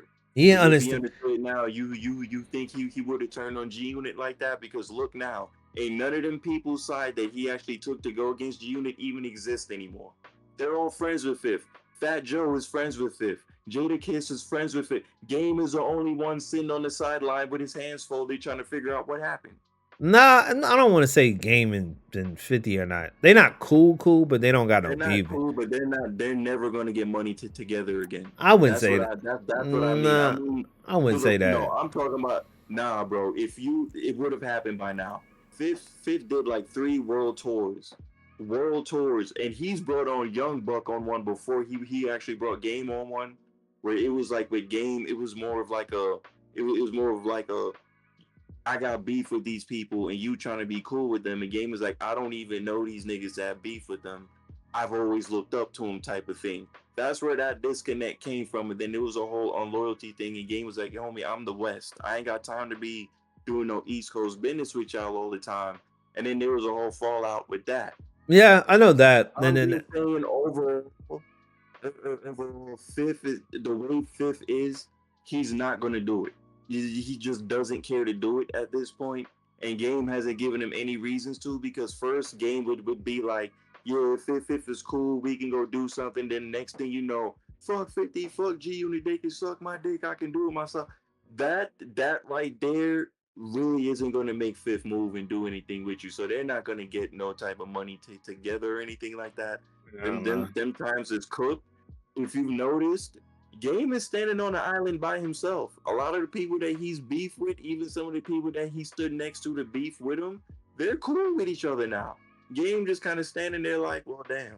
That I mean that is Game. Game is really That's Game. Even with the Tiger and Lil Durk thing, they ain't getting into it no more. But do you see Game on any Tiger records or Durk records? Nope. I Game know. just on the sideline. Hey, look, Matter I of know. fact, Tiger on OnlyFans, so Tiger don't even make music no more. And look, listen, I don't know nothing about that whole situation, so I don't really give a And damn. that's how you know his music was trash. If you were a former hip hop artist and you doing OnlyFans. I look, listen. His first album is a good album. That's all I'm gonna say. His Who's first album, Tigers? yeah. Oh, okay. I thought you were talking about Game. I was gonna say all the Game's albums technically good, but Tiger don't have no good albums, bro. They're all just party albums. After his first album, I cut it on and party. yeah. After his first album, after his Yeah. first album was it had some real good songs on there. The rest of them albums, Like, what is this? I need party. I'm the only one that I is spitting facts. You party, nigga. Like Exactly. all this other shit. Yeah, nah, I'm good. I haven't listened to it. I try to Mhm. listen to it, but it's like, man, I you can't don't. do it. I can't do it. I'm I like, can't do it. I need some rap, nigga. You don't give me rap no Yeah, more. you don't. Everything be about bitches, pussy, cars, money, weed, I and know, jewelry. I know the you hang out with the porn stars and shit. I know they get around, and I know that, but I'm like, bro, I need some rap, nigga. Bro, not even that, bro. From the interviews I've been seeing, bro, porn stars are boring off the camera, bro. Like they Not, be waiting for everybody else to dictate something. So it's really I don't know, my cause thing is, bro. If you're in that line of work, I don't even want to hear you speak. I don't know what it is, bro. Like I'm not even trying to be like that. Once I see you doing a certain line of work, I don't want to hear you speak. I don't want to see a tweet from you that ain't got to do with nothing. If you promoting one of your scenes, I don't want to I hear your ain't. political views. That's the Listen, just get crazy on the thing. camera and do what you got to do. I That don't know what it is. I that's don't know what crazy. it. That's That the specific line of work, your opinion does not matter to me. I no, but don't know why. that's crazy though, because it be a lot of women that do that shit that be like fucking activists, and I be like, I don't even understand how that works. I that don't. that's what fucking confuses me. Now there's porn stars that just love to fuck and they don't care, and you know what I'm saying. Exactly. And I don't. I want to hear this story. Like what happened to you? 9 times out of 10, something happened, or they did it their first time, they enjoyed it and they ain't stopped. Cool. Like, Once you start talking about politics and how yeah, men need to start respecting women, and they don't like when men uh, just walk up to them and then bruh, they want to have I'm like, what that do you think we want from you? I don't that want, listen, if you post certain content online, that's the only thing I want from you when I see you. What am I not. walking over to you trying to get an autograph for? I'm not gonna lie. That's kind of like prompted a lot of chick. I saw a chick on what was it on my stories when I was flicking through Instagram. She kind of like says this is the reason why I don't go out of the I don't leave the crib. I don't talk to nobody. I don't want no new friends or whatnot or yada yada. So basically, she showed a DM of some dude that was trying to get at her about getting some head because she sucked good dick, and she basically told this nigga no, and he was like, "That's all I was just trying to get." And she put it in the caption like, "Need I mind you? I never gave this nigga any of my socials." That's just because you don't give niggas your socials. Don't mean your socials is not there for him to get access to. Somebody that he knows you. So and what you do. So it's like, look, like you can't be friends with some. And I feel bad for some of them chicks that do it. You know what I'm saying? Because they gonna be forever. Some of them are gonna be forever single. I just seen another chick that recently like got divorced. She got married and she got divorced, and she feels happy that she's divorced. I was like, you do know that your experience, you do know on the other side of this, right? He was like, niggas is gonna say that told him. I was like, this is why you don't marry hoes, my nigga. You don't marry to work, my nigga. You let that shit be what it is, my nigga. You don't Bro, marry. married porn. So yeah, I'm like, when you get to, I'm like, bro, you solidified everyone's thought process. You're never getting married again. Even Mia Khalifa had to go back into that life, bro. I ain't no listen. That's a She porn had star. to go, but she had I no that choice, bro. that Like no one was that's a letting it go. that's No a one porn. was letting it go. I'm like, bro, That that's your fault. that's a porn star I don't want to hear from. Period. I don't. Exactly, bro. I don't want to hear you talk sports. Hell, I don't even want to hear how your day went. Look, listen. I don't Just mind the sports talk, just not from her. Lisa Ann, exactly not from her, Lisa bro. Ann does it perfectly. She has transition, but she don't shy who the fuck she is either. So that's the thing. Like Lisa Ann has a sports She's podcast. experienced though. She's She's experienced. Like she's she, well seasoned, but so she she knows how to conduct herself. that's what I'm saying. She doesn't shy who the fuck she is. So it's like Exactly. that's the issue. Once you start shying away from who Or you I try to respect, separate yourself I too much from it. Like, I yeah, I'm this that former adult, that that former this, that but this is that what I'm into now. that's I why respect that. I that's like that. that's the disconnect that I don't have. Like once you accept who you are and you know what you have done and you don't shy away. I don't care if you was pouring yourself in alcohol and drugs and all Exactly, that. bro. That Accept was who what you you used to be. are. Exactly. This was what you used to be doing, and this is what you do now. But when you come out and be like, nah, I was never this. I don't want to be known as that. I'm trying to erase that. Everybody gonna be like, so you trying to be fake? Right. So we can't even fuck with you on this level because you telling us to forget what I just seen. Yeah. Anyway, we went on to the little deep end, but um, back to what I was saying with the J Cole though. The J Cole shit. Yeah, he was basically saying in the song was like he didn't really want to do the beef because how people are during the beef, and you know how this shit was. Even Kendrick called out a lot of niggas on that song when he dropped that song For sure. when the party died. When he dropped and a whole bunch of people were talking and all of this and he's not enthused to drop as much. He started responses. So that's the thing about what J. Cole mentioned in that song. He was like, y'all niggas wanted blood. Y'all wanted me to entertain it. I don't want to hear that shit. But then but it kind of goes back to what people were saying earlier that called him out. Like, nigga, you the one that went out that field. You the one that said this shit. I was like, nigga, you act like we didn't hear 7 minutes of drill and you sit over there rapping on this conductor beat, which was fire, by the way. This and Kendrick. Like, come on now. I mean, Come he's on. been doing it for some time, bro. He's been calling out both for years, actually, bro. Like, you do settle jobs and saying you're the best. That's competition wise. But like, nigga, you went in full blown trying to disrespect that man in a certain way, thinking that was gonna go to get him to beef with you. I was like, nah, Kendrick ain't got no problem with you. He got a problem with Drake. He don't like that nigga. And this is what the results that we got. Him beating that nigga up. Euphoria and fucking Not Like Us and Meet the Grams put that nigga in a chokehold. Bro, And you want to know how Drake dropped like 10 songs in the past 2 weeks to a month and absolutely nobody's talking about it, bro. nah, niggas mentioned about those three little leak songs, but no one really cared. I think No one cared, bro. Typically, I would see it everywhere. It'd be trending on X, and it didn't happen. this is why I say you should just step away for a good couple of months and then drop it. Like, literally, J. Cole, really, this was perfect for him. Because people Cause are he let it all just gloss over. He's like, I'm gonna let this smoke clear a little bit because clearly he he got waited, something going on. and he came back. I don't want to say this was perfect timing. I think the song was perfect. I think that's what it Mm. was. The song was more perfect. The beat was, the rap was, all of this was perfect. So he came back in a perfect way to where he just gave you bars over a nice mellow beat. And I was like, okay, this is setting me up for a new album that I want to hear from J. Cole now. Now I want to hear some J. Cole.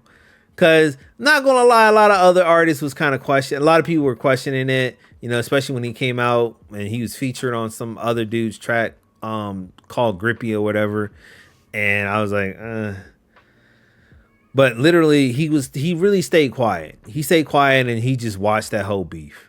So that was kind of the thing that really was great that I really did like about this song. And I kind of am looking forward to hearing a new J. Cole album. I'm really hoping we hear a new J. Cole album. Maybe not this year, but hopefully next year. So, I haven't heard from Ace. So, Ace, what are your thoughts on this song, man? What song? The J. Cole I know. song. I'm just playing. I know.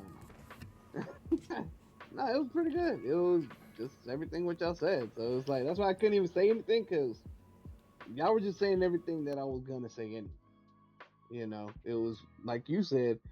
Honestly, it's the perfect timing to where he dropped and what he dropped, how he dropped. You know what I'm saying? So, you know, I get it. There are gonna be people still questioning on it, but honestly, I mean, what is to question? You know what I'm saying? Like he did his thing. He acknowledged it that people wanted him to do was acknowledge what he did, but he did it in his way. Of course, he did it in the peaceful way, which I'm happy on that too. And fuck Drake. So Why yeah, is why is it fuck Drake? I don't know. Honestly, I just never liked the fool anyway. I never liked Drake just because me with my whole music ideal. Like if you ain't write your own shit, Uh-huh. like I get that, right? But Mm-hmm. I get other artists, they do the same thing, but not to his extent. Plus, I mean, let's just bring it back from back then. We said it ourselves before, where it's like, all right, you're a good entertainer, you can be a good rapper, but when you're dissing somebody, you write your own fucking diss. Don't have somebody else write this for you. But didn't you tell And me that you like that what was that fucking record that he dropped against fucking Kendrick? What was that oh, name? the first one or second one it was, I can't remember what it was. It But was yeah, the I, before the AI era. You told me you liked that record, and I told you that record was fucking ass because I knew where he was going with it. exactly, and that's the thing. That's what I'm talking about. Like I understood of where you're coming from. Like, oh, he just had no chance with Kendrick, blah blah blah, whatever. All right, cool, yeah. But one, I looked at it was okay, different.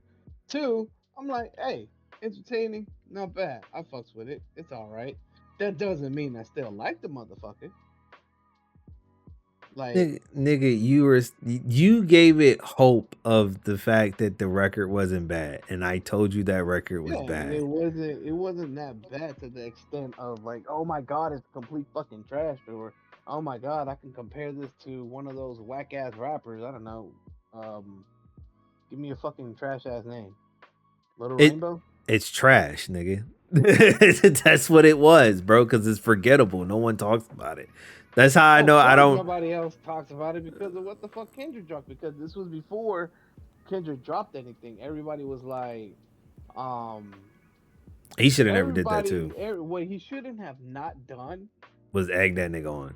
Exactly. Like, oh, come He on, K Dot, that come okay. on, So K Dot.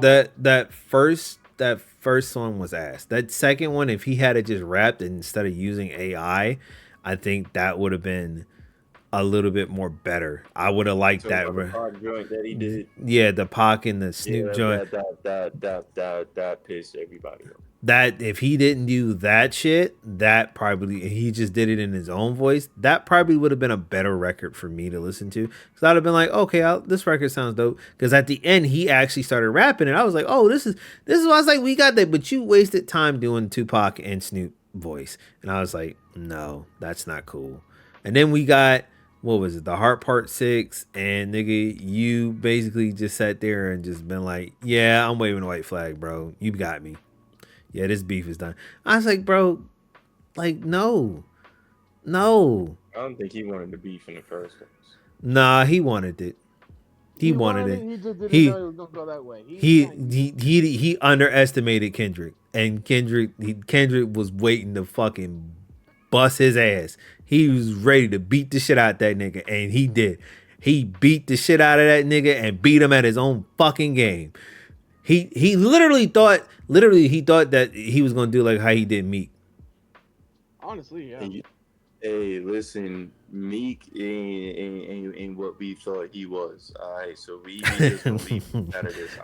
I ain't gonna I'm hold still you. embarrassed by that performance that he had in that I, in that battle. So we not even, bro. He made Drake look like 50 in that beat. So we not I, even gonna talk about it. I ain't gonna hold you, bruh. I was like, man, I heard Meek dropped a couple of records and I didn't care to even listen to them bitches no more. Late as hell, bro. He dropped them joints months later. I was like, bro, we ain't even thinking about that beef no more. No, not that. He dropped Not. like 2 mixtapes Oh no, about no, it. not that, not that. I'm talking about recent records. Period. He just dropped recent No. records. Meek is trash. Meek is trash now. Meek I is ass. Meek I is just ass. I was He's just ass. I was He's just like, ass. I'm not listening to this no more, You know bruh. why? Because we all caught on to what all of his records are actually about at this point. He talks about absolutely nothing. Meek is one of those people whose music didn't grow because he didn't grow. And because of his lack of growth, no one cares. At least you see with Kendrick, Drake, and Cole, they can talk about their growth to a degree that people like. Jay-Z grew. Fifth don't even bother making the murder music anymore because he already knows he can't even oversaturate that. Even like Nas is still rapping because he ain't got nothing else for him to do. So Cool I'm J takes his time. Everybody's pacing, bro. I'm not Everybody's doing what they supposed to do. I'm not You know, going so I'm not gonna lie. You put Drake in there. Drake ain't because he's still making the same kind of party records. no. This is what I mean. Drake makes the same thing, but Drake follows a wave. So no matter what happens, That's Drake still is always going to be a part of whatever is the latest thing is, and they're going to that's try to make him be that's one of the voices of said wave. that's Ain't nothing bad. happening to Drake. He already solidified his. He's basically the Ja Rule of this generation. That's bad. But that's true. It's true. That's He's literally the face of every single wave. If you don't believe me, we're in this whole lover boy era, right? Where all the gangsters were started wearing tight clothes and they wear brighter colors. The music was still gangster, but they had these little soft tone elements because of Drake. uh, They had the whole dance scene where he was with Block Boy JB and all of that. Well, one of the hottest dances featured who on the song? Drake. The I, Migos came out with one of the hottest songs ever. Had who on it? Drake. You notice how Drake just seems to be around when all these hottest waves come out. He's a part of it somehow. Even if he ain't even the one who actually came with it, he will steal whatever the next hottest thing is from whoever, and he will insert himself. That's why The Weeknd got away from him. That's why Party Next Door ain't dropped a hit since he officially signed with him. well, they announced they finna do an album, so Maybe we don't care. as you can see, We don't I don't care. even It's know too who they late. are. It's too So late. We don't care. Like it's way too late for the. You see what I'm saying? Drake has literally drained every single wave he's been a part of to the point where you don't even care if said person a part of that wave drops something. It's that dead. that's If the weekend stayed, we would never care about it. that's why I'm like, I don't know about that growth shit. I see J. Cole and Kendrick growing, Like but it's then like it's no. He has grown because he has grown to learn how to work the game in his favor. Wayne did it. Wayne was the mixtape king. Wayne redid how tapes work. Fifth made it to where I'm gonna take your song and I'm gonna make it better than you. I'm gonna put it on a mixtape and I'm gonna diss everybody involved at the same time. That was mixtapes to where everybody follows suit. Wayne came out and said, how am I gonna capture the game? you know I'm gonna what? redo how mixtapes are, and I'm gonna make y'all recognize me I by take I putting take. fresh songs on these mixtapes. He caught everyone's attention. Bro, Wait. Oh, Lollipop was a hit song that oh, everybody oh, is now oh, saying is wait, trash. wait, wait, wait. Hold on. I don't think it was fresh songs that he decided to do. I think what it was, I think the nigga, his shit was leaked. Cause remember that Carter 3 album that we got wasn't the Carter 3 album we No, was no, no, supposed no, to no, no, get. no. I'm talking about before the Carter. I'm talking about the No, dedication series that but came all of out. All those, of those, a most of lot of those, those, they weren't fresh albums to where the whole thing is fresh. No, no, no, no, but no. he, but he did. He put like two or three fresh songs on there that made you say, "Yo, what song is that?" And is that the Mm, full song? 9 times out of 10, it wasn't the full song, I ain't but never. it captured your attention enough. Oh, Nah, bro, you you talking have about to snippets? listen. If you really followed Wayne, bro, before the Carter 3 dropped, like you said, all of them were leaked, but they all sounded different. Lollipop sounded different. Got Money sounded different. Phone Home No, sounded different. no, no, no, Like no, no, he no, had no. some songs on it that sounded a little bit different. No. What I'm telling you, the original album got leaked. He had a song with Kanye. But like before Let Me Build, he had another song with Kanye on it. It was called Did It Before. That song was supposed to be on there. He had songs that were on the radio that were supposed to be on the album that never made it to the album. I remember that because He I was had looking for it Kush. on the album and I was like, what the fuck He is this had song? Kush that was going on. That was on the radio. He had Kush. He had I Feel Like I'm Dying. I think that was the name of the song. I Feel Like I'm. He had that song on there. That That kept playing was on. That song. no. That that I kept don't playing know on. if you know he had to hold some of those songs off. If you know when on what you call it that skateboard album that he ended up dropping, that little joint where he started skateboarding for real, he held on some of those songs for that album. He didn't start doing that until like 909 until he got out. Like when he got out of prison. I'm Exactly, talking. bro. That's how. No. It was well after that. What? He was not skateboarding fresh out of prison. No, but he I was in started. college when he started No, skateboarding when I'm them talking songs came about out. I'm talking about songs before the Carter 3. He didn't start doing skating until like after he got Oh, out no, of no, no. prison. I know that, but I'm saying the songs that you just mentioned, he held Uh, on to for a minute. no, those songs were supposed to be a part of Carter 3. This is what Hey, listen, this is what he said, fuck it, we ain't that putting it out. that's what I'm telling you. His album got leaked. and he just said fuck it, and he Oh, let it but go. yo, I was talking before that album on how he was even able to even invent who he is. Like I wasn't just talking about that album. I No, was talking about like how he was able to sustain himself to oh yeah, separate because himself from that's everybody because else. he That's he what I was wanted he wanted the attention from New York rappers, and which he got. He got a exactly lot. yeah, which is the audience that he ended up capturing. That's why he said he redid how mixtapes were originally presented. Yeah, but We like were used to the 50 the Cent style, but then he came up with his own style to do it. yeah, oh 06, oh 07 Wayne was different, but Yeah, it was a little too but different for my that liking. that Carter 3 album that No, we that got, album got fucked. That that album got fucked. That the shit got gutted. it's still I it's didn't like still that album. it's It was a I good commercial album. it's good, but that album wasn't the original It wasn't album. it wasn't Them what we were songs, supposed to get. It a was lot, not what we were supposed to get. them songs wasn't supposed to be on there. Like all them songs that we No, got on that no. album wasn't gonna be on that album. So it was a It good was like they commercial. put more on there to try and overcompensate for what was lost. Cause it was like he did a lost tape joint that they put Mm-hmm. out. All them songs Yep. was supposed to be on Carter 3. He had a Then like I said, like they that all got one song leaked. that I was telling you about, I Feel Like I'm Dying. That song kept playing on the Mm-hmm. radio so many times. That was supposed to be on Carter 3.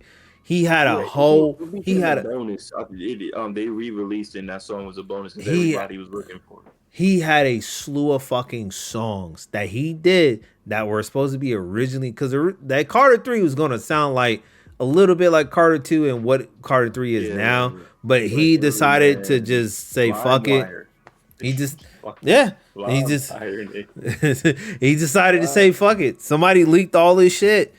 And it's not the Bro, I first. thought it was fake at first. I thought it was a virus, but then when I saw every single website started posting it, I was like, oh, That nigga had so many because he did so many songs. That nigga so had many songs, I bro. got a slew of 'em. I could build the Carter 3 if I know which ones were the original ones that sound like the original. I could build the whole Carter 3 album and be like, oh, this is what the original album was. But no one knows what the original album listing was supposed to look like before the one that we got now. So, but It I was a just know deep. there's It was songs. less commercials. I know there was a lot of songs that he had and he leaked that was supposed to be on there, and he just said fuck it, and he just let him just go in the air, and however people got him, people got him.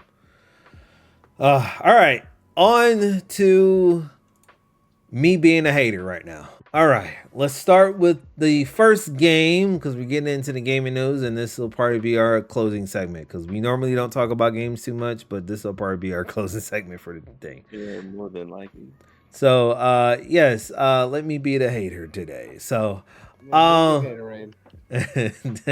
so let's start. Hold on, bro. Before you hate, because my video game take here is going to be short because I know Ace. No, will I'm take over this oh, portion I'm Not really. no, Not no, no, really. no. I'm not going. I'm not. Oh, I'm gonna let y'all talk, and then I'm gonna talk. But I'm just gonna I ain't point. got much to say. But I ain't got much to say. I'm just gonna start it off. The first game that we got is Dragon Ball Mhm. Sparking Zero. So, IGN gave it a 7, which is fucking funny because I saw a lot of people in the comments saying, "Hey, but they gave She-Hulk a 10," and I was like. We ain't finna talk about that. So I was like, Yeah, IGN's credibility is not. IGN's. We don't take those ratings for anything. My rating is whatever I play. If I like it, I don't like it. I'm just poking fun at it. It's just IGN's credibility has always been scaled, but they're the most ones that people go to. So, They're getting paid off with some of these ratings. So. I don't know what it is. Hey, but they gave the game a 7, and I was like, But I would like to hear y'all take on this game. And then I'll give you my take on what I have seen, and based off the experience of me playing Dragon Ball games, I will let you know if it's worth it. It is, but I'm gonna go into a deep dive of why you should really look at it with some concerned look of this. Is it a bad game? No. Is it a great game? Is it a game that you should spend money on and spend a whole $70 on there?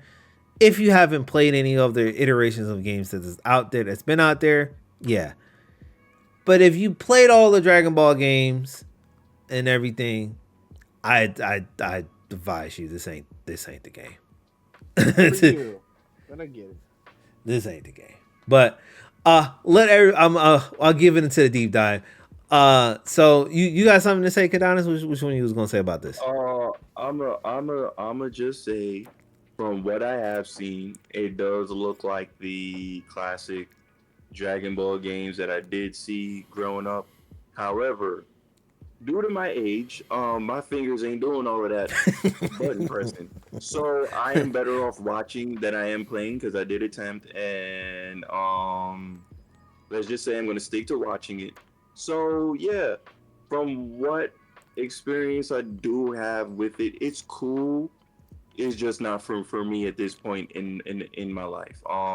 I'm not the biggest anime fan either, so it's not something that I have to play. But if you are somebody who is into it and you do want the new Dragon Ball game, um, try it out. I would say just give it a try, especially if you have friends that are into it. Definitely give it a try. It's just as fun as every other Dragon Ball that I have seen thus far. Just don't think you're gonna get anything like the last Dragon Ball game where it's a 2D fighter. Expect to move along this screen a lot. So if you're somebody who don't like that, um, stick to watching other people play on YouTube. That's all I can say. Ace.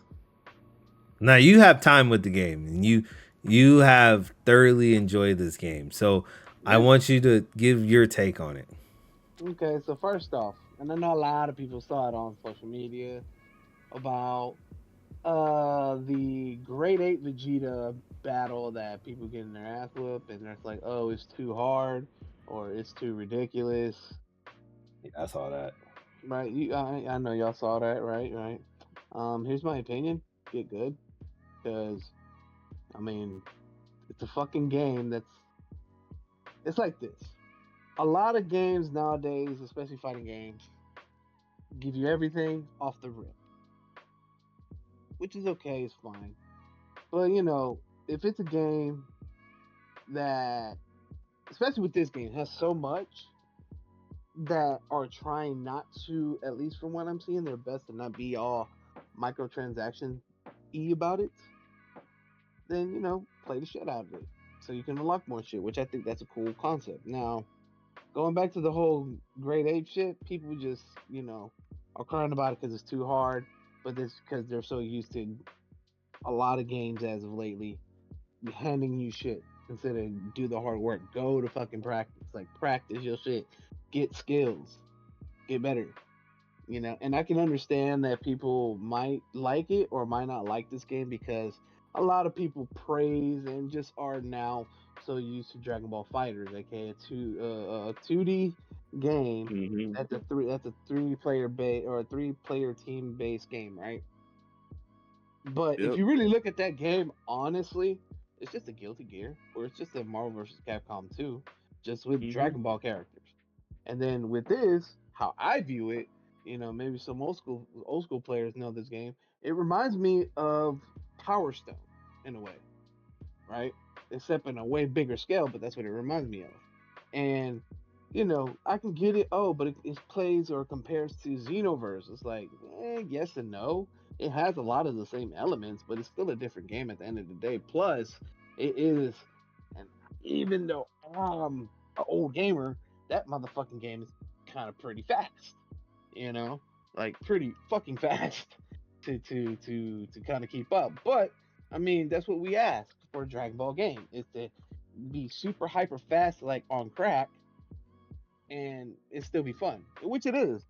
I mean, it's ridiculous that you have over 180 characters. That's like, what the fuck? But that's what we want. That's what the fans want. Now, can it be okay for a casual player? It can be because it still is a button mashing game, But it's one of those games where I know y'all heard the term, it's easy to pick up, but hard to master, right? So you have that. And so, like I said, I can still see the comparison for people. It's like, oh, this is for more for the fan. Well, yeah, I mean, even the people who created this game said it themselves. It's for the fans. It's not like this is going to be an esport game or anything. Like that's not what we're looking for. And if that's what you're looking for, then go back to Dragon Ball Fighters, or go to a Tekken, or a Mortal Kombat or a Street Fighter. But for this is completely different because you with this type of game, you really can't compare it to any other game out there, honestly. And I've noticed from a couple of journalists, especially this one that a lot of people like downplayed because they were like, "Yo, this guy don't know what he's talking about."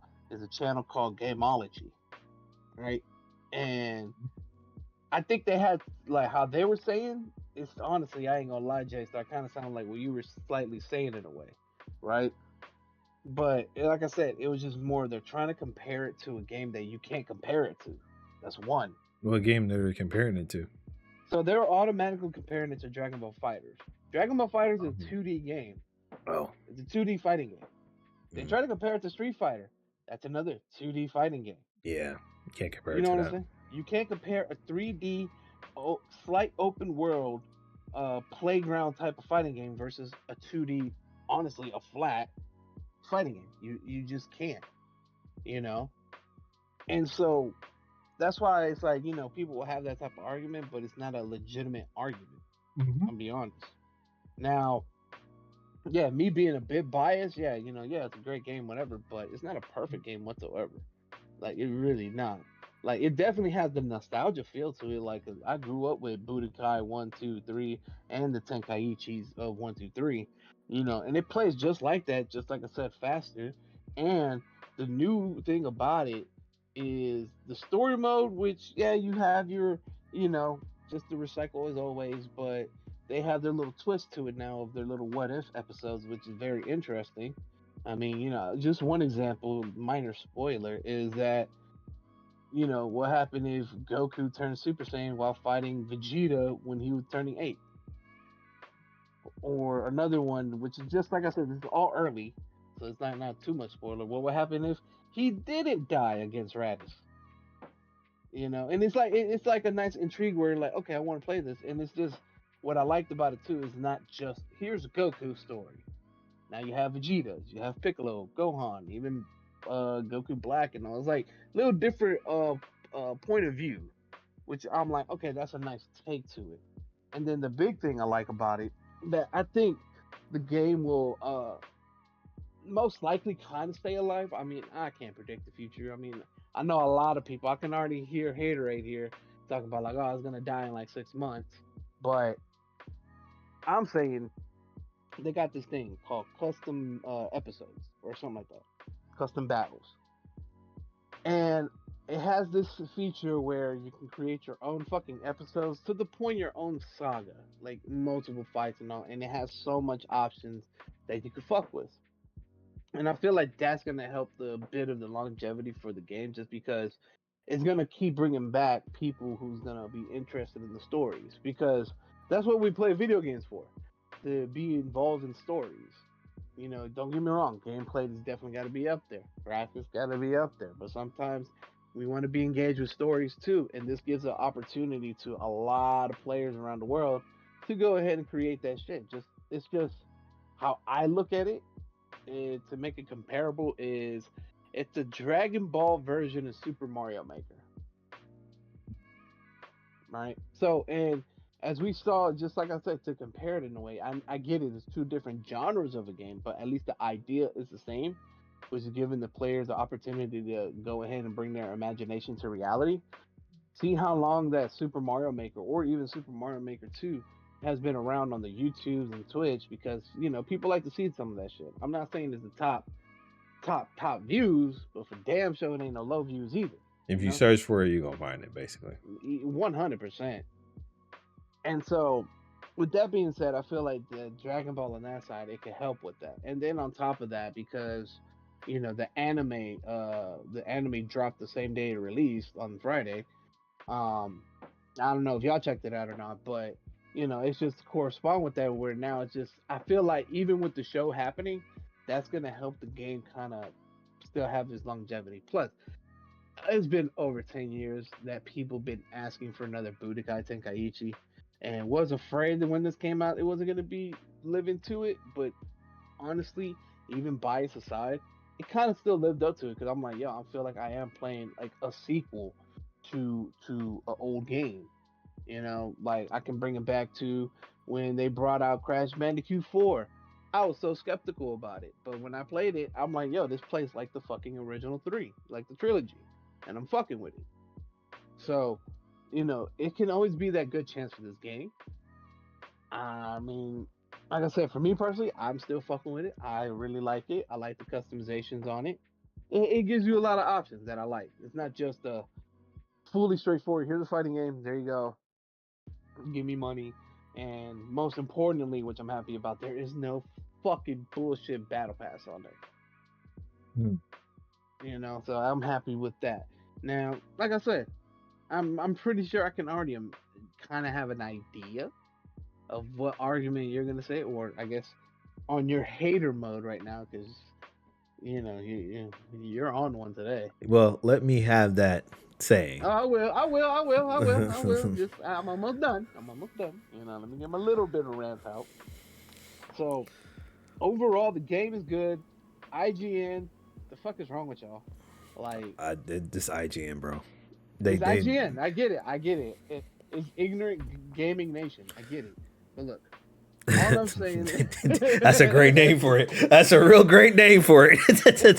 That's a great name for it. That's a new name. That's the new name for IGN, Ignorant Gaming Nation, because them niggas don't do nothing right. Oh my god, that's a great name for it. Thank you. But no, but for real, because like sometimes I have their hits, and most of the time they have their miss with their reviews. And it's like, how you gonna compare this game or give the same grade to fucking Concord that didn't even fucking sell for a whole month? That thing did not last Like, dude, month. it only lasted like what, like a week or two, right? Something like that. And then they Something like pulled that Hold on, bitch hold on. off of Hold on. PlayStation. That's how much they were alive, right? A housefly lives longer than that. That's how Nah, fucked up it was. No, for real. A housefly lives longer than that fucking game did.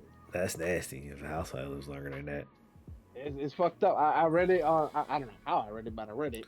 you should have And just you should have said Roach. it's one of those informations where it's disgusting, it's fucked up, but at the same time it's double fucked up because it's like, damn, this game can't even live out of a fucking fly.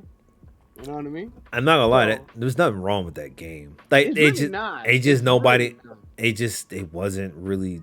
I There was no think audience. There was it no needed some help, and I'm not help. I don't want to say it needed help. It needed a story mode because it wasn't wanted. Nobody really wanted And another that's what I'm fucking saying hero with shooter. games.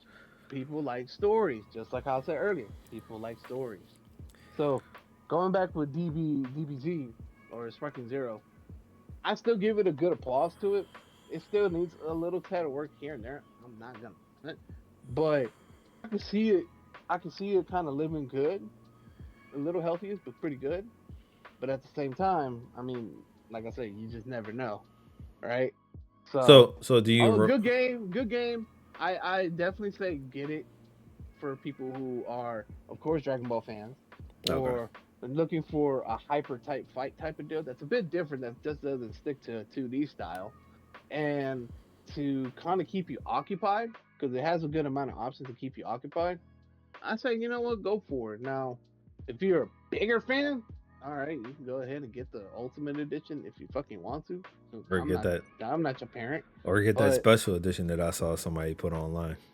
yeah, you got the special edition, or you can get the normal one. I would suggest personally get the not the ultimate edition, maybe the normal, but get yourself the middle one, the whatever it's called, the special or whatever edition it is, the second to the third. Just so at least you have the season pass for your more characters, which is still crazy. More characters, Jesus Christ! But hey, and of course you get all the content that you need.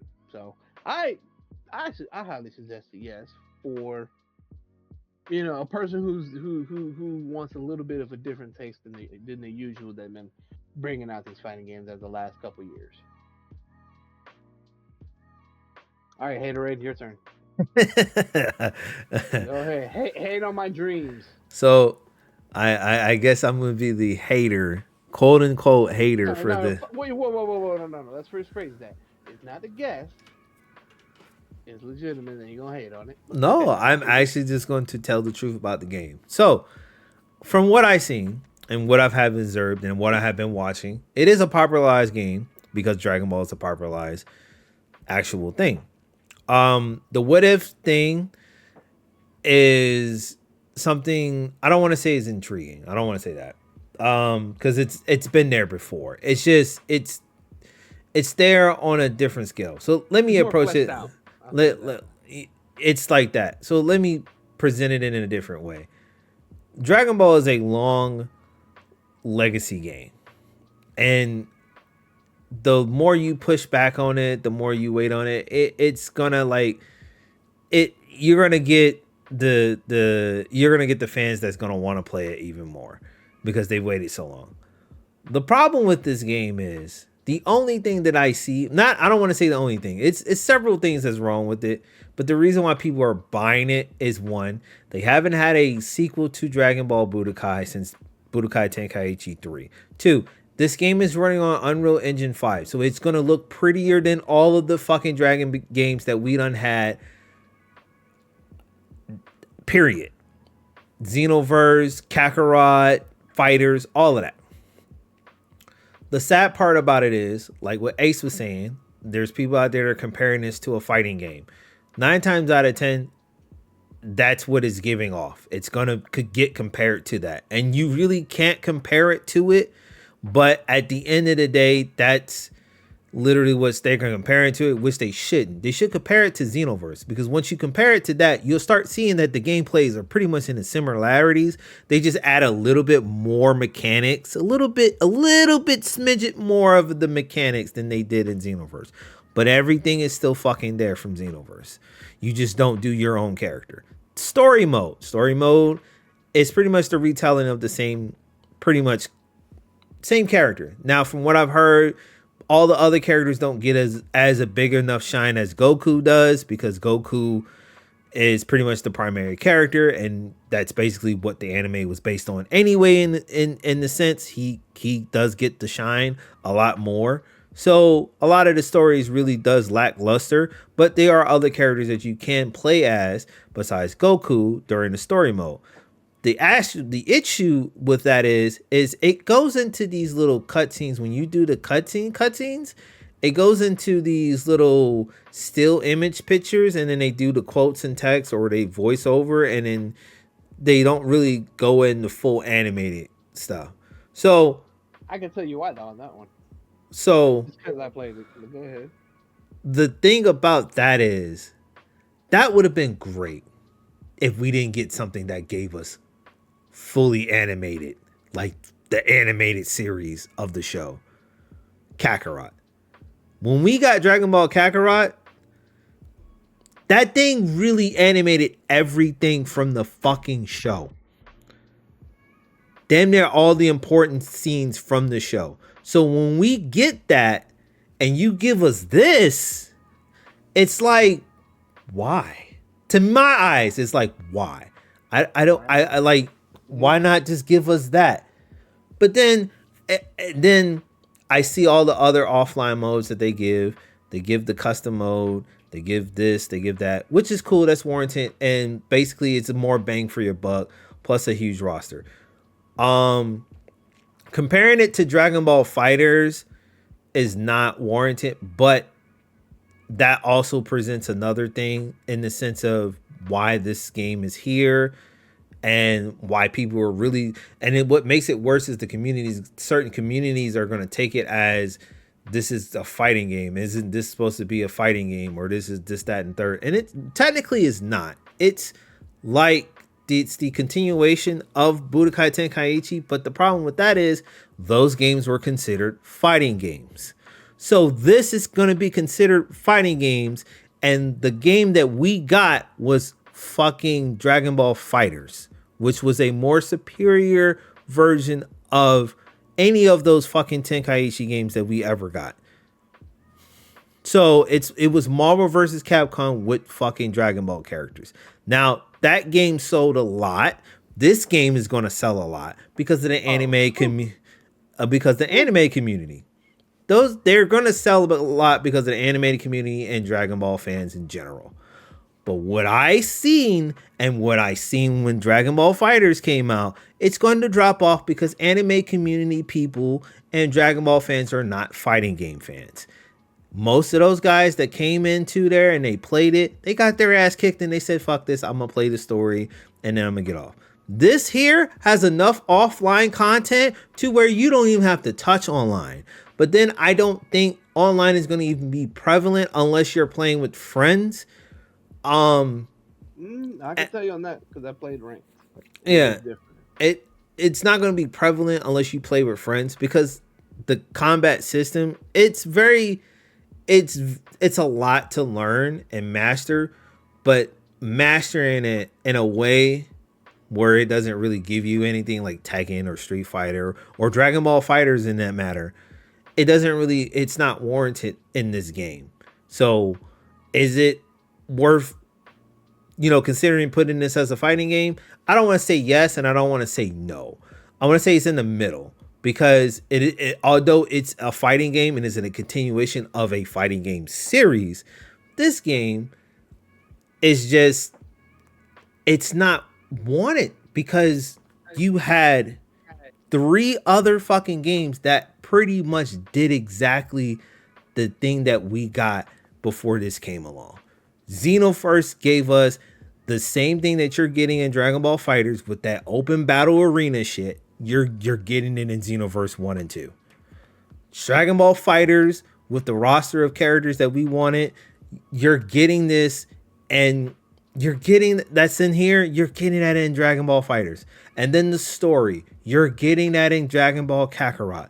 A more better looking version of the story, a more fleshed out story, a story that really shows you from fucking pretty much that's going to give you the RPG elements of that game and really give you the moment to moment of Dragon Ball. Like you're really reliving that anime all over again, playing the game. You're not going to get it out of here. The one thing that you're banking on here is that what if storyline, which they expanded a little bit more on here and went in more in depth on here than they did in any other iteration of the Dragon Ball games, which is fine. And that's okay. And that's cool. The custom battles is cool. That's fun as well. And I'm not saying you shouldn't get it. I'm just saying be aware of what you're getting. And that's the thing. Honestly. Don't feel like you're going out there and you're getting it because it's hype. Dragon Ball is hype. Yeah, these niggas is hype because they haven't played any other fucking iteration of Dragon Ball. You play this fucking game, it's pretty much what you're finna get. You're getting this game, and you're getting something that is like pretty much something that you already played. That's all I'm saying. You already played this before. There's nothing different. The only thing you're getting right now is a fleshed out story, which you're not really getting a fleshed out story for the Super because the Super cuts out a lot of stuff. So in all insensitive is it going to go away? No. This game is not going to necessarily not going to die. But as far as a online fighting game community, yes, that shit will die in like 2-3 months because fighting game communities are not going to want to play it. And then because it's too steep to learn and it's not really something once they realize that it's not worth playing or committing to it, they're not going to want to play it. The casuals, they're not really going to want to play it either because there's like, it's not important to be sweating it. They might play it, they might not, but it's not going to be like where you see a lot of people playing it online outside of playing it with your friends. Playing it with your friends is probably going to be the best thing for this thing. The biggest problem with this shit is, and the issue with a lot of these fucking video games and these video game companies, we live in an era of 2024 going into 2025. Why the fuck does this game not have crossplay? You gotta thank Xbox for that one, I think. I ain't gotta thank nobody. This game should have had crossplay, period. PC, Street Fighter did PC and PlayStation. You can leave out Xbox. 2K did Xbox and PlayStation and left out PC. Why does this thing have no sort of kind of crossplay? Please explain that to me. I don't care if it isn't Xbox and PlayStation. It could be PC and PlayStation. People bought this on PC. Hell, everybody keeps going to these fucking Steam numbers and showing off the fact that it has 200 something fucking Steam current players playing on it. So they keep going to that, not picking the data from PlayStation, not picking the data from Xbox. So I'm like, where's the crossplay? And don't tell me oh, crossplay is gonna be added soon. That's the same fucking bullshit that they gave us for fucking Mortal Kombat. Now you see where that fucking game is. Dead in the waters. No one really plays that game other than fucking people who really are Mortal Kombat fans and they got bloodthirsty lust. Even that, people don't play that game. They play Tekken. Tekken beat them niggas out. And Mortal Kombat came out fucking, what was it, 3 to 4 months after Street Fighter did last year. Street Fighter came out in June last year. That had crossplay day one. Mortal Kombat came out in September. That didn't have crossplay. They didn't put crossplay until earlier this year. After Tekken came out, Tekken had crossplay day one. The thing about that is that won't affect the game's online ability because the game got so much rich offline content. But I'm just pointing it out. If you're looking for something for a competitive edge and a competitive drive and whatever and all that, this ain't the game. Go back to fighters, stick there. If you want something that gives you that retelling of Dragon Ball, whatnot, this ain't it either. Go back to Kakarot. But if you look in the, no, but if you, what I'm taking away from this whole thing, this game is just for you to have fun with your friends with. If you're looking to grind out or find that one game to master to be the greatest at, this ain't the game for that. Like if you like the fact that it's pretty and it's the best version looking Dragon Ball game, it's basically Xenoverse to me, just souped up. Exactly, it's the best looking version of Dragon Ball, and like it's the best looking version of Xeno. Because even when I seen it, I was like, oh, it's just an upgraded version of Xenoverse, just without naming it Xenoverse. That's what I thought it was at first. And like what Alex was saying, what Ace was saying. It was a lot of offline content that it is. And I do see that, and I see a lot of people that showed it off and everything. I do see that, and I understand that. I'm just saying, just be aware of what you're getting into and don't fully go blowing gun-ho buy this shit because of the fact that it's a Dragon Ball game and you're expecting something and then you're not getting what you're expecting. Fuck that, buy it. Buy all it. No. So no. But let me jump on it. Like, cause for the guys that haven't played it, to the guys who've been non-stop playing this shit, like I said, I can get it on both sides, right? Like his advice is honestly true, which is, look, is this game for everybody? Fuck no. I'll be honest with y'all right now. Fuck no. Will you have fun with it? Fuck yeah. But the thing is, if it's the game for you, like just do your research with it. Just for the love of God, don't compare it to a 2D fighter. Please don't. Compare it to the other 3D fighters. Honestly. Once you can compare it with that, it gives you a better idea if you want to go ahead, cop it or not. You can't really. The crossplay kind of sucks. Should have had it in the beginning.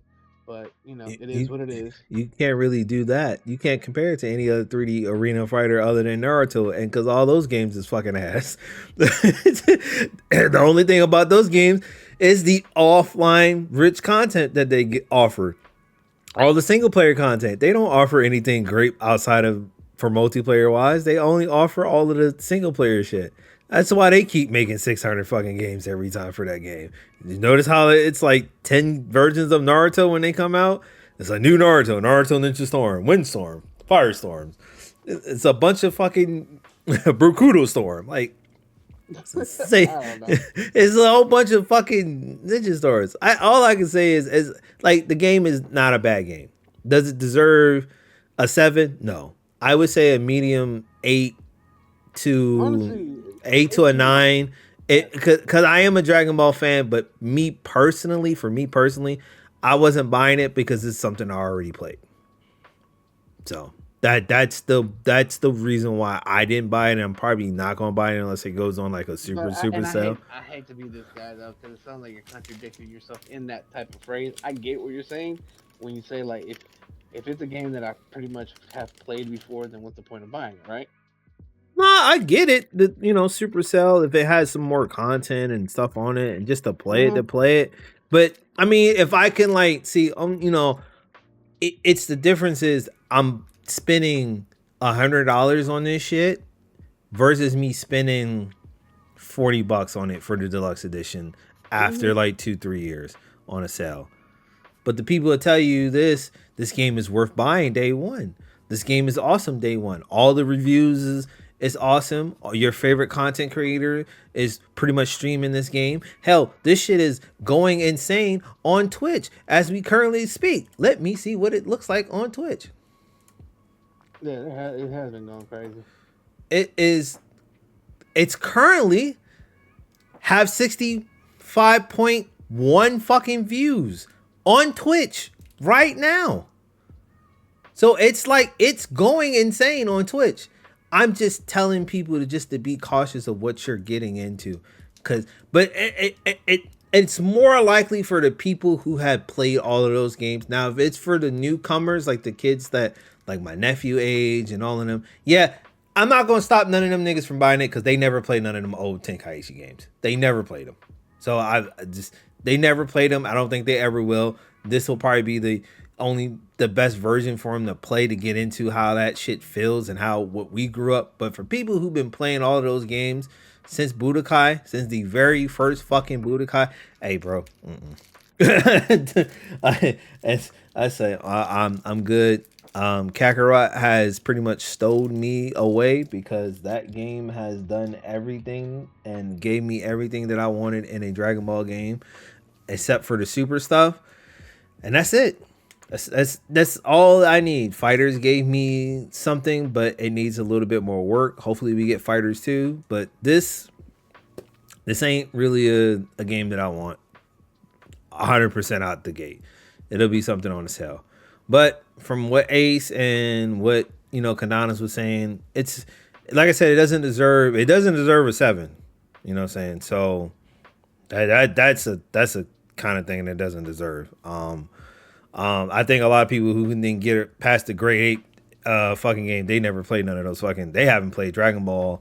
What was it? What game was it?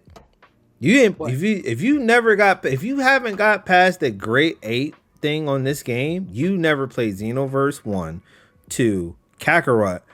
You never played those 3 games. You can't tell me because it's the same fucking fight. You don't know how to beat that nigga by now?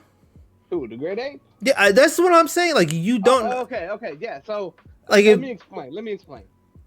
This nigga is a cheese and hard. Yes, I can give that. Alec, Ace, no. Shut up. Ace. It's not nothing that we never played before. I'm trying to say that. No, I get what you're saying, but shut the fuck up. All right. Let the guy who actually played the fucking game. Okay, go ahead. So look, it's a lot more different than fucking Xenoverse or whatever fucking grade 8 was in the game. Even on Kakarot, he was actually fucking easy. In this fucking game, it's completely fucking different. Like, he is not slow. He's very fucking fast, and he needs to be. And he's very fucking annoying. And then on top of that, it's like I said, with the cheese, it was happening a lot.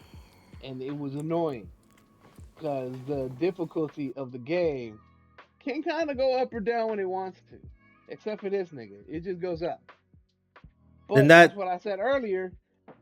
If you're just button mashing and not really learning the full strategic, how the game can be strategic, or how you can really manage these combos on adding this shit, then of course you're not gonna go nowhere and you're gonna be trash. Wait, so don't be trash. So is there set difficulties on the game when you start the game, right? There is 2 types of set difficulties that I could say. So the first difficulty of it is, of course, the medium, easy, hard, however y'all look at it, right? The second one is different, especially for story mode. So with that, it gives you 2 options. Either don't change the difficulty, and you won't get your what they call sparking episodes, or you can, whatever you want, right? So, but that's the thing. Even the people who fucking made the game said, hey, if it's too difficult, lower the difficulty down. It's simple as that. So niggas are tryhards. So there's no like set difficulty when it comes to the story mode. It's just there. But like even though he's cheesed and whatnot, it's not like you never played the fucking fight before. Just because No, he's it's a like, but I get where you're coming from on that. But I'll be honest, he does play a lot different than what you're usually used to from the other games. yeah. You I, just learn the mechanics and you learn how to exactly, die. that's what I'm saying. You But see what you're saying? Learn. yeah, Just man, like that motherfucker didn't learn in school. At least mm, learn this shit. Learn how to play. they not gonna It's do that. simple as that. They not gonna do Stop that. being, They stop not being, gonna do that. no, stop being sensitive little bitches. Actually pick up the controller, and there's an option. You know what it's called? It's called practice. And you know what they say? There's a saying for practice. If you practice more, you get better. Hello. Well, practice didn't save this next game that's coming up. No, no, no, no, no, no, no. Shut the fuck up, bro. Oh my god. Lay down the haterade for a little bit, man. It ain't that bad, bro. Yeah, practice didn't save this fucking game here. Undisputed. Save it. Undisputed. So, I'm gonna let everybody else get their stuff in. No, and fuck that. You say your shit first, cause oh, you want me? You want me to say my shit first? yes, yes. Okay. All right. So, Why you think this game is hot garbage of the year? I didn't say it's hot garbage. Oh, nigga, you're bringing that energy out. Listen, I'm gonna just let this be nice and quick and simple with Undisputed, bro. Listen, if y'all looking for a game like Fight Night, this ain't it. If you're looking for EA Sports inspired feeling games, this ain't it. It's a step up from the beta, but best believe it is not going to be what you used to. All right. Everybody else I've watched, they've So- said the same thing. If you're expecting it to be Fight Night Champion or anything like that, don't expect it to be. Go in with the mind state of this is a completely different boxing game. Yes. I've never played one before in my life. If you don't go in with that mind state, you're going to be sadly disappointed with everything in this game. Okay. That's all I can say. All right. So I guess I'm going to, since Kadana's got his out the way. Yep, go You go sure- go you sure- ahead and be the hater, bro. You just it's very essential today, bro. Go ahead and do your thing. I know, It's right? normally me. It's normally me, but I'm gonna let him go ahead and know what it feels like. He said it. He said it even before we got on. White Wise. I'm gonna be my head right. Like, Okay. I'm sorry. Look. With all due respect, dog, you my homeboy. You know I got my love for you, dog. But you're bringing out this jaw rule energy out of you. I don't like it. I don't like it. All right. I guess I'm gonna be the hater to hate on this game. All right, so Undisputed. So I played the beta, and the beta was very, very ass. Punches wasn't connecting, and none of that stuff was falling through. And he couldn't So bleed either. and I turned that shit off completely. All right. So here we are, October 11th. This was announced about at least 2, maybe 3, 4 years ago. And this thing has been in early access for almost 2 years now. And it's just now hitting the consoles. Okay. So now Xbox and PlayStation fans are getting the chance to play it. PC fans, they're getting a better update version of it. But Xbox and PlayStation fans are now getting that. They're getting their hands on it. From what I have seen, I did see the fluidity in that game. I do see that. I do see the fluidity in the game. The boxers look good. I do see boxing in there. I want to say it doesn't feel like Fight Night, but from what it looks like, it has the similarities in there a little bit. Problem. The knockdown issue and that mini game is garbage. That thing is very unwarranted, and however they can go around and fixing that shit, they need to fix it soon as possible, because that bar shit is not good, because you're giving too many people who don't pay attention to doing that, and it's not really a good thing to do when you're trying. They need to pay attention. That thing looks like straight hot garbage. So that two, the knockdowns and the get up animation is, well, you know what? I don't want to say the get up because what's the name never really had one. So I don't want to say that. The knockdowns kind of doesn't look as good either, but they are there. It doesn't look like Fight Night, but like I said, it's not going to be Fight Night all the way. The career mode is very lackluster. I'm not gonna lie. They have interesting things that are in there. the lack of options in career mode is very the thing that's really a problem when it comes to training. Simulating through the stuff is just what you do. You don't do no mini games. You don't do anything like that.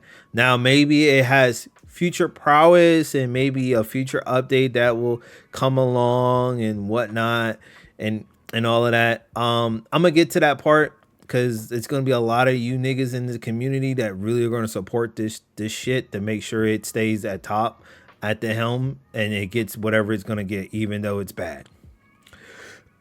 So other than that, the graphics on it is okay. It's decent. But that career mode needs a little bit of work and it needs options. And I'm not gonna lie, early access. You've been sitting on this for 2 years and you release it to consoles and you didn't put at least a mini game option in there for people to like at least punch the bag or something. So that's very, very lackluster. I get this is their first game. Going to Deep Silver is not a good option to do either. So that was a bad part. You should have went to 2K for this shit. Let 2K help you. Fuck no. Are you out of your damn mind? What the Bro, fuck that is wrong game with would you? have dropped with nothing but monetization options. If you want bad gameplay, you go to 2K. Let me ask you something right now, J-Star. Do you still play NBA 2K at a high level at this very moment? No, not really. But let me You have to think about it. Therefore, we don't need them doing a damn thing. let me ask you this. What was the last greatest thing that they released from Deep Silver? Because I could tell you the last game that came out of Deep Silver turned into a fucking flop. So this is being attached to Deep Silver, and then this doesn't turn out to be great, it will turn into absolute shit. So I'd rather it go to fucking someone that's gonna keep it up than it turning to shit. Because Deep Silver has a track record of not making their games look great as it is. Saints Row did not do well. So so I good title was what the Yakuza series was like their last good one that you can really say. And they're still going. And Persona outside of that. That's not under Deep Silver. That's not on Deep. No, it's not. Deep Silver had a hand in putting some of those out. No. Sega and the studio that they formed out of Sega, that's the only studio that does it now. Deep Silver has no hand in putting nothing in them. It may be them earlier Yakuza games when they were on top before they decided to do. Yeah, that's what I'm saying. Like the early 2018, 2017 entries that they had, like the early ones that they were touching on were like their last good ones. Everything after that, it looks like they were just touching things just to touch them. They probably, like you said, that Saints Row joint was cheeks. So then there was Dead Island 2, Payday 3. They were a part of all that Metro shit. Is Awakening, all that Splitters. Canceled, yeah, that's all I needed to see. Yeah, so all of that shit they've been on a decline. So so this Awakening this being Dead Island 2 lost so much steam quickly. I've never seen a game die as quickly. So this being attached to that is not this is not looking good. Not the best so let me get back to my quote unquote hating.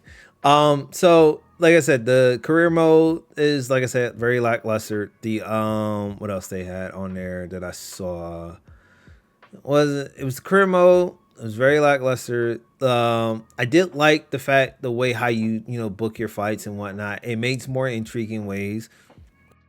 Commentary, it is what it is. I'm not really gonna get upset by commentary. You know what I'm saying? I wish they would have Morello in there, but I don't know if they're going to have him in there because that commentary is very extensive to do. So I don't know if they're going to be able to get him in there. The presentation of boxing really hasn't really... I can't really compare it to Fight Night because it is a new thing, but I mean, you kind of can because it's the only thing that is there. So like I said, the future updates for this game will probably will help it, but for a game that's been sitting in early access for 2 years and this is what you show for to just push it to consoles, it says a lot to me.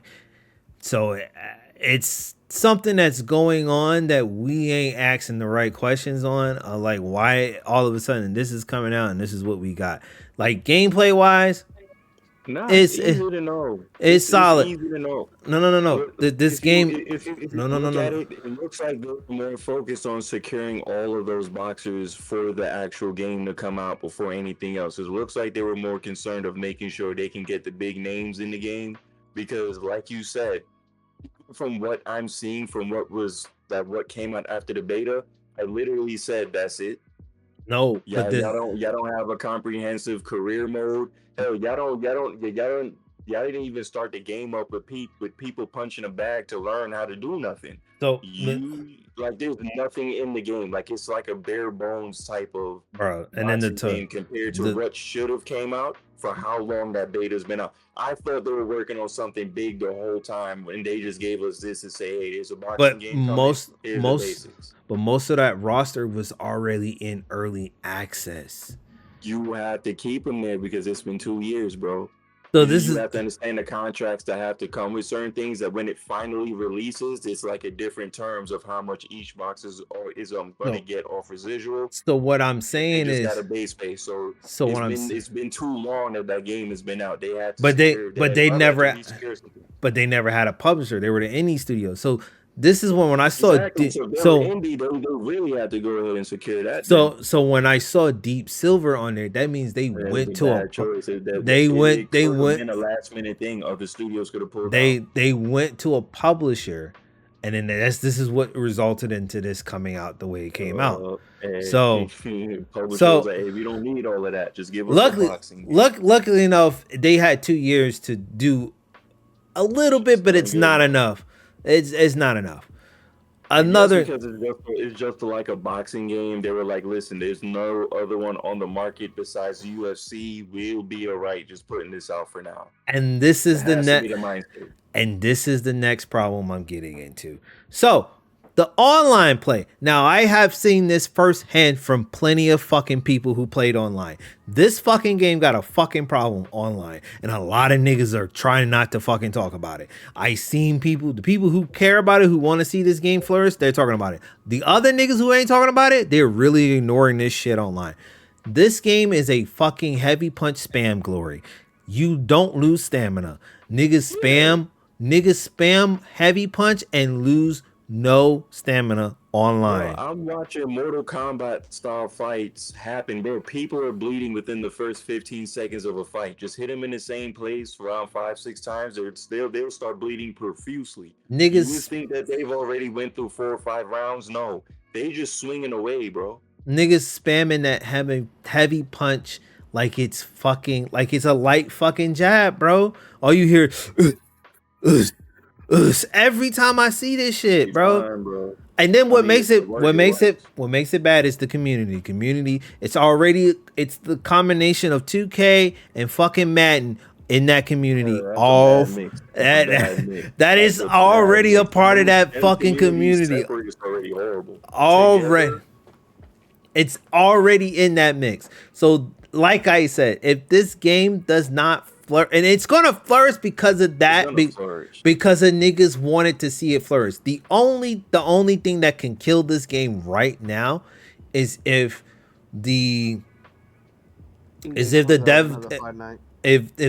don't pay attention to what's going on, and Fight Night doesn't hurry up and put out another fucking game in the next year or two. That's the only two things that can kill it right now. So the devs understand why EA won't just partner up with Showtime or HBO and do something. Money, bro. They don't want to spend that. They don't got the money. The amount of money that they've stolen from Madden. They don't want to spend that money, bro. They greedy. They don't want to spend that money. They don't want the amount of monetization that they get in the game. They don't want. You can get these $50 gloves that'll give you plus 2 punch power. People are gonna buy it. Well, listen, because they don't do a lot of that shit in UFC. So they stick to what makes them the money. Right now, Madden makes them the fucking money. Now, I don't know, because EA has been doing a little bit of resurgence with this Dragon Age Veilguard, so we'll see what that game is going to look like when it drops. Completely different studio. They're not even going to put that money towards nothing involving that. But that is under EA. It's under EA, but it's under a specific. EA is weird on how it's done.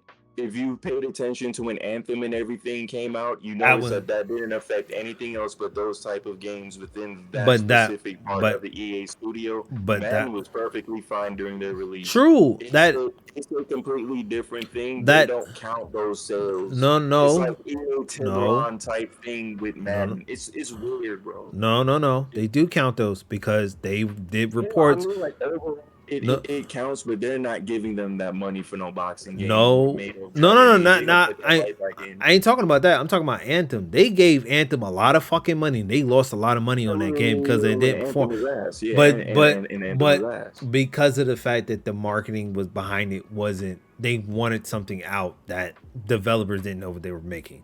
So that was the issue. They did the same thing with Andromeda and all that. They shut down previous studios that doesn't live up to the potential. So UFC is the only thing the reason why UFC doesn't fucking the only reason why UFC isn't really heavy monetized and doesn't have it. They have those modes in there. Nobody really plays it. It's because you can't really make that. The only way you can the only way you can make money out of like something like boxing is like doing Fight Pass and adding fighters. So you have to come out with a roster of 100 fighters, and then you have to add in more fighters over time in the season pass until you decided to make another fucking fighting game.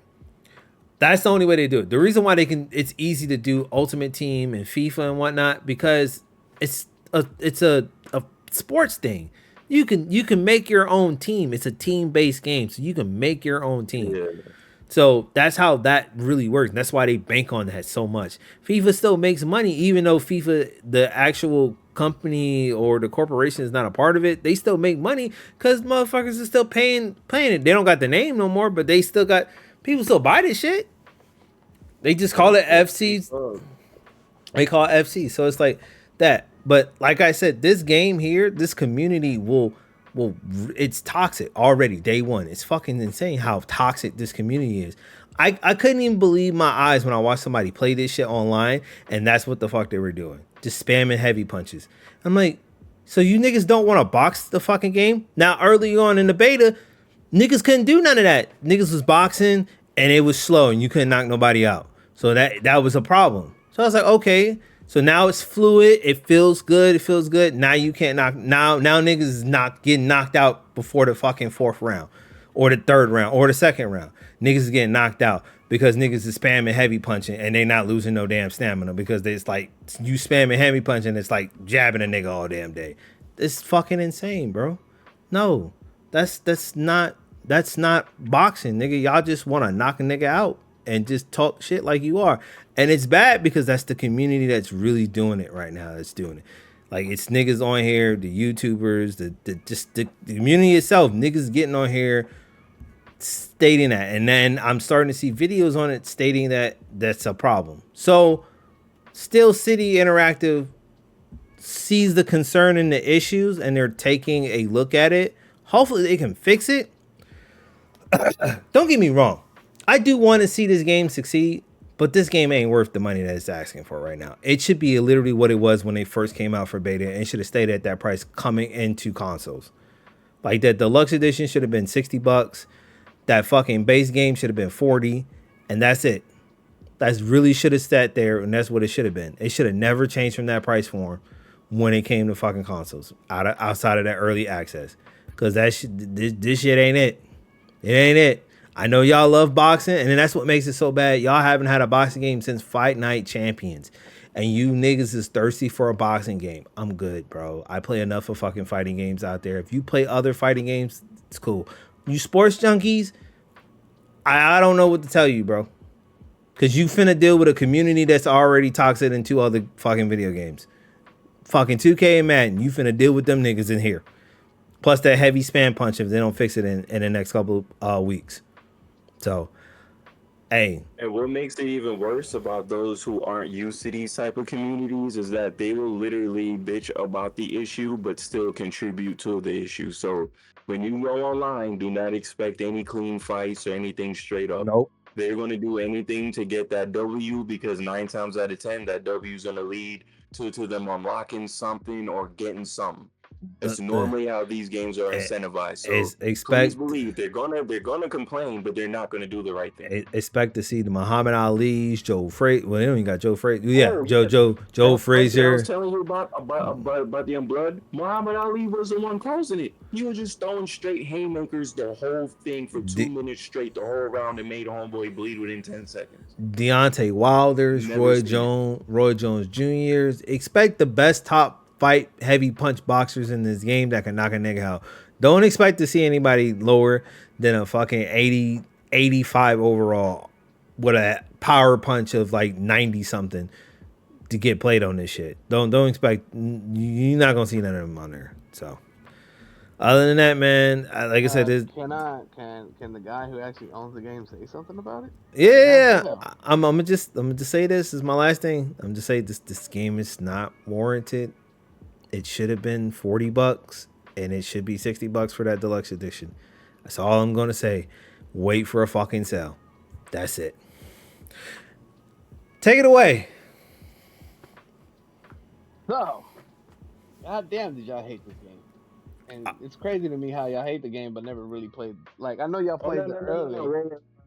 I don't hate the game. I just don't like how it's being put out with such bare And I bonesness. get that. And they I get had 2 years, so it's not even the fact of that. They didn't even try to put anything else in it, or even announce, hey, we're working on such and such. Here is the base game for those who actually pre-ordered it and got the premium. You will be receiving this whenever it releases during holiday season, etc.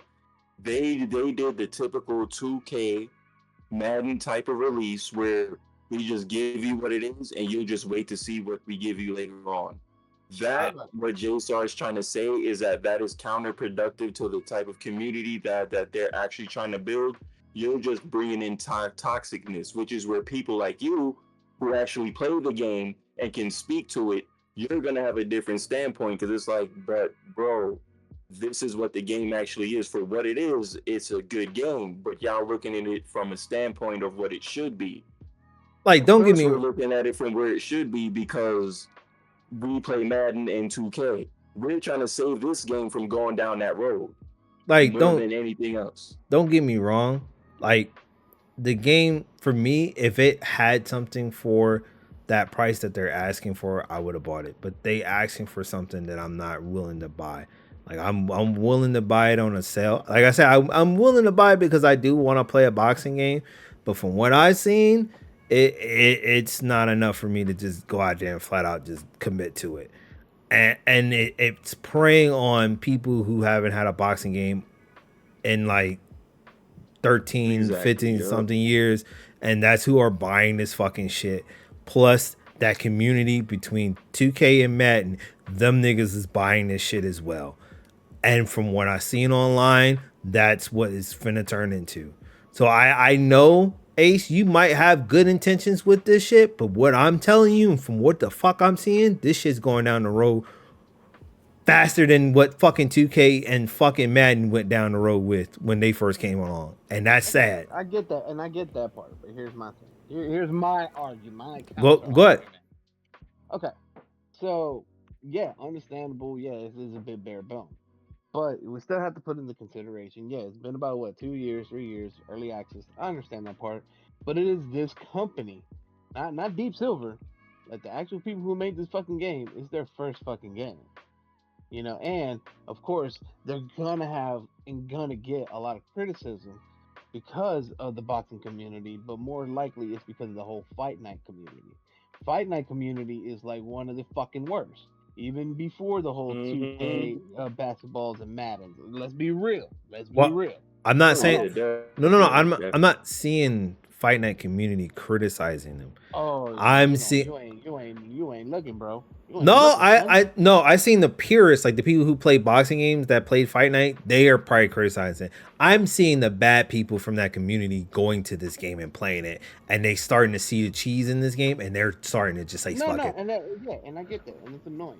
Like as me, because I played online. Luckily, I haven't ran into too many of those people, thank God. But I can still see that shit. I can still see the problem with it. I mean, yeah, most likely And I'm seeing from Discord communities to Reddit communities. I'm not gonna be surprised in the next week or so, or a couple weeks, we'll say that's gonna get fixed, and we're not gonna have that much problem like that. It's remember, it hasn't even been a full week for this game to fully come out after the whole update from the beta to the official release, But and it's been fixed on a lot of things. I'm not saying it's 100% great, you know, like yeah, like you're right. It is missing like some of the mini games, but but to contradict that, I do like some of the direction they did with the career mode, where it does give you a little bit more control, like negotiation wise, what type of coaches, what type of cutmen, what type of management. Like I like that little miniature RPG style to it. I To like me, that. I I like like it. that I too. like it. But I'm not saying like it can still be more. I'm not I'm not denying that. As one of the owner of the game, but I can't fully 100%, you know, dog shit on it. Like I oh, can't, I'm not. Go ahead. and not because of me being a boxing fan. I'm more being strategic as a gamer because like I said, it's been 13 years since we had a boxing game. We've been used to UFC. Second, it's still EA, and we know how EA fucking works. I mean, some people don't fucking trust. I still to this day don't trust EA, but I wouldn't be surprised if they will come out with another fight night. That's why I'm hoping they don't, and I'm hoping with this game it Oh, will they will. cherish. Like I'm hoping They they'll will. cherish more. I'm hoping with the DLCs, whatever they come with, instead of just fodder, like more impactful gameplay stuff to happen. Cool, but most importantly, I do see it to a point where, which I hope, one, it does become at least successful. Maybe not to the point of like, oh my god, like I'm not expecting this fucking game to win awards and shit, but just enough where it can get a sequel. And I know the sequel will have a lot more of what we're asking, but that's because one, hopefully the that company that made the game is listening to the people. Two, hopefully it'll have a little bit more budget. And three, now that they know how to make the game, now they're more experienced with it, we know that second game is going to come out great. Think about a lot of the games that we've had in our past time, right? Where the original was like, it's okay, this, and that. And then when the sequel come out, what the fuck? This is dope as fuck, blah, blah, blah, this and this. Like, I can't give you a recent one out of my head just because, well, I don't really play a lot of recent games, but a I good say example I can give you would be like, let's say, NBA Street, right? Or better yet, NFL Street versus NFL Street 2. What was better? Or same thing, Def Jam Vendetta versus Def Jam Fight for New York. I'm not gonna. What was better? I'm just They saying, like, I I mean, can the only second pick ones that. on both of those renditions were better. Right. So I that's like what I'm. both. I like I both too. I for like both Vendetta, too. But which one did you? Honestly, which one did you prefer? I mean, but I like played Street 2 on both versions, and then I played Vendetta more than Right now, anything like I else. said, I'm not saying this is the greatest comparison. I can just compare it the best way I can I with would. this, and I feel like this is how undisputed.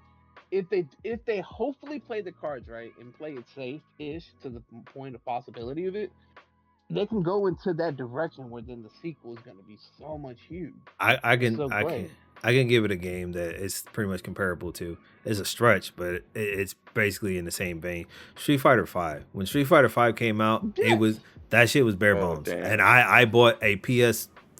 I bought a PS5, a PS4 Pro, just to play Street Fighter and a slew of other fucking games. But I bought it mainly for Street Fighter 6 because I'm a big Street Fighter fan. I mean, Street Fighter 5, and I was a big Street Fighter fan. And that game came out to be very bare bones that day. But I stuck with that fucking game, and that game was actually awesome after like a couple of updates. So that can happen. My issue is that community. no, I'm If not that, saying. Hey, you're not wrong Oh, with the that community. community's cooked. oh, But the that, thing, but dude, that's how it's always. Unfortunately, it's because not only is it a sports game, it is a boxing game. It is a sports game, and we already know with sports games, it's toxic as fuck. No that's, matter what it is. and No I, matter what it that is. is bad. No matter what it is.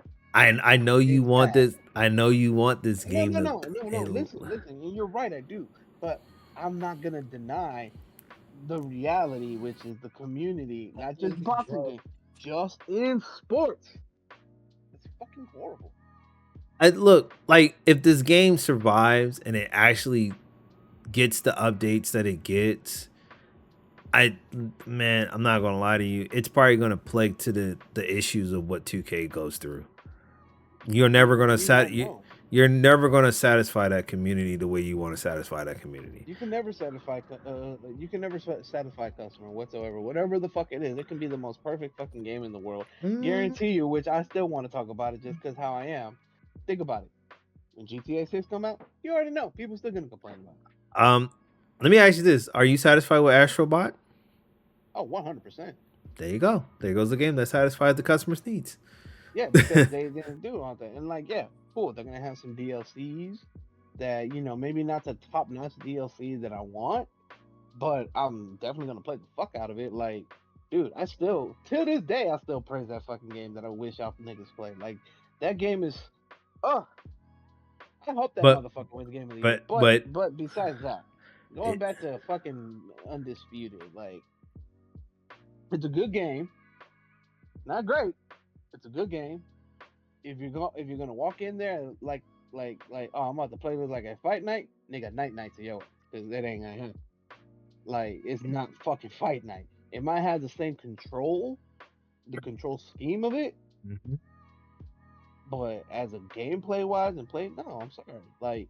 And let's take away the whole power punch, haymaker button to the side. It has to come with strategic ways on how the fuck you can box a nigga in this game. Honestly, it's not just a slug fucking fest because it's just not gonna last. I'm sorry. So it's one of those games where it's that it's one of those games where it's still early-ish on a lot of the concept it has, but they feel like they had to drop something. Plus, it's like I'm more like I'm still giving them a chance because yeah, it still leads to the well. It's been about 13, 14 years since the boxing game. But I'm like, you know what? I think they can make it. I believe they'll make it. Maybe not to the whole stardom yet, but if they can play the cards right, listen to the fans, I think they got it. Like, this game, like I said, is not bad of a game. It's definitely a big step up from the beta to the official release. Mhm. Honestly, whether you're looking at it, I'm sorry, like looking and playing is two different things. That's just my point of view. I'm pretty sure a lot of people don't look at it that way, but that's just me. But Oh yeah, for sure. It's completely different. It's not even the gameplay that's so much of the issue for me personally. It's just I'm just afraid of where this game's direction is gonna go in with the mediocre content that was released with everything. I get what you're saying. It has an RPG style to it. You like it personally. It's gonna fit in with a lot of people. Like we said, it's gonna sell a lot. It's gonna have its fan base. We just don't want it to get towards the Madden 2K realm where it becomes overly toxic because the same bugs and glitches are still happening and nothing positive was added to the game. exactly, Now That's it. exactly. That's that the Yeah, only issue. That's my personal issue with it. Because me just being a Madden head, I have seen for years they add a bunch of bullshit. They add in every single monetization option that you can think of, but they do not fix their game. That has created the most toxic community in anything else because we have no alternate option. So that we that just trying to avoid that from happening with this game. see now here's my thing. Now there's two things with this. One thing, if you're gonna give me this, why didn't you work on this while this was in early access and gave us this last year instead of giving us this 2 years ago, and then built on top Deep of what Silver is the publishing I get? company, I is get. the distributor. I get that, That but answers your like, question. no. Like, if this was in early access for 2 fucking years on PC, and you pretty much just released this to like last Friday, this past Friday, to the world, basically early access for people who bought it earlier, they get to play it on came the out A. on Tuesday. It came out on Tuesday, or excuse me, Wednesday. The official early access is Friday, basically. The official release is Friday, October Yeah, 11th. official release Friday. Yeah. Early But access is but like on but the Monday. early access was like the 8th, basically. People had it since that Monday, but my thing is though, and the people had it way before then because they've been playing it since the early access. But it's like 2 years. You had it 2 years, and I get 2 years might cultivate it to this, but what I'm saying is, and I get you're a small studio, you're not a big studio, and this is your first game. And making Un, game is hard. You can't lie. You gotta add un, that too. Making un, game is un, not easy. understanding, and then what I realized what fucking engine that they were using on, they were better off using Unreal Engine instead of Unity Engine. Because from what Unity was going through the past couple of months earlier this year, it's not a good site. So I'm pretty sure they had a lot of struggles and gripes using that engine with their fucking partners over there at Unity wanting more money out of That's people. probably why they had so many issues early on. They didn't really know what the engine was about. Yeah. Nah, it wasn't that. Unity wanted to charge more people for their fucking for using their engine. That's nasty work. That's why. So That's real nasty work. yeah, Unity wanted to charge people for using their Yeah, engine. I remember that. Yeah, Ain't so even that good of an engine for them to be doing that. so that's why I was saying, like, I'm sitting here, I'm saying, like, it might come cultivate it into the reason why it took a little bit longer for them to put this out to consoles. But if you're, I look, listen, I'm giving it a 2 year stretch. Hopefully in 2 years, this can, hopefully in 2 years, if hopefully by the like Put it out, around man. around this time next year, hopefully there's no Fight Night coming out. Because if it does, this game is dead. Steel City, pack it up. If Fight Night comes out and it's good, it looks good, it feels good, they do a beta and whatnot, niggas is eating it up. This game is done. So if that Fight Night comes out next year, they're already in development of making this fucking game. Fight Night's in development of making that game. We just got to see if it's gonna be good. If it comes out to be good, it's good. I'm giving y'all niggas 2 years, but Fight Night, depending on when Fight Night's getting announced and it's coming out, that's your timetable to get really good. Because if you can't get good before Fight Night even drops, you're done. That shit's gonna be in the dust. And only people that's really gonna sit there and play it is people who probably don't like playing Fight Night and they see the benefit of playing this more than Fight Night. Because like honestly, Fight Night is arcadish and Undisputed is slightly a little more simulated. So that's why I say To be real with you. people like yourself might stick with this game over Fight Night. The masses is going to pick Fight Night. I'm Are you just part of the masses? no, but if the masses is showing that off and if you can get something out of it, then yeah, and it's more fun. But look, I don't play these shits online. No way. I have enough other fucking fighting games that I play online that this ain't it for me. So it's just the offline ability that I wanted to see that I didn't see. Now there's good things about that offline ability that like you mentioned, like the to choose what you want and your fighters and the cut man and all that. That's great, but the mini game shit, that is a very Yeah, it's disappointing. missing. I wish they had the mini game, and you're right. I wish it did. That Like that's that's I very showed my disappointing. brother a couple of days ago because he's a big boxing dude, right? And he looked at it, and the first question he asked before he even hit the start button, so yeah, what's the mini games on? I'm like, well, sorry, there isn't no mini game. Like I guess the only mini game you could really say would be, when you get knocked down and you got to get up. And I had something to say on that one for you, but you were going so in on your hating with it that it's not that bad. It's I bad, get bro. it. It's not that bad. I'm sorry, it's not that bad. It's really not that bad. So you Like, prefer to use that over the all the other ones that we done had over the past couple of years? I mean, it has some tweaks to it, little or not addition to it, but yeah, I wasn't even too bad about it. Honestly, I was just like, all right, like it's different. I can say that it's definitely different, but it's not that hard. You don't get knocked down enough. Well, it's not my fault that I'm good, but even then, once I do get knocked down, I don't get knocked out. Different. Like I know how to get the fuck up. It's like I'm telling you, all it is a little bit more coordination, and that's it, and you're good. But I get people have difficulties to it. No, that I'm not. can no. The community doesn't. They yap, they talk shit, and then they get mad because they can't utilize that. And that's that. And I get your point, but from what I'm looking at this shit is I'm looking at it from a casual sales standpoint. If people can't get past that, if you can't yap, talk shit, and not pay attention to it, and one of because that's who buys the fucking game. To be honest with you, like Adonis said, that community in that direction where the community that who buys the game. Fight Night niggas, 2K niggas, Matt niggas, they don't understand half of the mechanics in the game. And the game caters to the niggas who don't understand the full fucking mechanics. Like literally right now in 2K is terrible at this point because they already they broke the game with this fucking shooting shit.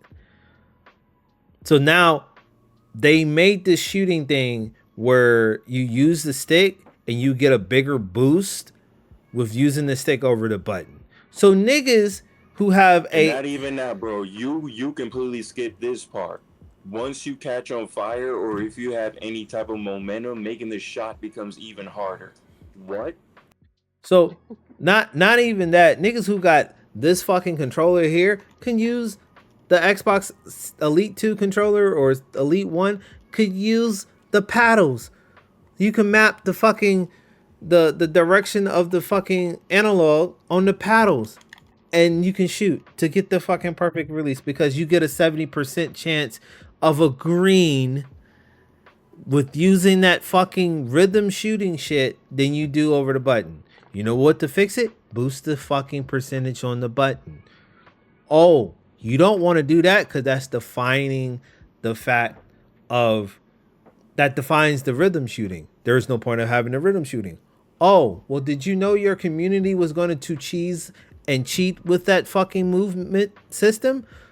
No, because you don't know your community. And this is the problem what I'm saying when it comes to this fucking game. I need them to know who the fuck their community is. And they are really getting a rude awakening of what that community is starting to look like just by it being out and like over this whole week. So I'm hoping that they know who the fuck their community is with the cheesers and the glitchers and all this shit. I hope and they know how to. There's a lot of people who used to ride for 2K no matter what, who ain't even making 2K content this year, bro. That told me everything I needed to know. And that's what I'm saying, bro. I'm saying I need the people to know about I need them to know their community. They know their community. Like, you're like, because when I'm hearing, honestly, I hear you. It just sounds like more than anything. Let's be real. It sounds like tough love to this company. Like, look, we want you to do good. We want you to succeed. We want you to do better. But understand, of being better, you have to understand the consequences of what the hell you're about to deal with, which is like you're saying, the community. Yeah, because if you fuck it up in any side of way, your shit is dead. So and this is the thing about 2K, like they fuck it up, but there's no other game that could compete with Madden. Ain't no alternative. So they can do what the fuck they want to do at this point. There's no other games out there that's going to compete with them. There's no alternative. So this is why we buy, and we're fans. This is why we buy this shit every year. I'm telling you gonna see this shit, Ace. If Fight Night, I used to be that with FIFA. I understand. With FIFA, it was the same thing. I used to buy that motherfucker every year. But there's same shit. Oh, yeah, no matter what. But there's alternatives to that. They always have alternative games. They're not good as FIFA. That's the issue. Exactly. But no, I get what you're saying. So that's why I'm hoping this alternative, aka Undisputed, I hope it succeeds. I'm saying it's actually a really good game. It's actually not that bad at all. Well, I'm not saying it's an alternative. This is actually the game. This is the only boxing game. Well, yeah, but you know what I'm saying. Because, and the only reason why I say it's the alternative, because like you said, Fight Night's already in development. We know that for a fact. So but we don't. Coming back. We don't know how long. We don't know how long, but we just know it's coming back. That we do know, right? I mean, that's the rumor around it. That's the rumor around it. But if we know how EA is. We know how EA is. EA could just shut that shit down and just be like, well, we gonna cancel it, and then this is gonna be that. That's why I say I give this game 2 years.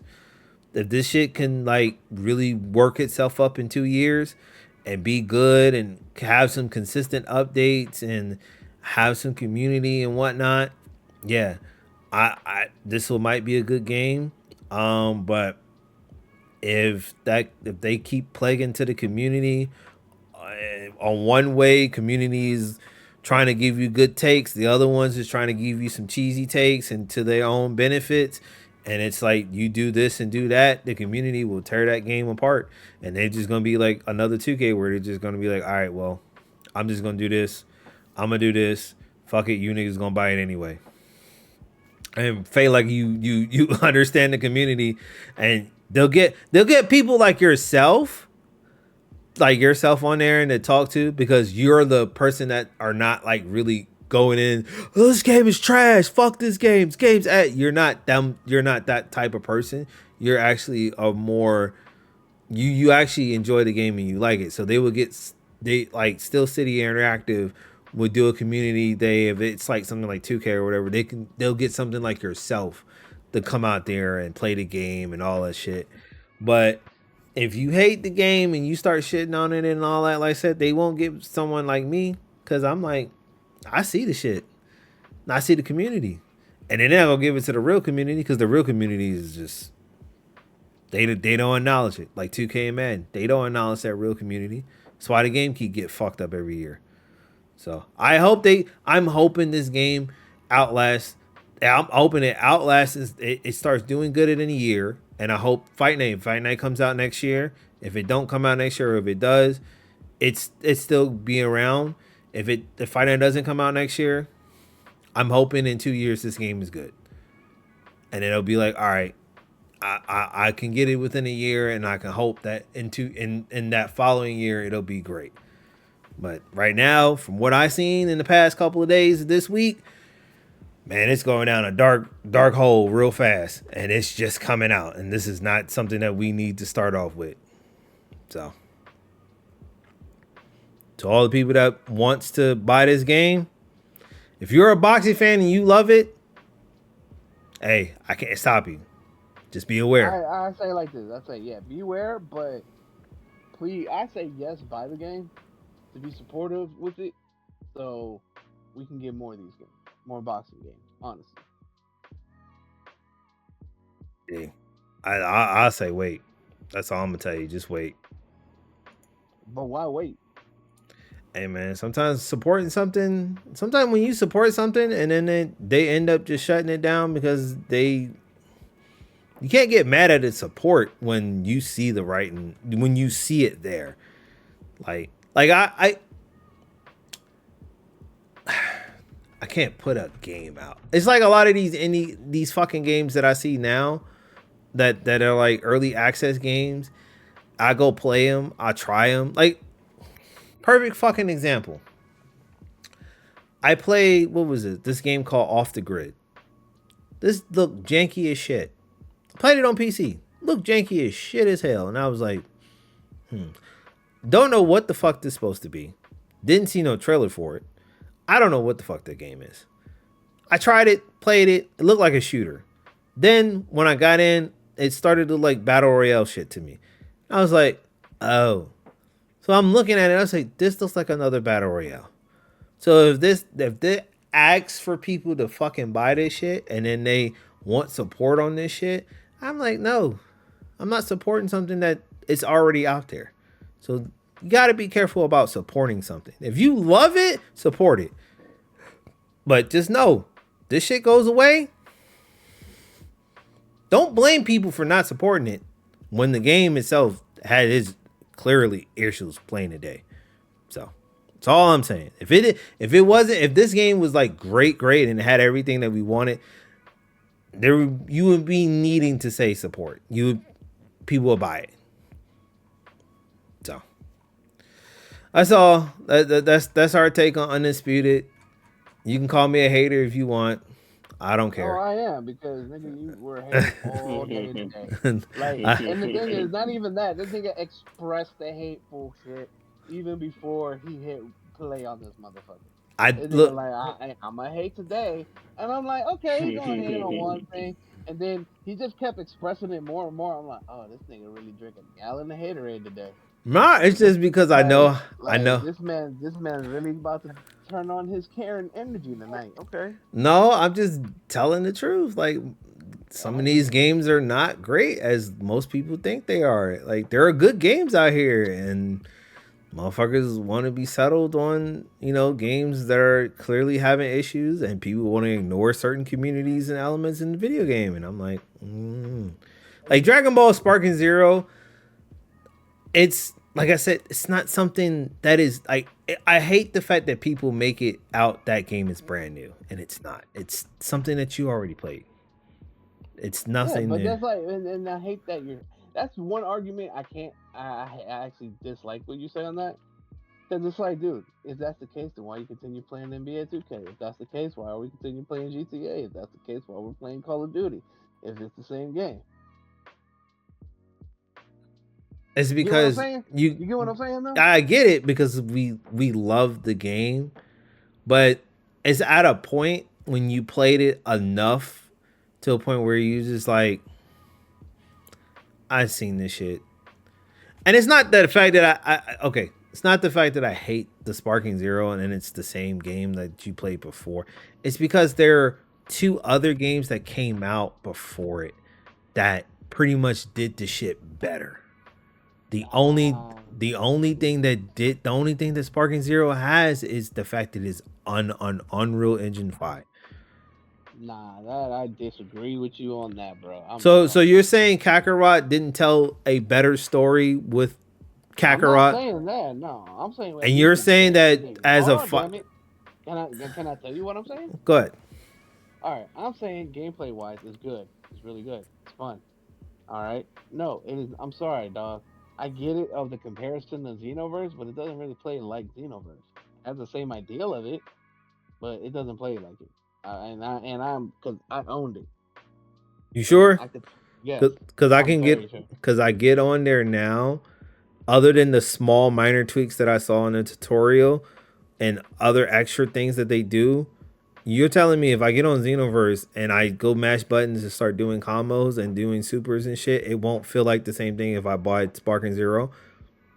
Actually, yeah. I'll be honest. Yes. Okay. I don't I believe mean, I you. could tell from your okay. Yeah, I could tell you don't believe me Cause because I don't. Cause like I seen someone do the tutorials. I know what they added in there. They added a little bit more, but if you take those few extra things away, it's Xenoverse, bro. Like I can't express that enough to you. It is Xenoverse. If you take those few little ass mechanics away, it's Xenoverse.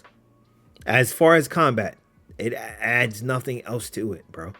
Like I can't say that. Like the story I mode, don't know. the I what feel the like Xenoverse is a lot more button mashing than Sparking Zero. no, it's in the same fucking vein, bro. They're in the same vein. You pull up a menu and all it's the same fucking vein, bro. You can't sit there and I say think that. we've all come to the conclusion that y'all are not gonna get on the same page about this game. No, we're not. I mean, you're right. We're not.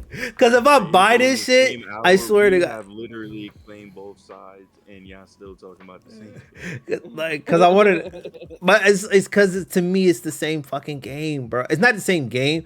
It has different things that it It has offers. their similarities, but it's a step up from Xenoverse. I get what you're saying, but That's I haven't played it like that, so I can't really even have an opinion bro. because seeing it and it are two different things. But I if I'm going off what it looks like, it just looks like a boosted up Xenoverse to me. That's about it. I'm gonna tell you And I get this, that part. I get it. and I'll tell you this: if Xenoverse 3 comes out and it plays like Sparking Zero, I'm gonna be like, And they add all the same mechanics that they added in Sparking Zero in the Look, Xenoverse. if that happens, and it comes out and it's like, okay, it was just like it, you're gonna know by all means when you ask me. So yeah, what'd you think of this, man? My response to you, shut the fuck up. It's like, bro. Like, shut up. I I get like the fanism is there, and I get it. I understand. People love Dragon Ball; they gonna love it. But I'm just putting out the awareness that this game got. It's not something that it's not something new. It's not something that you never played before. That's what I'm getting at, and I want people to understand that. Unless you never played none of those Budokai Tenkaichi games, that goes for you. But for me, it ain't nothing I ain't never played before. Simple. All they added is just the super characters and a little bit tweaks here and there into combat mechanics. That's it. But anyway, moving on. Y'all got any upcoming games before we get up out of here that y'all looking forward to play the rest of this month and next year? I mean, the rest of the month and the rest of the year. Besides COD that's dropping that I'm hoping is good. Hey, It's a Black Ops title. hold on. Nah. Hold on. I'm gonna put this in the air right now. I am done with Call of Duty. If you niggas want to run you niggas want to You've run. been saying that for every episode, bro. You know. I'm saying this. I'm saying this now. I am done with Call of Duty, my nigga. If y'all want to run Call of Duty, you can send that back signal. I'm coming. But other than that, me playing this shit by myself, it's over. I'm not touching this shit no more, bro. This shit gave me a headache over the past 2 years. I'm good. I'm just waiting for the better version of Battlefield. It seems like they're going back to the roots. So hopefully, I'm waiting for that too, bro. you know. I don't. Are we getting that this year? Or are we gonna get it next year? Oh, we're getting it next year, no doubt about it. Next year, easily. Yeah, that's where you'll see me. That I'll be playing Battlefield more and more off because I'm Call of Duty. Because not too long ago, actually, I said, "Fuck it." I tried the Call of Duty. What's it called? 2140 or 2041? You talking about Battlefield? To my Battlefield 2042? Yeah, that one. I played it, the latest one, and with their updates and all. I was having some fun in that motherfucker, honestly. Bro, I'm not gonna hold you. I was gonna re-download that shit and go back to that because this Call of Duty shit is ass, bro. The jump shot and make me want to break my monitor, bro. These niggas be fucking doing too much just to get kills, bro. I can't deal with the bunny hop, bro. It was bad enough when drop shotting came in the game. It's sliding. Now I gotta deal with niggas bunny hopping and shooting at me every 5 minutes. I'm good, bro. I'm good. I can't do it. I can't do it, bro. I literally sat here last night with my fucking face. I do want to say one thing too about another game that I am disappointed in. That I'm like, fuck. I wish I ain't spent my money on it. Test Drive Unlimited, man. Ooh. Test Drive Unlimited, bro. That shit really. That shit hurt. That shit hurt. It didn't even make me mad. I want you to just go ahead and turn in your debit card. I ain't gonna hold you. I'm not gonna lie, dog. I was so devastated on how that game came out, and time for your confiscation, bro. You bought that's right. You bought the PS5 version too, and that one was that. I'm not gonna say that's the worst version, but that was the worst version on launch day because niggas couldn't play that game at all. No, and oh my god, that's another thing for every fucking game. Stop making it all online only, please. Like, for the love of God. Yeah, that was a stupid ass decision. Like, I hate that shit. So please, game developers. Even if they're like, oh, but no, fuck those motherfuckers, bro. Y'all the niggas are making the game. So please, for the love of God, do yourself a favor and stop making games like that. Because if you want money, don't do that. If you don't want money, no, okay, do it. That shit was hilarious, bro. So I'm looking forward to Dragon Age Velgard. I try not to look at any of the story mode because I am going to be playing that. That's going to be an extensive gameplay. I'm going to be playing all the way through. Right now, I'm currently playing God of War Ragnarok on PC, so I'm trying to run through that. So, and I'm probably going to be playing this after I get off of here. So, other than that, that's it, man. We are done. Like I said, if you're excited for Undisputed and Sparking Zero, because those are the two biggest games that came out on Friday, along with Metaphor and Silent Hill 2. I heard great reviews for Silent Hill 2 and Metaphor. I'm personally not into those games, but if you are excited for those games or you are really a person of those statures that love playing those games, they are out there. They came out. Go out there and go buy it. If you are pretty much a boxing fan and you love playing boxing and whatnot, I would say buy Undisputed. If not, wait until that bitch go on sale and just keep an eye on it and see where he's gonna go. Sparking Zero, you're a fan of it, you like it, go ahead and buy it. If you know what I'm saying, if you want to keep an eye on it or watch it, or you too unsure, I'll just say wait until it goes on sale, basically. And that's all my takes on all the games that come out. That's coming out in October. Call of Duty. For some of you niggas, if you ain't got no Xbox, I don't know what to tell you.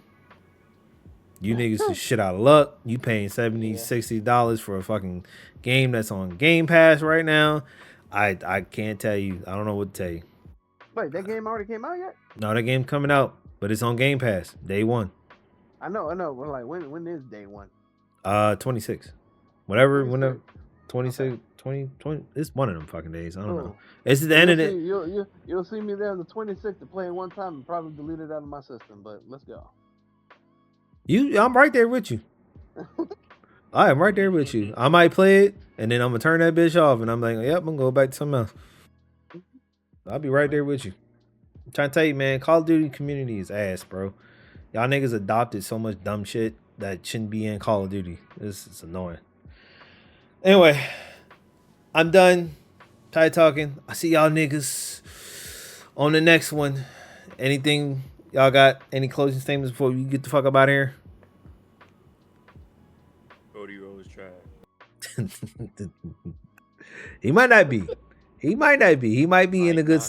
He might not be. All right. He might.